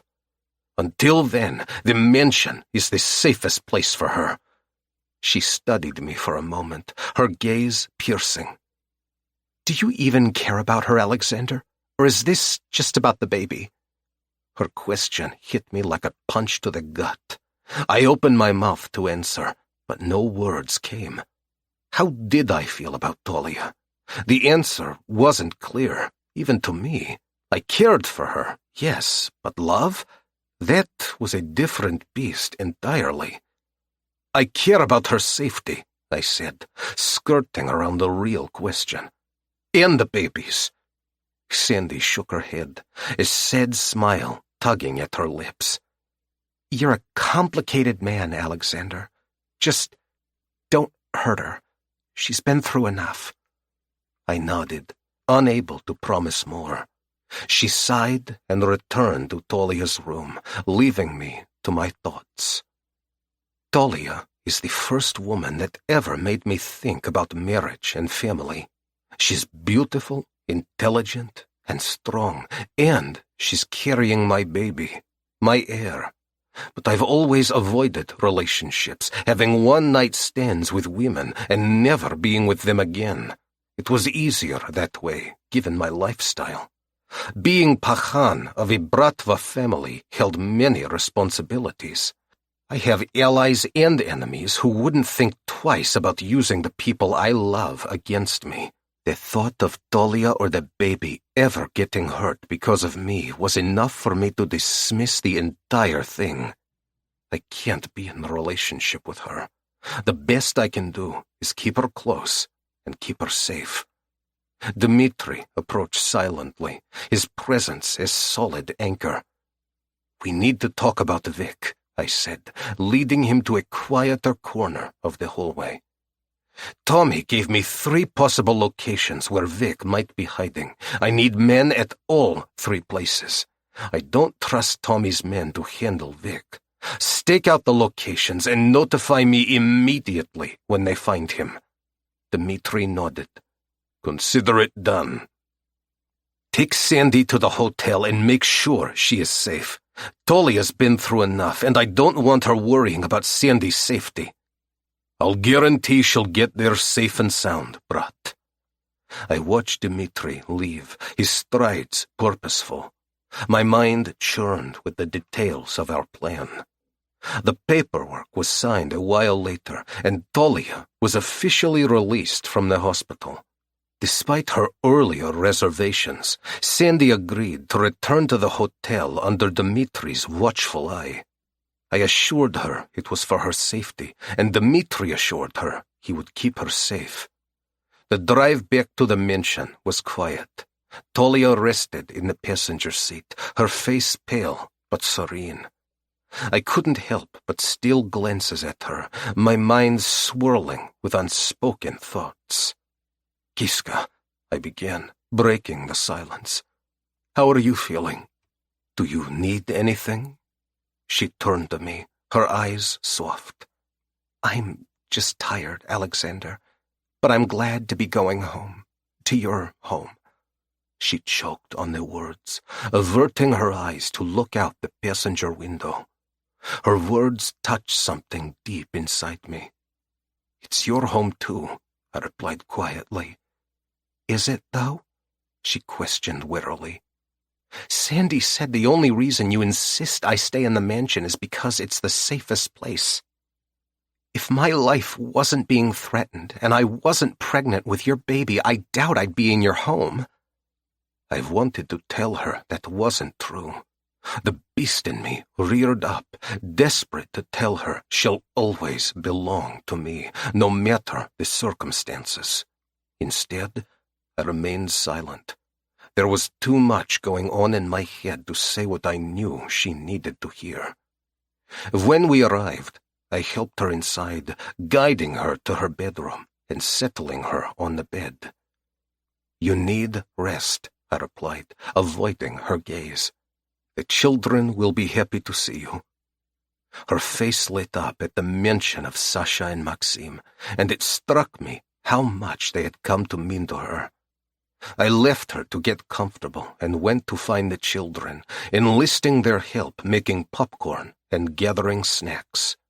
Their laughter filled the kitchen, easing the turmoil in my mind. We brought the snacks to Tolia's room, and the kids immediately climbed onto the bed, snuggling up to her as they picked the movie. Her smile was radiant, her affection for them evident in every touch and laugh. Watching them together, I felt a warmth I couldn't quite explain. As the movie started, I lingered at the door, watching the scene unfold. Talia caught my eye and smiled a silent invitation. I hesitated, then stepped inside, settling into a chair near the bed. The movie played on, but my attention was on Talia and the children. They were so at ease with each other, a small family within the larger chaos of our lives. Tolia's laughter, soft and genuine, wrapped around my heart. They mean the world to me, she whispered. And you to them, I replied, my voice thick with emotion. We sat in silence for a moment, eyes locked on each other. Finally, I stood, needing to escape the feelings she stirred in me. I have to take care of something, I said, my tone serious. Stay here with the kids. I'll be back soon. She nodded, understanding in her eyes. Be careful, Alexander. I will, I promised, kissing her forehead. The gesture was instinctive and surprised both of us.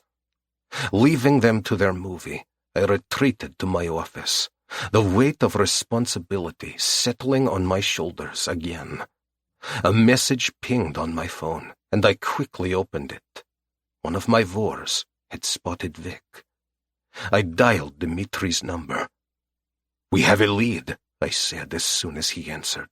"Message Anton, and both of you meet me at the address I'm about to send you." "Da, Pachan," he replied without hesitation. I sent the address and sat back. This was it, the moment I had been waiting for. Ending Vic was the only way to avenge Mikhail, ensure Tolia's safety, and end the threat that loomed over us.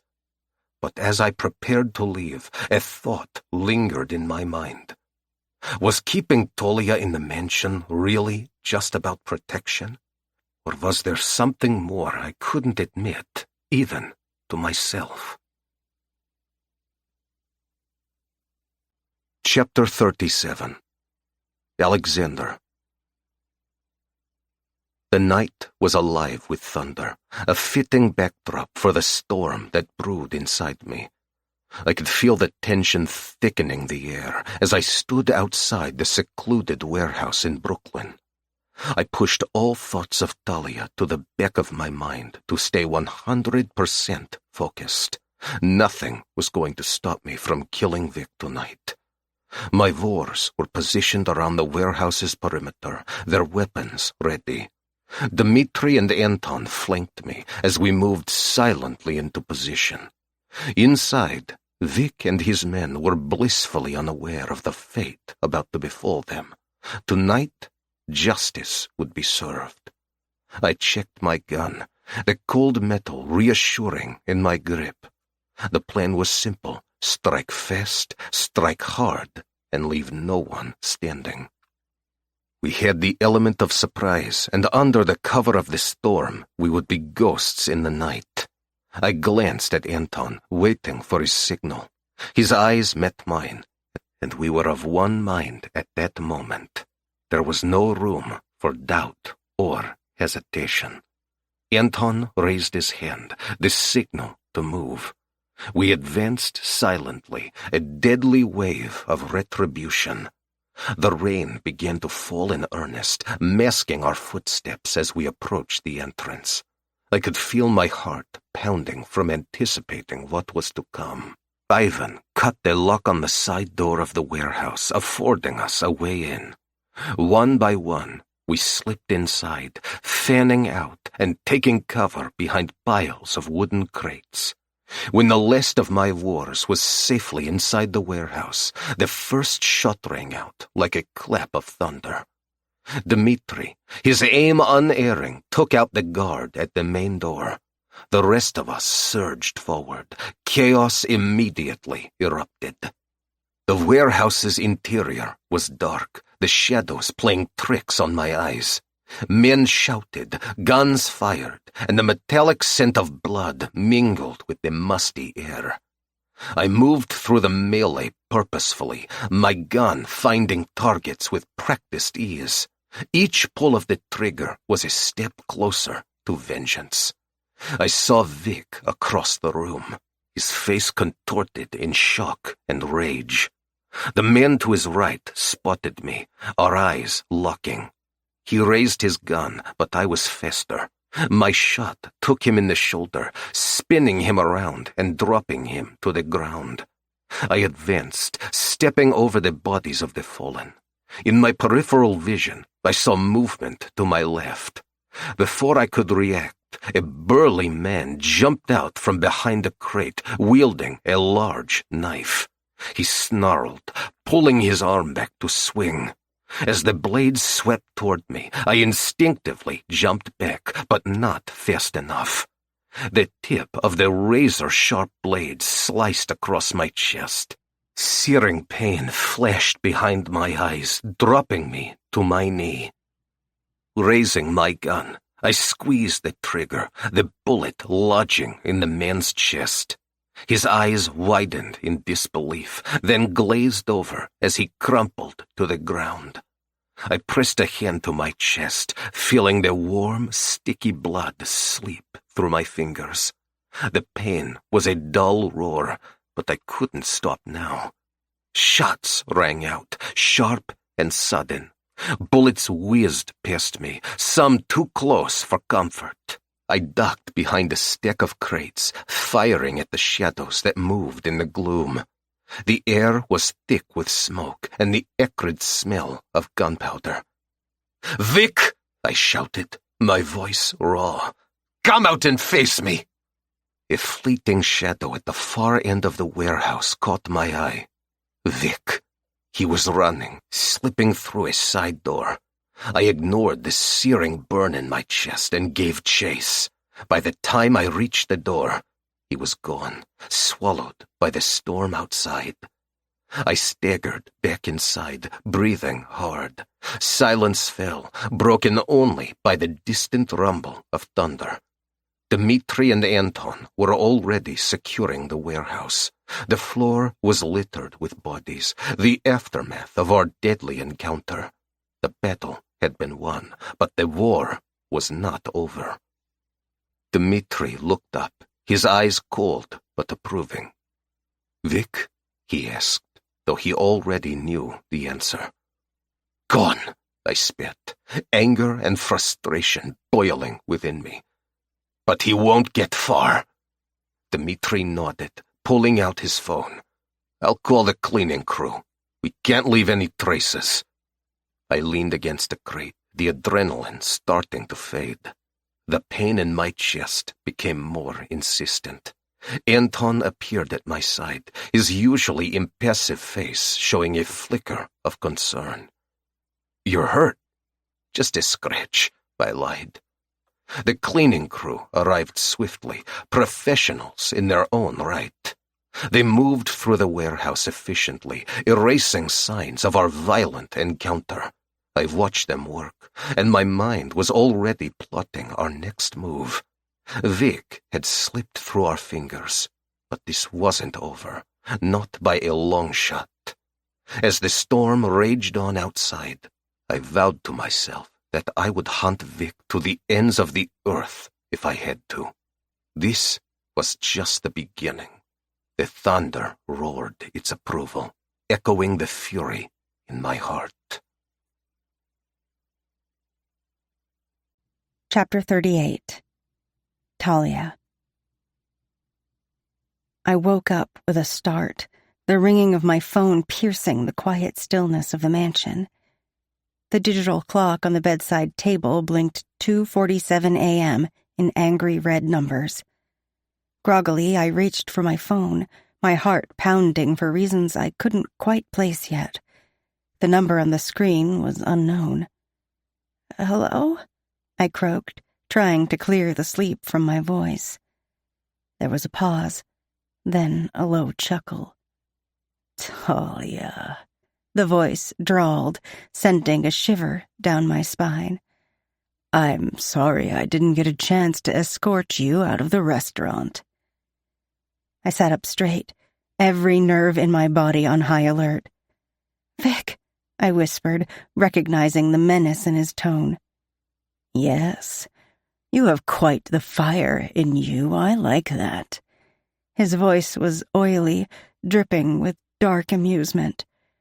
My mind raced, recalling the incident at the restaurant. The memory of his hand over my mouth and the injection in my neck flashed in my mind. "What do you want?" I demanded, trying to keep my voice steady. "I wanted you to know that Alexander has figured out I killed Mikhail," he said casually, as if discussing the weather. "So, my plans have changed. I was going to kill you, but now I think I'll kill Alexander instead. And you, Talia, you will be my prize." I felt a wave of nausea. "You're insane," I spat. He chuckled again. "Insanity is a matter of perspective. I'll see you soon, Talia." The line went dead. I sat in stunned silence for a moment, my heart racing and my mind reeling from the threat. Then, instinct took over. I had to find Alexander. I couldn't be alone, not after that call. I slipped out of bed and padded silently to the door, careful not to make any noise. I made my way down the darkened hallways, my pulse echoing in my ears. When I reached Alexander's room, I paused, my hand hovering over the doorknob. The door was slightly ajar, a sliver of light spilling into the hallway. I pushed it open gently and stepped inside. Alexander was standing by the bed, shirtless, with a long gash across his chest. He was methodically bandaging the wound, his eyebrows pinched together in concentration. My heart lurched at the sight of him hurt. "Alexander?" I whispered, my voice trembling. His head snapped up, his eyes locking onto mine. "Talia, what are you doing here?" "I got a call," I said, rushing to his side. "It was Vic. He said he's coming for you. He wants to kill you and take me." His eyes darkened with anger. "That bastard," he muttered, wincing as he tied off the bandage. "We went to the warehouse tonight where he was hiding, but he got away." My hands shook as I reached out to touch his chest, the rough texture of the bandage stark against his smooth skin. "Are you okay?" I asked, my voice barely above a whisper. He covered my hand with his, squeezing gently. "I'm fine, Kishka. It's just a scratch." "How the hell did he get your phone number?" Alexander growled. "I'm not sure. Tell me what happened tonight. I need to know." He sighed heavily, brushing the hair away from my face. "We were able to get into the warehouse undetected. There was a shootout, and many men died." "Did any of your men get killed?" I asked, chewing nervously on my lip. "No. A few of them are wounded, but they will heal." Hooking his finger under my chin, he tilted my face to look directly into my eyes. "Tell me exactly what Vic said to you."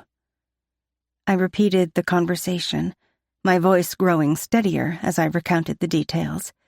Alexander listened intently, his expression grim. When I finished, he pulled me into a tight embrace. "I won't let him touch you," he vowed, his voice low and fierce. "I don't want to be alone," I admitted, my voice breaking. "I'm scared, Alexander." He stroked my hair gently. "You're safe here, with me." The tension in my body began to ease as his warmth enveloped me. I looked up at him, our faces inches apart. His eyes softened, and we stared at each other for a moment. Then, as if drawn by an invisible force, our lips met in a slow, tentative kiss. The kiss deepened, a rush of heat spreading through me. Alexander's hands moved to my waist, pulling me closer. My fingers traced the lines of his muscles, careful to avoid the fresh bandage. He groaned softly against my lips, the sound sending a thrill through me. Before I knew it, he was feasting on my mouth. My heart beat frantically as the world outside ceased to exist, and we lost ourselves in each other. With one hand, he pulled open his pants, freeing his cock. I stripped off my pajamas and stood naked before him. Sliding his hands over my ass, he cupped my cheeks, pulling me into him.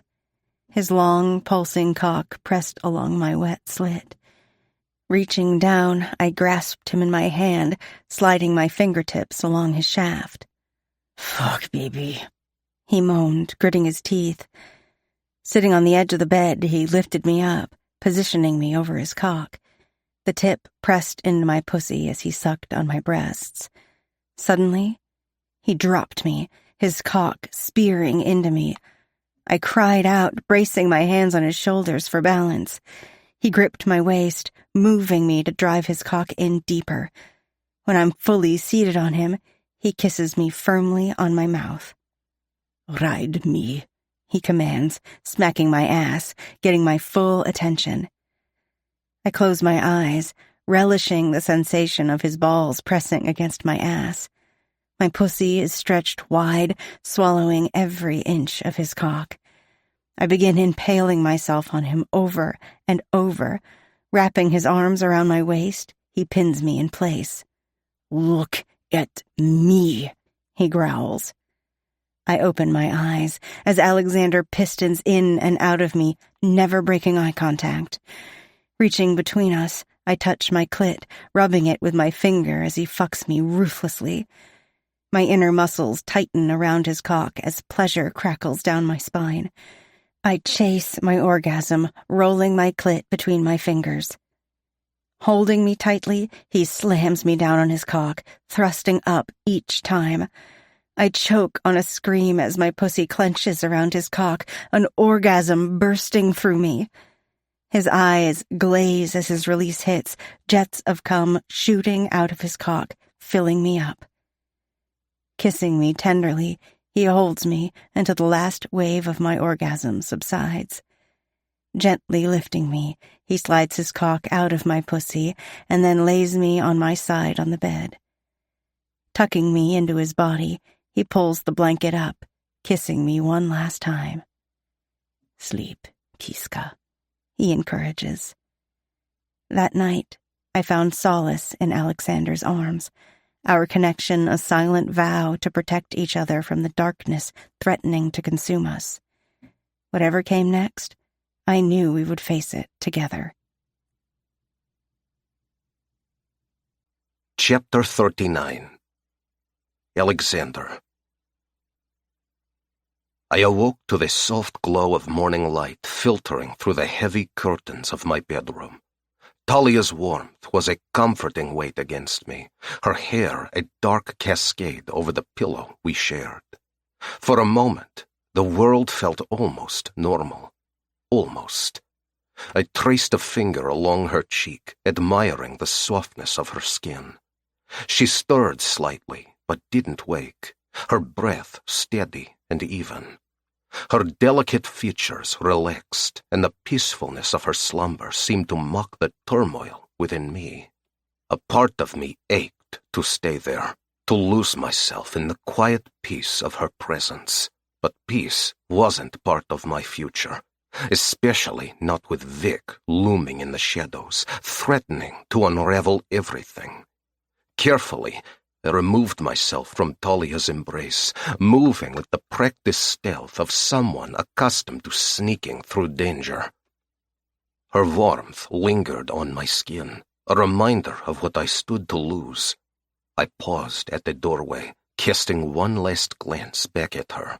A tangled mix of emotions churned within me: protectiveness, longing, guilt. The mansion was quiet as I walked the hallways to my office. It was cold compared to the warmth of my bedroom, the chill seeping into my bones. The heavy wooden desk was littered with files and a half-empty glass of vodka from the night before. I downed the rest of the vodka, the burn in my throat grounding me in the present, and then reached for my phone. I needed to speak with Dmitri about Vic. We needed a plan to end that moodic once and for all. Dialing Dmitri's number, I waited 2 rings before he answered. "Brat," I said when he picked up, "we need to meet. Somehow, Vic got Talia's phone number and called her." There was a pause on the other end of the line. "When and where?" Dmitri growled, his voice thick with anger. "In an hour at the cafe near the square." "I'll be there," he replied, and the line went dead. Quietly, I walked through the hallways, checking on Sasha and Maxim before slipping back into my bedroom. Sitting on the edge of the bed, I gazed at Talia, sleeping peacefully. Despite all the wrongs I've done, I ended up with this beautiful woman who was carrying my baby. Brushing a tendril of hair away from her cheek, I leaned down and gently kissed her lips. Her eyes fluttered open, immediately focusing on my face. "Good morning," she whispered, her voice still husky with sleep. "I'm leaving to meet Dmitri. Stay with Olga and the children today."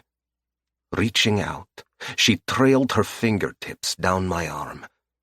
Do you have to leave? She asked, her eyes wide and pleading. As much as I'd love to stay here and pleasure you all day, I need to devise a plan to eliminate Vic. She sat upright, her eyebrows pinched together in concern. Please be careful. We don't know what Vic is planning to do. She gripped my face gently and dragged her lips over mine, kissing me deeply. The kiss was a promise, a plea, a silent bond I vowed not to break. Pulling away, I studied her face, memorizing every detail. With one final kiss, I left to meet Dmitri. The cafe was a short drive from my place. The streets were calm before the city fully awoke, the morning light casting long shadows on the pavement. Dmitri was already there when I arrived, seated at a corner table, sipping coffee with a clear view of the entrance. He nodded as I approached, his expression serious. "What's the situation?" he asked once I sat down. I filled him in on Vic's call to Talia, my voice low but urgent. Dmitri listened, his eyes narrowing in thought, his fingers tapping steadily on the table. "We need to hit back hard," he said when I finished. "We can't let him think he has the upper hand." A waitress wearing a bright yellow apron approached the table. "What can I get you?" she asked, smiling pleasantly. "Coffee," I replied curtly, eager to get her away from the table. Nodding, she spun on her heels, leaving us to our conversation. "Let's contact Tommy Linsky again," I suggested. "He might have more information on Vic. And call Dennis. Tell him we need to get a location on that motherfucker." Before we could delve deeper into our planning, my phone buzzed. Olga's name flashed on the screen. I answered, expecting it to be a routine check-in. "Good morning, Mr. Avalov. I don't mean to disturb you, but the children want to go to the park," she said, her voice slightly strained. "They're begging to ride the carousel." I sighed, glancing at Dmitri. "Let them go. They need some fresh air." "There's more," Olga continued. "They want Talia to come with them. They want to ride the carousel together." My initial reaction was to say no. It was too risky. But then I thought about Talia. Maybe a change of scenery would do her some good after everything that's happened. "Fine," I said reluctantly. "Talia can go, but I'm sending 2 of my men with you for security." "Thank you, Mr. Avalov," Olga said, relief evident. "I think this will be good for all of them." I hung up and turned back to Dmitri. "We need to wrap this up quickly." We spent the next hour strategizing and refining our plan to take down Vic. When we were done, I felt a cold resolve settle over me. Dmitri left cash on the table and messaged all our Vors as we left the cafe to meet at the art gallery. When we arrived, they were already gathered in the back room, eager to hear the plan. "Vic is planning to make a move," I ground out. "We're going to get to him first and end his miserable life." I went over every detail, ensuring everyone knew their role. There was no room for error. Vic was dangerous and unpredictable. They all nodded in agreement, dispersing to get ready to take him down. As we left the gallery, my phone rang again. Olga's name once more. A cold dread settled in my gut as I answered. Olga's voice was a frantic scream. "They're gone! They're gone!" My heart stopped. "What happened?" I demanded. "They were waiting in line for the carousel," she sobbed. "I left to use the restroom. Josh stayed with Talia and the children, and Lev escorted me." She choked on her sobs, barely able to get the words out. "When I returned to the carousel, they were gone," she cried. Lev and I looked around for them, but found Josh instead. He was on the ground behind a tree. He's dead." She sobbed into the phone, breathing hard. A red haze descended over my vision. "Where are you now?" I barked. "I'm still by the carousel. Lev is speaking with the police. Please hurry, Mr. Avalov. You have to find them." "I will," I vowed, my voice like steel. "Stay there. We're coming." I ended the call and turned to Dmitri, fury and fear warring within me. "Vic has taken Talia and the children. Josh is dead. Call Anton and Boris. We need everyone looking for them." Dmitri's expression mirrored my own rage. "We'll get them back, brat. And when we do, we'll cut off that bastard's head." The SUV sped through the streets, my mind a maelstrom of thoughts. I can't lose them. Not Talia, not the children. I won't let Vic harm them. We reached the park in record time. Olga was near the carousel, her face pale and tear-streaked. Lev was with her, on high alert. She ran to us as we approached. "They were right here," she cried, pointing to the empty carousel. "I don't know what happened, but they're gone." She wrung her hands, sobbing. I looked around, my mind racing. Vic had planned this too well. He knew our weaknesses, our vulnerabilities. Somehow, he knew every step we made. "Check the security footage," I ordered one of my Vors. "Find out how he took them." Minutes felt like hours as we waited for any clue, any lead. When my man returned, his face was grim. "There's no sign of them," he said. "It's like they vanished." Despair clawed at me, but I couldn't afford to lose control. I needed to stay focused to find a way to get them back. "We need to regroup," I said to Dmitri. "Get everyone on this. We're not stopping until we find them." Dmitri nodded, his jaw set in determination. Lev was speaking with Dennis, looking over Josh's body. Josh's gun was nowhere to be found, and his throat was cut. It seems as if Vic got the jump on him. There was no way to keep this quiet, as a crowd of onlookers had already formed. "We'll find them," Dennis asserted. "I'll keep the details out of the police report." I nodded my thanks. "We'll handle this our way.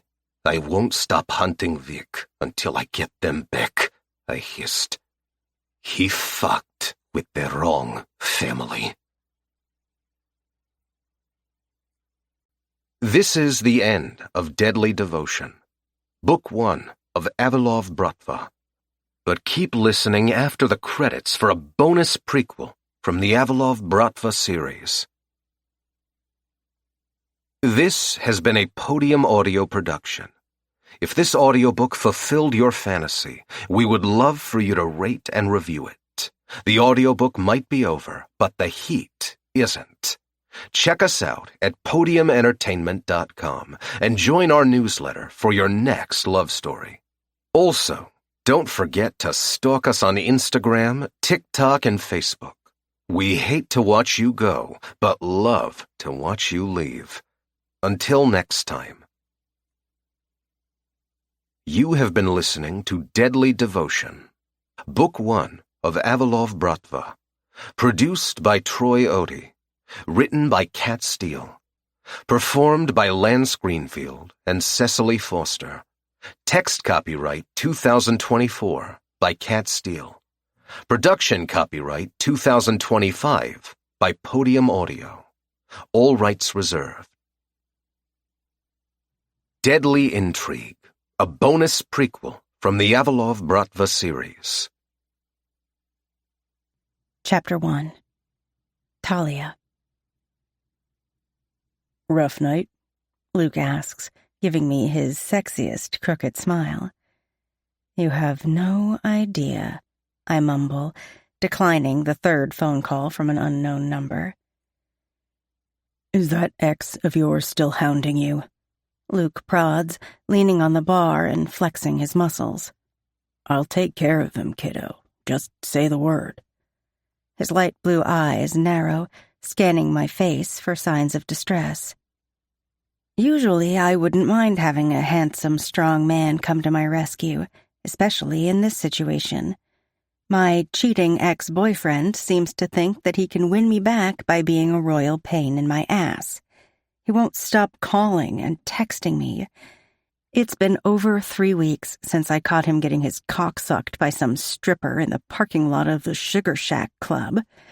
No matter how much I'd love to take Luke up on his offer, it would only cause more trouble, and I can't afford to lose this job because of this drama. Thanks, Luke. I can handle it. Smiling, I take the tray of drinks and serve them to the couple huddled in the booth in the corner. I'm grateful to be working tonight. The distraction is almost enough to keep my mind off of Danny. Asshole. I'm still shocked that I had been such a fool for months. In the beginning, he was charming and sweet. His rugged good looks and deep green eyes drew me in. He bought me flowers and took me to cute romantic restaurants. We'd watch the sunrise as he listened intently to the stories of my life. He was genuinely interested, always asking questions and wanting to know things about me. Then, one day, it all changed. He became possessive, and the charm he wooed me with disappeared. Not too long after that, I caught him with his pants down. Literally. I have to stop thinking about it, about how hurt I felt. It's in the past, and I'm moving on. 1 more hour, and I can go home and take off these heels. They make my legs look great, but are killers after a 6-hour shift. And this corset is digging into my ribs. I might not love my work uniform, but it helps to get tips. All the girls wear the same uniform at the Rum Room bar and lounge. Black corset, black miniskirt, fishnet stockings, and black heels. Sexy, yet classy. I've been working at the Rum Room for almost 2 years now. It's a huge step up from the dive bar I used to work at. The Rum Room is one of the more upscale bars in the Marina district of San Francisco. Situated on the top floor of the Paradise Heights Hotel, guests enjoy a picturesque view of the Golden Gate Bridge. I particularly love the view when the sun sets. The entire sky looks like an artist's canvas, filled with strokes of oranges, pinks, and yellows. The decor is classy, mixing metallic gray, deep royal blue, and sleek black. The booth seats are swathed in royal blue velvet, accented with crackled glass tabletops. Modern art from nearby galleries adorns the walls. A sleek, black circular bar sits in the middle of the room, outlined with metallic gray stools. A jazz band plays softly on the stage along the room's back wall. The hypnotic melody of the saxophone is flowing through the air, helping me to relax a little. Ring, ring. Again, an unknown number. This is ridiculous. I slip into the back hallway to answer the call, trying to keep my voice calm and steady. Hello? Talia. Danny's voice cuts across the line like a knife. When are you going to cut the shit and realize that you belong to me? To you? I seethe through gritted teeth. I don't belong to anyone, I whisper-yell.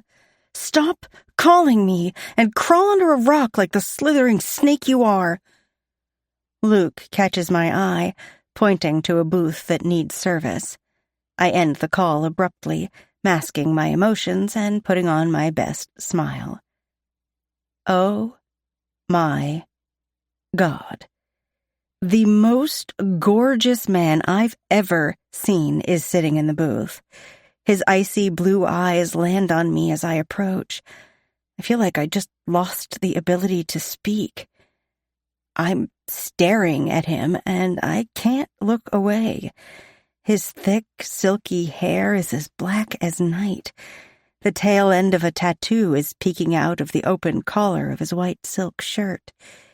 He is gorgeously tan, and his charcoal gray suit is tailored to fit him like a second skin. Is my mouth hanging open? Feeling a blush of embarrassment warm my cheeks, I force my eyes down to the table. "Good evening, gentlemen. Can I get you something to drink?" I smile at the blonde-haired man sitting across from him, trying to regain my composure. I can feel icy blue eyes on me, drinking me in from head to toe. Shifting my eyes back in his direction was a bad idea. The intensity behind those blue irises is making me nervous.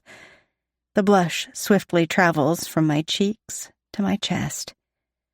Is it getting hot in here? The corner of his lips twitch, forming the beginning of a smile that disappears as rapidly as it appears. I look away quickly and focus on his companion.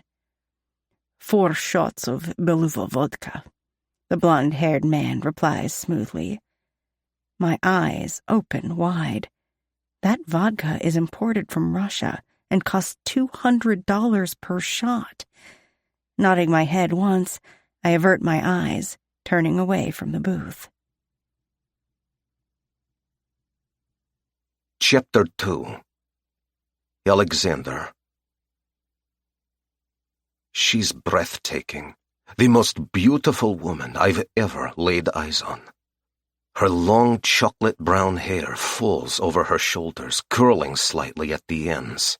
Her sun-kissed skin accentuates the gold flecks in her hazel eyes. Her full, pouty lips are a man's wet dream.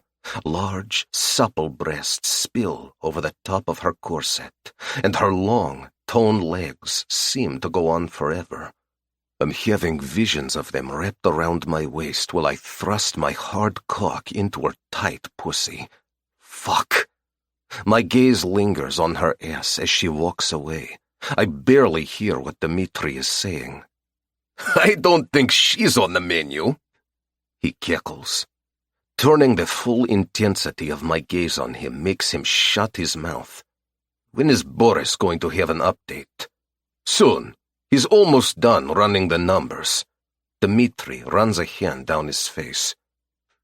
"I'm not sure doing business with these mudiks out here will be in your best interest. It might be best to stick with our associates in New York." Is the only word I mutter. As Pakhan of the Avalov Bratva in New York, I ensure our businesses run smoothly. Dmitri and I flew out to San Francisco, hoping to secure a new avenue of distribution for my art gallery. It's a legitimate business that handles millions of dollars a year in modern art. As the CEO, I can keep up the appearance of an upstanding citizen. As Pakhan, I use the gallery to move Bratva drugs and money around when needed. If Mikhail hadn't fucked up again in New York, I wouldn't be sitting here right now. God damn it. He fell apart when Anya died. If he weren't my brother, I'd have put a bullet between his eyes by now. Too many fuck-ups, too many mistakes, too much booze and gambling. I've had to bail him out too many times, but I won't break my promise to my mother. I swore to protect Mikhail, even though it goes against my better judgment every single day. The Bratva takes care of the family, no matter what. I've watched the bartender give the cocktail waitress our drinks. She's laughing at something he said, touching his arm briefly before she turns away. The beast inside me sits up and takes notice. Is there something between them? I don't like it. Before I can dwell on it, she returns to our booth, smiling brightly. Her hand trembles slightly as she sets 2 vodka shots before Dmitri. It's subtle, and I would have missed it if I wasn't watching her so intently. Her smile falters as she sets down the vodka shots before me. We lock eyes as a rosy pink blush colors her cheeks. Her gaze drifts down to my mouth, then back to my eyes.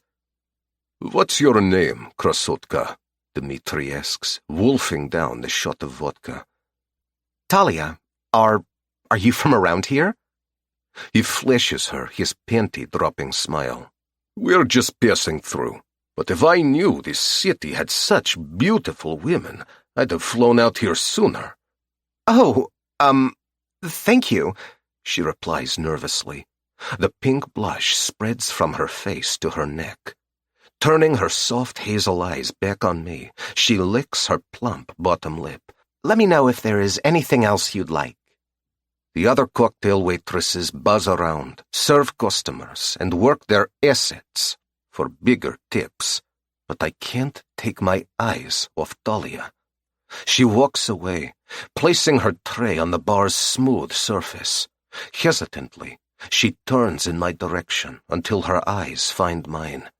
A shy smile forms on her ruby lips. Her eyes dart away, focusing now on the bartender, making small talk. I barely hear Dmitri's phone ringing. "It's Boris," he says. The conversation is short, and from his tone, I already know what Boris is saying. Ending the call, he gulps down the second shot of vodka, hissing from the burn in his throat.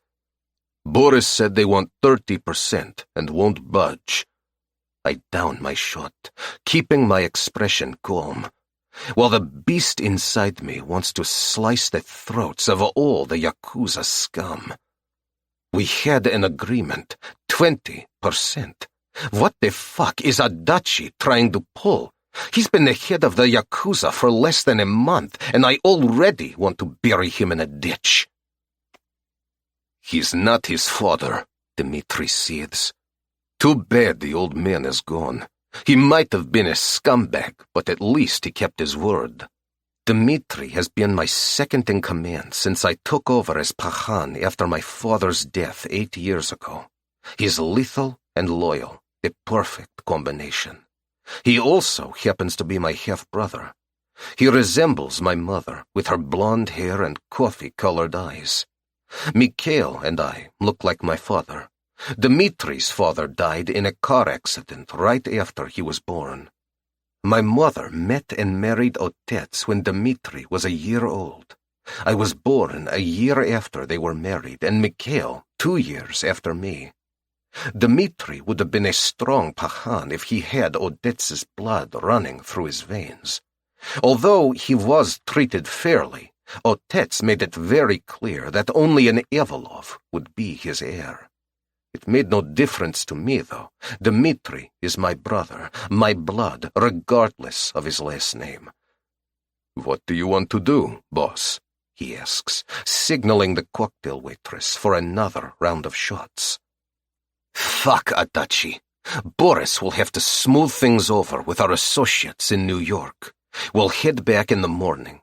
Have the artwork picked up and ready to be loaded onto the jet.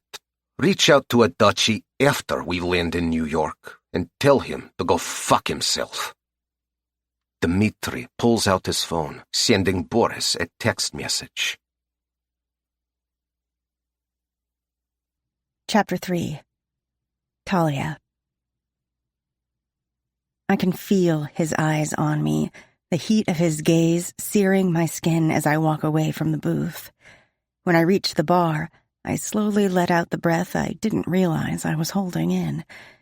Hesitantly, I turn and look in his direction. Our eyes lock, the blush returning to my cheeks. I feel like a shy schoolgirl crushing on the hot boy that all the girls want.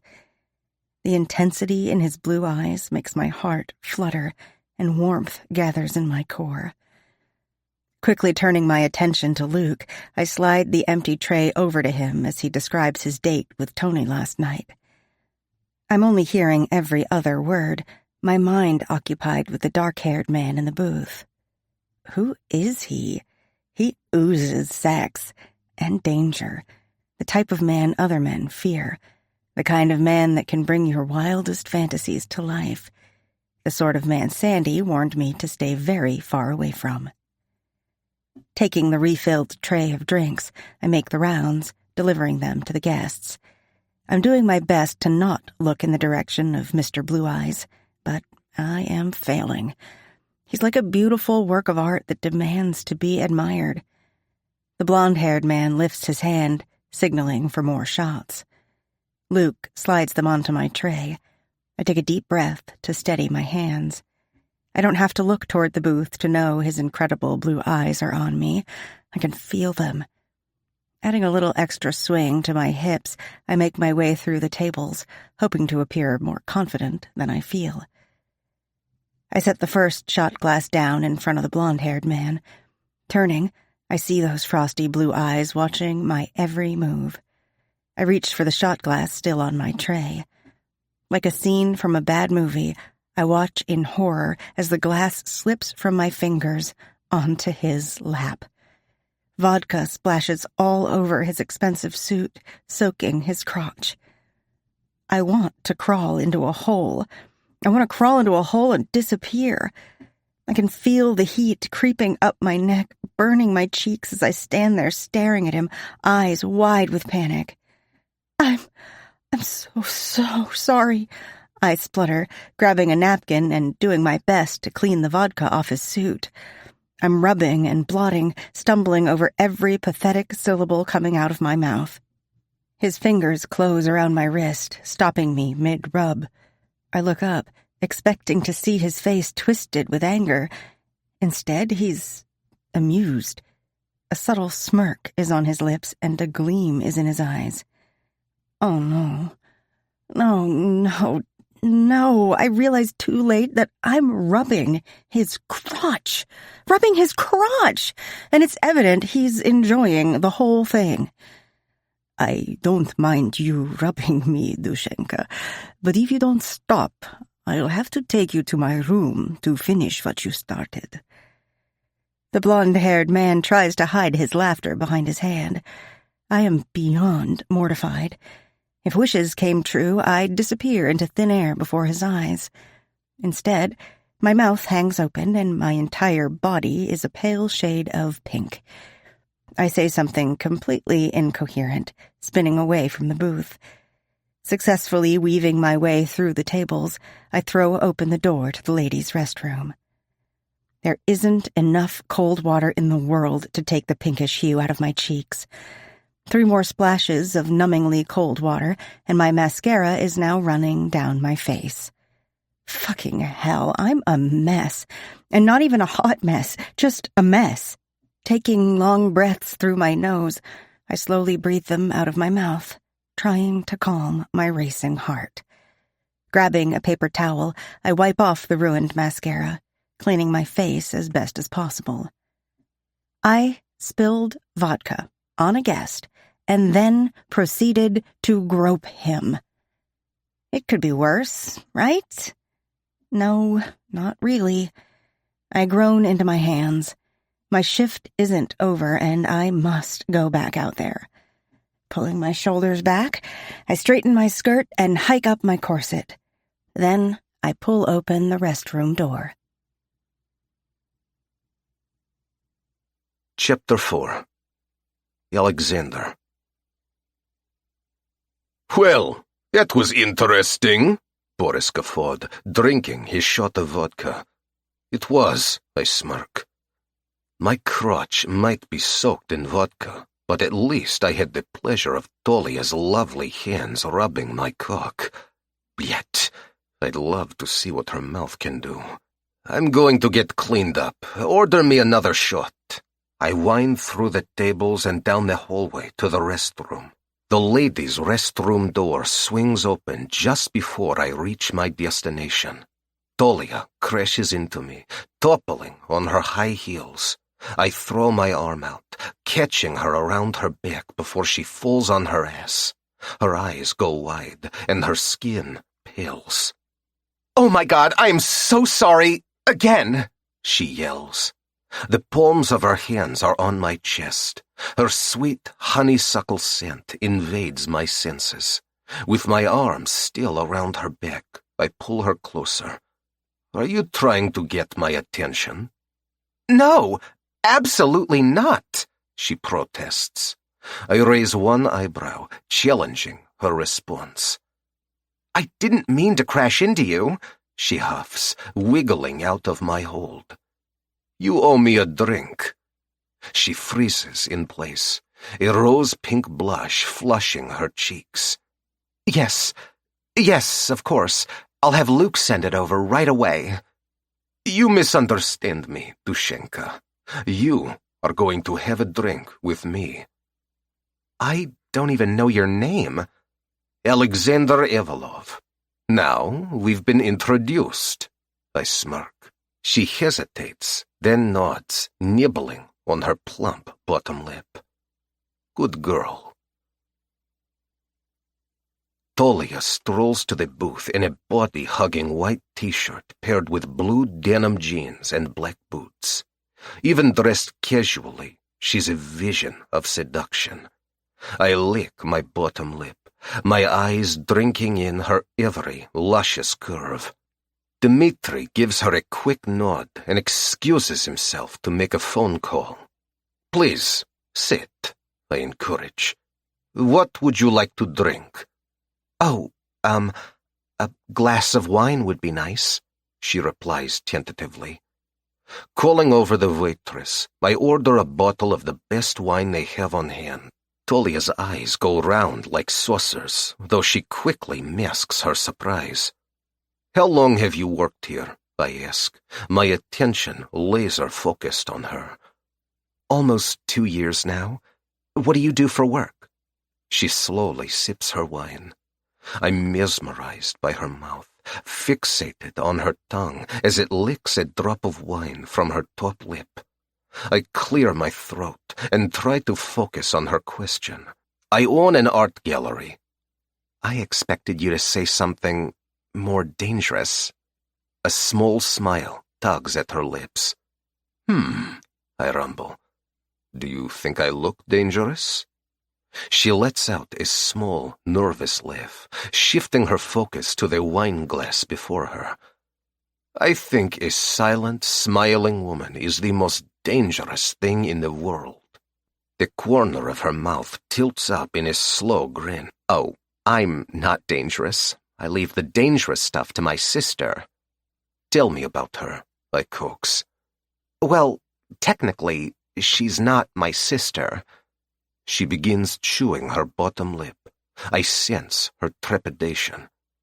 So, tell me about your not sister. Leaning over, I refill her wine glass.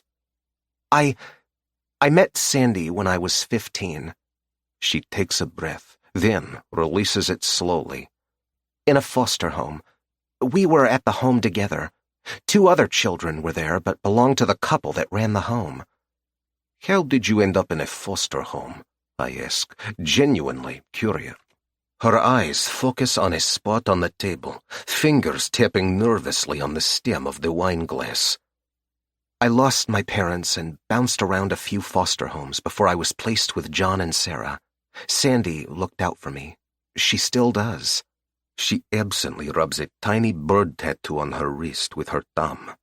A warm smile flickers across her face.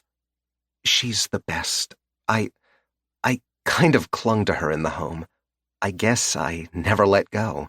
She chuckles softly. Family is important. Family is everything. I guess that depends on who your family is. She pauses a moment, her smile diminishing. I have Sandy. She's all I need. Her smile doesn't quite reach her eyes as she focuses on me again. Ring, ring. Her face twists in frustration as she sends the call directly to voicemail. Ring, ring. Again, she sends the call to voicemail. Do you need to get that? No, she half shouts. Sorry. No, it's no one important. Ding. She glances at the text message that pops up on her phone. Give up already, she mumbles angrily. Who has your beautiful face twisted like that? No one. He's no one. Well, he used to be my boyfriend, but that's over. Does he know that? I probe. He should. I've said it 6 times. She drains the last of the wine from her glass. I hum, finishing my wine. I have a bottle of champagne chilling in my room. Why don't you join me? Her lips part slightly. her thumb rubbing circles on her tattoo. Finally, she nods in agreement. Chapter 5. Talia. Did I agree? Apparently. Alexander slides out of the booth, holding out his hand. I let out a deep breath, putting my hand in his. His skin is warm and smooth. Tiny electric sparks flick against my palm. He guides me out of the lounge and into the elevator with his hand resting on the small of my back. To my surprise, he presses the button for the penthouse suite. I've never been in the penthouse in all the time I've worked here. The elevator doors open directly in front of the suite, which spans the entire 23rd floor of the hotel. The floor-to-ceiling windows offer a spectacular view of the Golden Gate Bridge and the city's skyline. I slowly spin in place, in awe of how dazzling the penthouse is. His art gallery must do very well to afford to stay here. Hand-carved woods and modern artwork accent custom furnishings in royal blues, lustrous blacks, and rich grays. A grand piano sits in the living room, complemented by a geometric patterned area rug. French doors positioned between the living room and kitchen lead to the terrace. Simple furniture with clean lines and textured fabric is placed in seating groups throughout the terrace. Accessories in a riot of colors matching the interior artwork complete the design. Alexander makes his way to the bookshelf on the far wall. He nods for me to follow him. Pressing a concealed button, the bookshelf swings open, revealing a secret room. My eyes grow impossibly wide, taking in the ceiling, decorated with a gold-leaf celestial map and the white marble bar holding every kind of liquor you can think of. He steps behind the bar, retrieving a bottle of champagne and filling 2 flutes. Handing one to me, he guides me out of the room and onto the living room sofa. Placing his glass on the cocktail table, he crosses his legs, folding his hands on his lap. His eyes burn with intensity, watching as I sip the champagne. I clear my throat, anxiety creeping in under his watchful stare. "Tell me about yourself," he instructs. There's not much to tell. I sip the champagne again, giving my mouth something to do instead of relaying the story of my dreadful past. He stretches out his legs, never taking his eyes off me. "I disagree. Begin," he commands, sipping his champagne and expecting me to obey. I get the feeling he's used to people doing exactly what he wants. He makes me very nervous. "What do you want to know?" I ask, holding onto my glass like a lifeline. "Everything." His voice is deep and demanding. I gulp, my mouth suddenly dry. I gulp down the champagne, memories of my life swirling around in my mind. My father died when I was 3 years old. My mother died when I was 5. I don't have any other relatives, so I was sent to a foster home. It wasn't a good place. I remember a policeman handcuffing the husband and the wife, screaming, saying it was all my fault. I had to tell a lady from the child welfare office how I got the bruises on my arms and back. Then she took me to a different foster home. The couple had another foster child there, a boy. He was older than me and mean. They thought I was the clumsiest little girl, always ending up with bruises and cuts from falling over my own feet, as they put it. After a few years, he aged out of the system, and the couple moved out of state to be closer to family. I was placed into more crappy foster homes. Then I was sent to live with John and Sarah. That's where I met Sandy. I pause, taking another gulp of champagne. Alexander doesn't say a word. He cocks his eyebrow, a nonverbal command to continue. "She's in New York now. We shared an apartment for a while, but she wanted a change. She wanted to get out of California. She loves to travel anywhere and everywhere. A friend of a friend got her a job in New York. She always fantasized about shopping on Fifth Avenue and eating at a fancy restaurant near Central Park. So she decided to make the move. Why didn't you go with her? I had just started this job when she decided to move. It's decent money, and I'm not much of a traveler. That's Sandy, wanting to see the world and experience it all. I'm more of a homebody. My fantasies have always been about having a family, a house with a picket fence, a couple of kids, and maybe a dog. I laugh nervously, wondering if he's going to judge me. He seems like a man who enjoys everything the world offers, in excess. You miss her? It's a statement, not a question. Yes, very much. Every other week she tries to convince me to move to New York. A smile tugs at my lips. Without a word, he stands, shrugging off his suit jacket. He looks like a god, his muscles rippling beneath his white silk shirt. Goosebumps prickle my arms and legs. Holding out his hand, he helps me get to my feet. Stepping out onto the terrace, a cool breeze blows through my hair, flipping the ends over my shoulders. My head feels lighter from the champagne. The stars twinkle like diamonds in the night sky. It's beautiful. Yes, it is. His gaze is fixed firmly on me, a fire burning behind those icy blue eyes. Heat pools in my core, my heart hammering in my chest. I turn away, trying to hide the effects of his intense gaze. Leaning against the railing, I look out over the city, admiring the warm glow of the lights illuminating the Golden Gate Bridge. I don't know anything about you. Tell me something. What is it you want to know? I feel him slide up behind me, his warmth engulfing me. A jolt of excitement rushes through my body.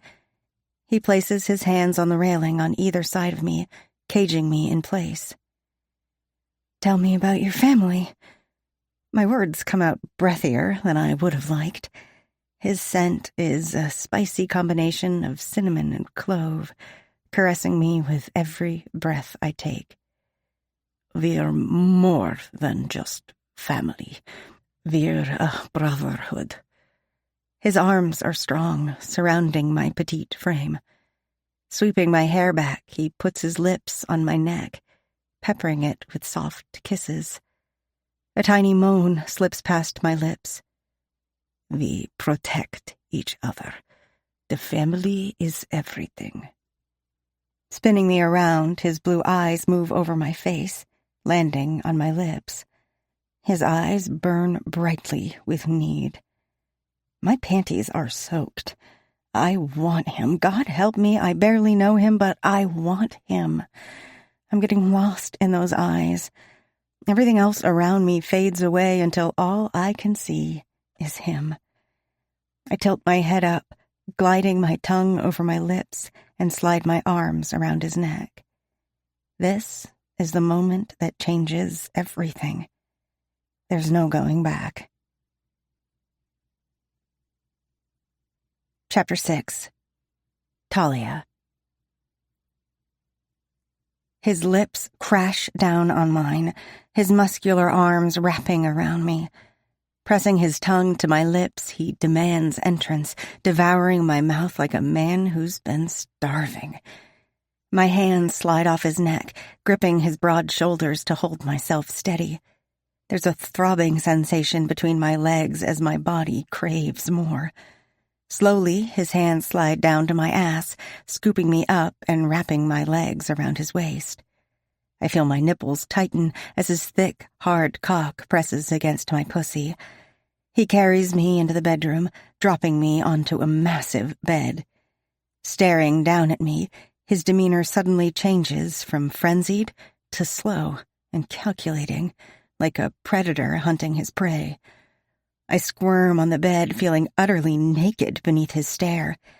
Every instinct I have is screaming danger, yet I don't have the willpower to flee.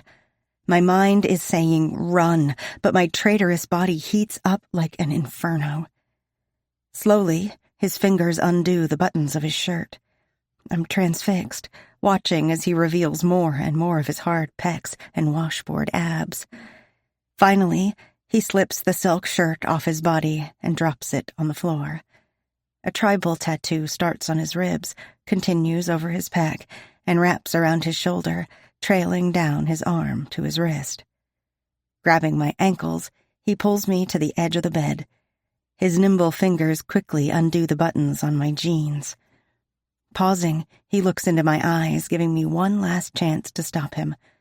Chewing on my bottom lip, I nod my head in approval. I'm too far gone to say no. A deep growl rises from his chest in approval, and then my jeans are gone. Pulling me to a sitting position, he tugs at the edge of my shirt, lifting it up and over my head. I'm left sitting in a modest white cotton bra and matching panties. They don't exactly scream sexy. I suddenly feel conscious of my body, crossing my arms over my chest. An embarrassing blush rushes up to my cheeks, staining them scarlet.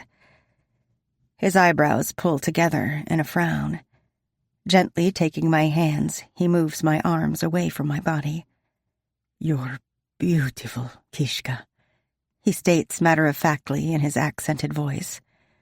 "Remove your bra and panties." I hesitate a moment before removing them. He drinks me in with his eyes, savoring every curve. "Good girl. Now, spread your legs for me." I obey, partly because I'm a bit afraid to argue with him, and partly because I'm already frantic to feel him inside me, filling me up. My legs tremble with anticipation. "Touch yourself," he commands.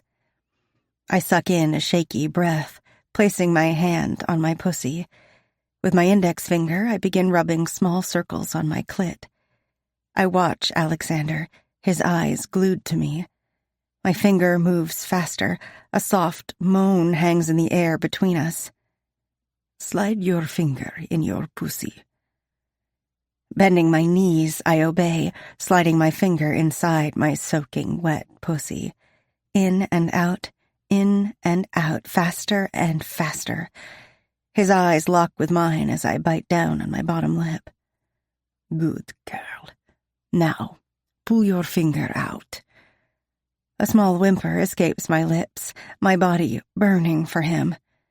Removing his pants and boxers, he stands before me like a Greek statue, every inch chiseled to perfection. His cock is long and thick, so much more than I've ever had. His icy blue eyes are bright with desire. Taking my hand, he guides me to my knees in front of him. Stroking his cock with his left hand, he slides his right index finger into my mouth. I suck it in, circling my tongue around the tip. He releases a heavy moan, his gaze transfixed on my lips.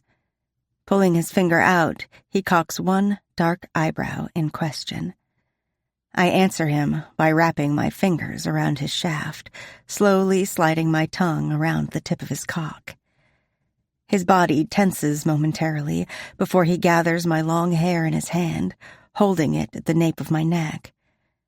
Cupping his balls in my right hand, I glide my tongue from the base of his shaft to the tip. I do it again and again. A deep grumble rattles his chest. "Fuck, Kiska." Wrapping my hand around the back of his leg, I suck his cock into my mouth. He lets out a moan as I take him deeper, putting pressure on the tip with my tongue. My mouth stretches around his huge cock, sucking him in inch by inch, my fingers working his shaft at the same time. Placing his hand on the back of my head, he guides his cock even deeper, touching the back of my throat. "Yes, just like that," he groans. Tears gather in the corner of my eyes, but I don't stop. I swallow his cock as he rocks into my mouth. "Good girl," he praises, rapidly pulling his cock out. Before I can even miss his cock filling my mouth, he lifts me off the floor, tossing me onto the bed. I land on my back, my body displayed like a sensuous feast. Gripping my thighs, he spreads my legs apart. I freeze in place when he runs his finger over my slit. You're so wet, Kishka. His tongue slides up and down my slit, heat spreading through my limbs. My fingers grip the bedsheets, my pussy dripping wet, and my belly clenching in anticipation. As much as I love the feel of his tongue on my pussy, I need him inside me right now. Chapter 7. Alexander. She's so fucking sweet. Her honeysuckle scent envelops me as I swirl my tongue over her clit. She's gripping the bedsheets, moaning as I dig my fingers deeper into her creamy thighs. Her pussy is dripping wet, her moans pushing me over the edge. Grabbing her ass, I pull her closer to the end of the bed. My mouth covers her clit, licking and sucking. I push a finger into her pussy, and her back arches in response.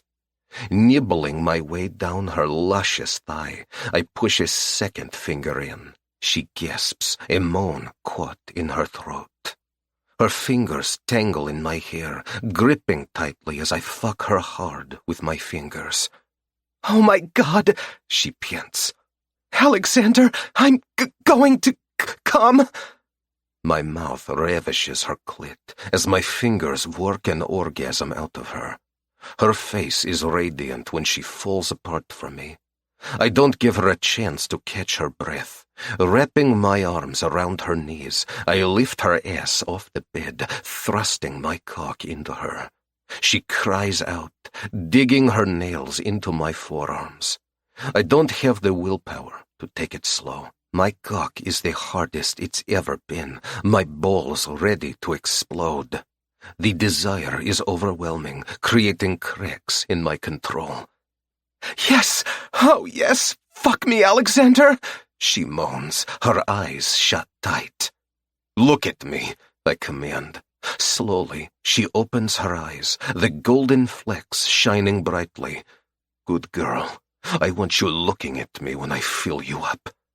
She's so tight, so hot, so perfect. Fuck.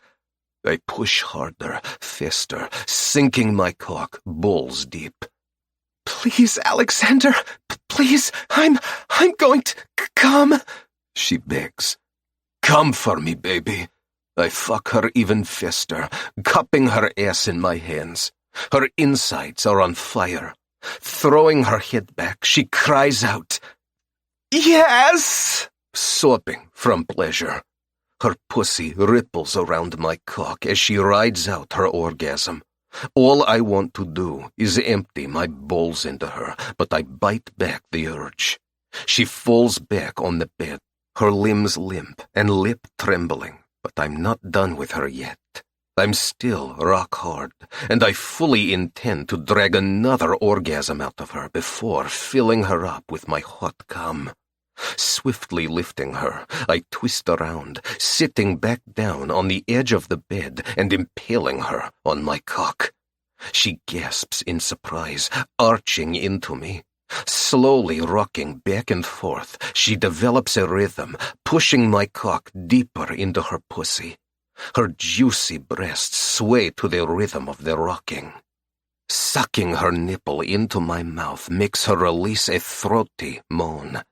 My tongue circles her nipple, my hands grip her hips, and I bury my cock balls deep into her tight pussy. Her insides are quivering as I drive into her faster and faster. Gripping my hair, her pussy spasms as she cries out from pleasure. I bury my face in her neck, breathing in her sweet scent and tasting the saltiness of her skin. I can't get enough. I want more, so much more, from her. Capturing her lips with mine, I explode inside of her, her pussy milking every drop of my cum. We stay wrapped up together until our heartbeats slow down and we can catch our breath. Lying on the bed, I pull her close, tucking her into my side. I fall asleep with her taste on my lips until I wake her to do it all again. Chapter 8. Talia. The sun peeks through the curtains, warming my face. I wake up feeling sore in all the right places, so I know last night wasn't a dream. Stretching out my hand, I feel around on the other side of the bed. Alexander isn't there, and the sheets are cold. Rolling onto my side, I force one eye open and inspect the massive room. I didn't notice last night how beautiful it was. I was a bit preoccupied. I never knew it could be like that. I mean, I've had sex before, but nothing compared to last night. He gave me so many orgasms, I forgot my name. It was more than just great sex, though. It was sensual and passionate, rough and gentle at the same time. He completely consumed me. Nothing else existed. Distractedly rubbing the tiny bird tattoo on my wrist, I get lost in my thoughts. The ringing of the bedside telephone startles me back to reality. Should I answer it? "Alexander," I call out. No response. The ringing continues. I scoot over to the bedside table, warily picking up the phone. "Hello?" "Good morning, Kiska." Alexander's voice flows smoothly across the line. "I had to attend to some business. I ordered your breakfast. Room service will deliver it soon. Please stay and enjoy the suite for the day." "Oh, okay," I respond softly.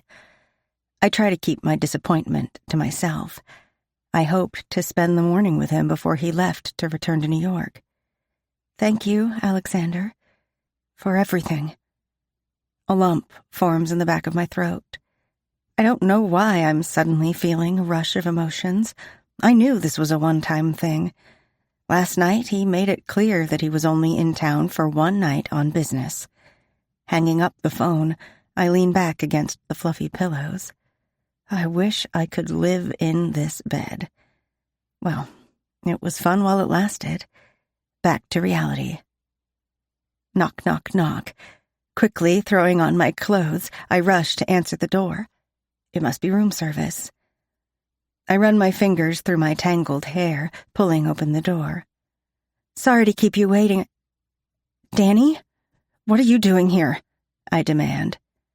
My ex-boyfriend is standing in the doorway looking mighty pissed off, which in turn pisses me off. What the fuck is he doing here? "So this is why you won't answer my calls? Too busy being a whore?" Pushing past me, he storms into the suite, eyes wild. "How much did he pay you?" "What are you talking about? How did you even know where I was?" My eyebrows knit together, the words spewing out of my mouth like venom. Is he stalking me? Taking a step toward me, his nostrils flared, rage boiling behind his green eyes. I step back into the open doorway. Something is very wrong here. His face is so twisted with anger I almost don't recognize him. "I know everything you do," he hisses. "Did you think I wouldn't find out that you're fucking another guy? You belong to me, Talia." He stalks forward, reaching out to grab me. I take another step back into the hallway. For a brief moment, I panic. Then my fight-or-flight instincts kick in. I pull my hand back and thrust it forward, my palm connecting with his nose. Blood squirts out, splattering my white t-shirt with crimson dots. Danny wails in pain, grabbing his nose. "You bitch!" he howls through his hands. "You fucking bitch!" My foot connects with his groin, and I leave him on his knees in the hallway, gasping for air. I run as fast as I can to the end of the hall, busting through the stairwell door. 4 flights down, I make a sharp turn out of the stairwell and into the hallway of the 19th floor. The only thing I can hear is my heart pounding inside my chest. I'm frantically pushing the button for the elevator, silently praying Danny doesn't catch up to me. I got lucky, taking him by surprise. He's 6 inches taller than me and at least 80 pounds heavier. I don't think I'll get that lucky a second time. Ding. The elevator doors open. I jump inside, press the lobby button, then flatten myself against the back wall. Willing myself to calm down, I take slow breaths through my nose and out through my mouth. Patting my pockets, I realize I left my cell phone in the penthouse suite. No. Think, Talia. What am I going to do? I can't go home. Danny will show up at some point. And I certainly don't trust him just to walk away, not after this. He's crazy. How dare he say I belong to him? And following me around? Stalking me? He's dangerous. I knew he was a liar and a cheat, but I didn't think he would go this far. The elevator doors open to the hotel lobby. My nerves are fried, but I have to keep calm. I have to think and come up with a plan. Glancing around the lobby, I don't see any sign of Danny. I think I'm in the clear. Masking my emotions, I make my face as serene as possible. My hands are shaking as I stroll up to the service counter. A pretty blonde-haired woman smiles enthusiastically. "Can I help you?" she asks, her smile waning as she sees the crimson splatter on my shirt. "Hi. Yes. May I use your phone? I lost my cell phone and need to call my friend to pick me up." I give her my best smile, crossing my arms over my chest. "I work at the rum room and figured it was easier to use your phone than to go back up there." "I thought you looked familiar." Her eyes narrow with concern. "Are you all right?" she asks softly. "Oh, yes, I'm fine," I assure her. "You can use the phone at the end of the counter," she says with a kind smile. Quickly thanking her, I call the only person I can think of. "Hi, Luke. Sorry to call so early. Can you pick me up from the hotel?" "Sure, kiddo," he yawns. "I'll be there soon." I let out a deep breath, sitting in a plush chair in the lobby. Now, I have to wait. Chapter 9. Talia. After recounting the details of Danny showing up at the penthouse, Luke insists I stay with him for a while. My apartment could have better security. The rent is reasonable, but in a not-so-great part of town. Luke thinks that Danny will show up there, especially since I live alone. We stop at my apartment to pick up some belongings before driving to Luke's place. "Thanks for getting my cell phone back." I pick at my cuticles, watching the stores whiz by from the passenger window. Worry lines are etched into my face. What about Tony? Won't he mind that I'm there? "Why would he mind? We don't live together." "But he sleeps at your place almost every night." "Talia, it'll be fine. Everything is going to be fine. We'll drive to work together and back to my place together. Danny is banned from the hotel, and security will make sure he stays out. He won't know to look for you at my place. Just lay low for a bit until this blows over." He reaches over the console and lightly squeezes my hand. I flash him a small smile. "Thank you, Luke. You're the best." We pull up in front of his small apartment building and drag my luggage up 2 flights of stairs. Once we're inside his apartment, I feel my shoulders relax. I didn't realize how tense I was. "I should give Sandy a call." Luke nods in agreement. Pulling my cell phone out of my back pocket, I step out onto the simple terrace. A few potted plants hang from the railing. A small white metal table and chair are set to the side. Unintentionally rubbing the tattoo on my wrist, I dial Sandy's number. "Hey, sis," she huffs. "How's everything in San Fran?" It's so good to hear her voice. "Are you running?" I ask. Sandy loves to run in Central Park. She said it doesn't feel like she's in the city when all that nature in the park surrounds her. "Yeah, I have the day off. Decided to go for a run before the rain clouds roll in." "I'm glad you picked up." I clear my throat, thinking of a way to explain my situation without causing her to worry. "T, what's going on?" She sounds alarmed. Nothing, I'm fine. I lie. Well, not nothing, something. But I'm okay. I will stay with my friend Luke for a bit. What happened? Tell me everything, she demands. I quickly told her everything, from starting my shift at the lounge yesterday to ending up at Luke's. Son of a bitch, Sandy growls. I'll be on a plane tonight. We'll get you packed up and you'll move to New York. Sandy, no, this will blow over. Danny's not in the right frame of mind. He'll get bored of this entire thing and move on. No need to uproot my life for this nonsense. There's a long pause on the other end of the line. Okay, but if you need anything or anything else happens, call me right away. I don't care what time it is. Oh, and tell Luke I owe him one. Thanks, sis. I end the call feeling less anxious. Sandy has always been there for me. She's only 25 years old, 1 year older than me, but she takes care of me like a mother bird. Gently, I rub my thumb over my tattoo. I remember the day I got it like it was yesterday. Sandy made plans to move to New York. She wanted me to go with her, but I wanted to stay in San Francisco. I had just started my job at the Rum Room and wasn't ready to leave the city. After a night of celebrating my new job and her new adventure with bad tequila and tacos, she dragged me to a crappy little tattoo shop to get matching tattoos. I got this tiny blackbird sitting on a wire, and she got a small blackbird with wings spread wide soaring across the sky. She said she'd always be with me, looking out for me, no matter where her wings took her.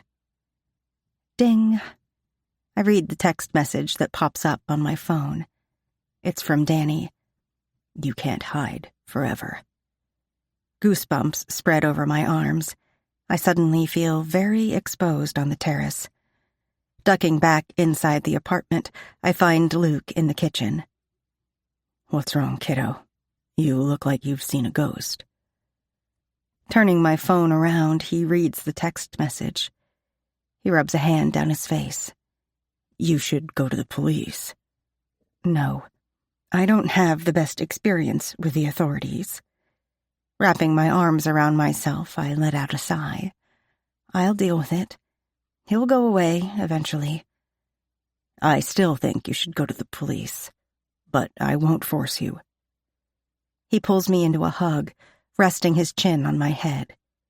Stay here as long as you like. You're safe here.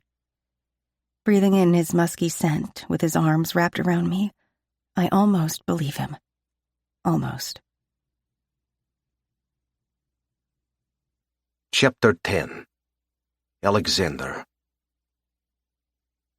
It's been 2 weeks since I left Tolia asleep in the penthouse bed. Her chocolate brown hair was fanned out over the pillowcase, her long, dark eyelashes resting on the swells of her cheeks. The silhouette of her luscious curves was visible beneath the crisp white sheet. The bottom half of her sun-kissed leg was peeking out, her shapely calf and delicate foot on display. She was a vision of beauty. Aphrodite herself would have been jealous. It's been 2 weeks. 2 weeks of my thoughts being invaded by that Kiska. 2 weeks of images of her plump red lips wrapped around my cock, licking and sucking, while those hazel eyes looked up at me, drawing me in like a siren. 2 weeks of waking up with my cock rock hard, ready to plunge into her sweet, wet pussy. Yet, this woman, this Shalunia, has gotten under my skin. I only have one-night stands, one night, then I never think about them again. I don't date, and I certainly don't have relationships. So why can't I get her off my mind? I hit the punching bag harder, jab, cross, hook, sidekick, again, harder, uppercut, jab, elbow. No amount of hitting or kicking is helping today. Grabbing a towel, I wipe the sweat from my brow. Dmitri strolls in, hands me a water bottle, and sits on the bench. Fighting your demons today? He questions with a lopsided smirk. The only answer I give him is a death glare. Okay, he laughs, holding his hands out in a placatory gesture. I just heard from Boris. He passed along a message from Adachi. Oh yeah? What did he say? He said Adachi is not happy. He doesn't appreciate you going back on your agreement. What the fuck? I throw the water bottle across the room. That motherfucker tried to extort me for 30% and he's not happy? That's not all, Dmitri continues. He told Boris that 30% was a very generous offer and it's in your best interest to reconsider. Aligning yourself with the Yakuza can be very good for business. Reconsider? He wants 30% for distribution? Not happening. My gallery, my contacts, my drugs, my money. Have I already said fuck the Yakuza and fuck Adachi? It's not a bad thing to have the Yakuza in our pocket. Plus, adding distribution on the West Coast makes sense financially. Only if we can trust them. Adachi is not his father, and I don't trust him. The answer is no. I hit the bag repeatedly, grinding my teeth together. First, I have to deal with my brother's bullshit mistakes. Now, Adachi and the Yakuza are trying to fuck me. Dmitri stands to leave, walking toward the door. He stops and turns, his left hand leaning on the doorframe. Why don't you burn off some of that stress with a pretty girl? He gives me a smug grin and then leaves. Great. Now I have Tolia on my mind. Again. Fucking asshole.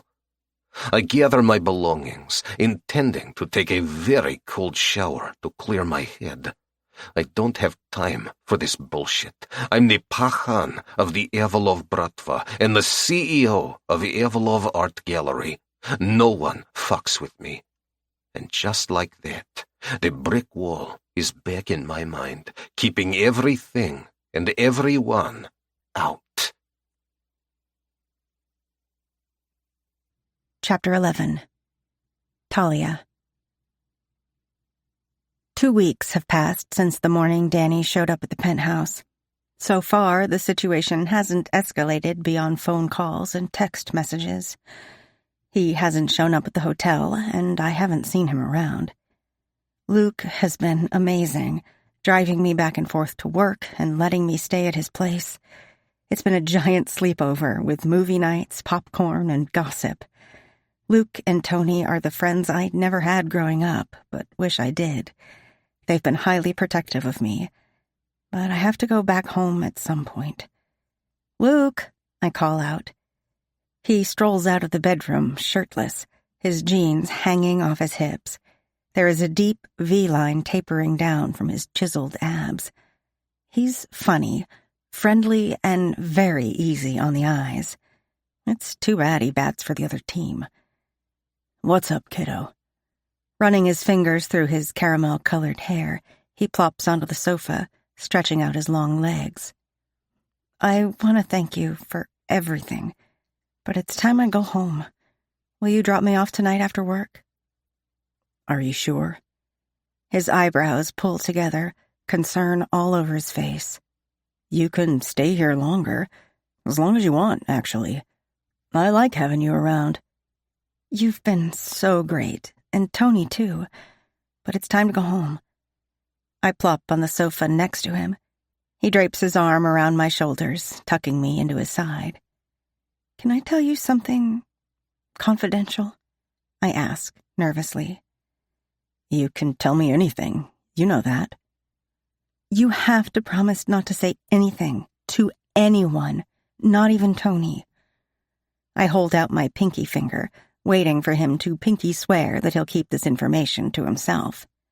Okay, I pinky swear. He laughs, wrapping his pinky finger around mine.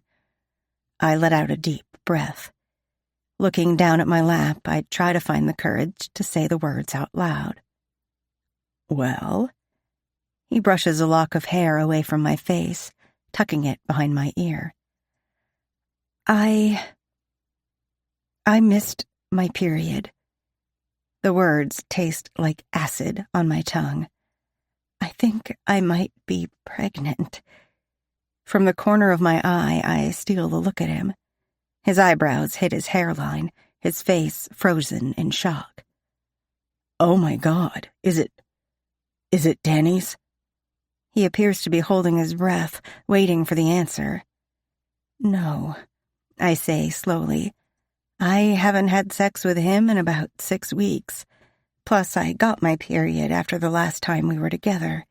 I wring my hands together in my lap and chew on my bottom lip. It's Alexander's. Now I'm rubbing my tattoo, trying to comfort myself. Oh, wow. He pulls his legs in, leaning forward with his elbows on his knees. What are you going to do? Will you try to find him? I guess the first thing I'll do is take a pregnancy test to be sure. Then I'll have a baby. The words seem strange, almost foreign. I always wanted children, but I assumed I'd be married to an amazing man when I got pregnant, not a single 24-year-old working at a bar and lounge as a cocktail waitress. As far as finding Alexander, he made it very clear it was a one-time thing. I don't think he'd appreciate his booty call, tracking him down to tell him he's going to be a father. I begin pacing around the room. You should call Sandy, he advises gently. Let her know what's going on. Yes, I will, just not yet. I'll take the pregnancy test first. Besides, we have to get to work. Can we stop off at the pharmacy? Of course, kiddo, whatever you need. He gives me a big bear hug, then leaves to get dressed. My body goes through the motions of gathering up my things. Still, my mind is a million miles away, preoccupied with thoughts of Alexander and the baby I might be carrying. His baby. Luke parks the car in front of my apartment building. It feels so good to be home. It was a busy night at work. My apartment might be tiny and not in the best neighborhood, but it's mine, my little sanctuary. He grabs my luggage from the trunk and follows me up the steps. Sliding the key into the front door lock, I immediately freeze, realizing something is wrong. The door is closed, but it's not locked. I know I locked the door when I left to stay at Luke's. Slowly swinging the door open, I squeal in horror. Holy shit, Luke blurts out. My apartment has been ransacked, everything smashed and broken. The sofa cushions and pillows are on the living room floor, stuffing hanging out of deep gashes in the fabric. My plants are brown and dead, the broken pots and soil strewn about. All the dishes and glasses in my kitchen cabinets are smashed, lying in a big pile on the kitchen floor. Picture frames are off the walls, my bed has been destroyed, and the clothes in my closet are torn. But the worst damage is the word whore, written in big, bright red letters across my bedroom wall. We have to get out of here, Luke insists. Grabbing my arm and luggage, he leads me out of the apartment and onto the sidewalk. My heart stops as I spot Danny leaning casually against the lamppost across the street. He smirks, but doesn't move from his position. Son of a bitch, Luke growls. Dropping the luggage, he lunges forward. I frantically tug his hand, pulling him back. Luke, don't, I screech. He's not worth it. Get in the car. Let's get in the car, I plead. We're calling the cops, Luke shouts at Danny. Do you hear me, asshole? Please, Luke, I beg. Let's just go. I'm shaking like a leaf when we finally get into the car and get moving. Wrapping my arms around myself, I squeeze my eyes shut. Luke is on the phone with the local police department for most of the ride. My thumb circles my tattoo over and over. I can't believe Danny did this. All of my stuff is destroyed. And the worst part is, I lost my home. Chapter 12. Talia. Luke hands me a cup of hot tea. My legs are tucked under me on the sofa, a soft blanket on my lap. Sitting next to me, he wraps his arm around my shoulders. Tony is pacing back and forth in front of the terrace doors. "What do they mean they can't do anything?" Tony exclaims, running his fingers through his red hair in frustration. "We don't have any proof that it was Danny. No one saw him do it, so they can't charge him with anything." I let out a disheartened sigh.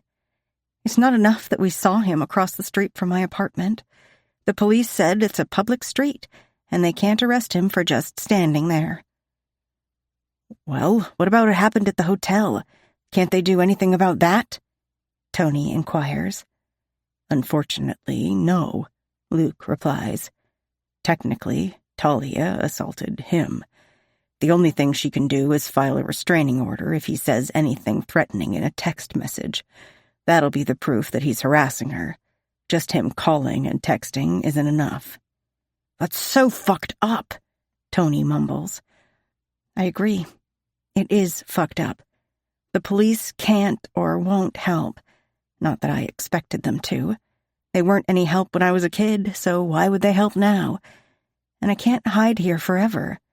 Danny is dangerous, and he made it clear that he's not going to stop any time soon. I don't want to constantly look over my shoulder, fearing when he'll show up and what he'll do. "So what's the plan?" Tony wonders out loud. "She'll stay here. We'll keep her safe," Luke says matter-of-factly. "I can't. You are both so amazing. But I can't stay. I have to leave. I must go somewhere safe where he won't look for me." "You'll be safe here," Luke vows. Tony nods in agreement. "It's not just me that needs protection. I have to protect my baby, too." Tony's eyes widen in shock. "You're pregnant?" he gasps. "Yes." A soft smile appears on my lips. The pregnancy test is positive. It was a complete surprise.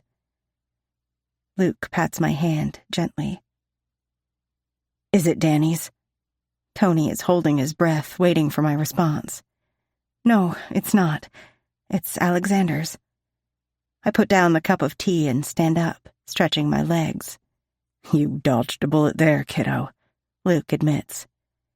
"I hate to ask you this," Tony begins, "but I will anyway. Why didn't you use birth control?" "I was taking the pill, but I guess I forgot to renew the prescription amid Danny harassing me. He was relentless with the phone calls and text messages. I was a bit stressed out." I sit back on the sofa, pulling my knees up to my chest. Alexander was unexpected. I wasn't thinking about it. "Wow," Tony exhales. "You're going to have a baby." He pulls me to my feet and into a great big hug. "We're excited about this, yes?" I hesitate for a moment. Yes, it is exciting. It's not how I expected it to happen, but I'm going to be a mom. My smile falls, fear creeping into my thoughts. I just hope I'll be a good mom. I know it won't be easy being a single mom and all. "You're going to be the best mom," Luke declares. "Do you think you should find Alexander and tell him?" Tony prods. "No. He made it clear I was just a one-night stand. It's best if I don't get him involved." I suck in a steadying breath. "I have to talk to Sandy. I think the best thing I can do is move to New York. Danny won't find me there, and I can start over, make a new life for me and the baby, drama-free." Luke and Tony hug me simultaneously. I'm going to miss them terribly. "Hello?" Sandy's voice instantly makes me feel safe. "Hi, sis. Can we talk?" I pick at the hem of my cotton dress, wanting to blurt out everything that's happened. What's going on, T? Are you okay? Sandy's voice is laced with concern. I'm okay, but a lot has happened. I relay the details of going to the apartment and finding it destroyed, seeing Danny across the street and contacting the police. Fucking hell, Sandy mutters. Is there anything else? I'm getting a feeling you're not telling me everything. I need to leave. It's not safe here. For me, or my baby. I hold my breath, waiting for her response. What? She asks, astonished. Baby? You're pregnant? Yes, and it's not Danny's, I reply quickly. Holy crap, thank God, she says, relieved. It's Alexander's. But before you try to convince me otherwise, I do not intend to find him. He made it clear that we were a one-time thing. Sandy exhales slowly. Okay, she agrees. You're coming to New York and leaving Danny and all that crap behind you. Let me know when I should pick you up from the airport. This is the best thing to do. Go to New York, start over, and raise my baby. Alone. Right? Thoughts of Alexander push their way to the front of my mind. So why do I feel like I'm jumping out of the frying pan and into the fire?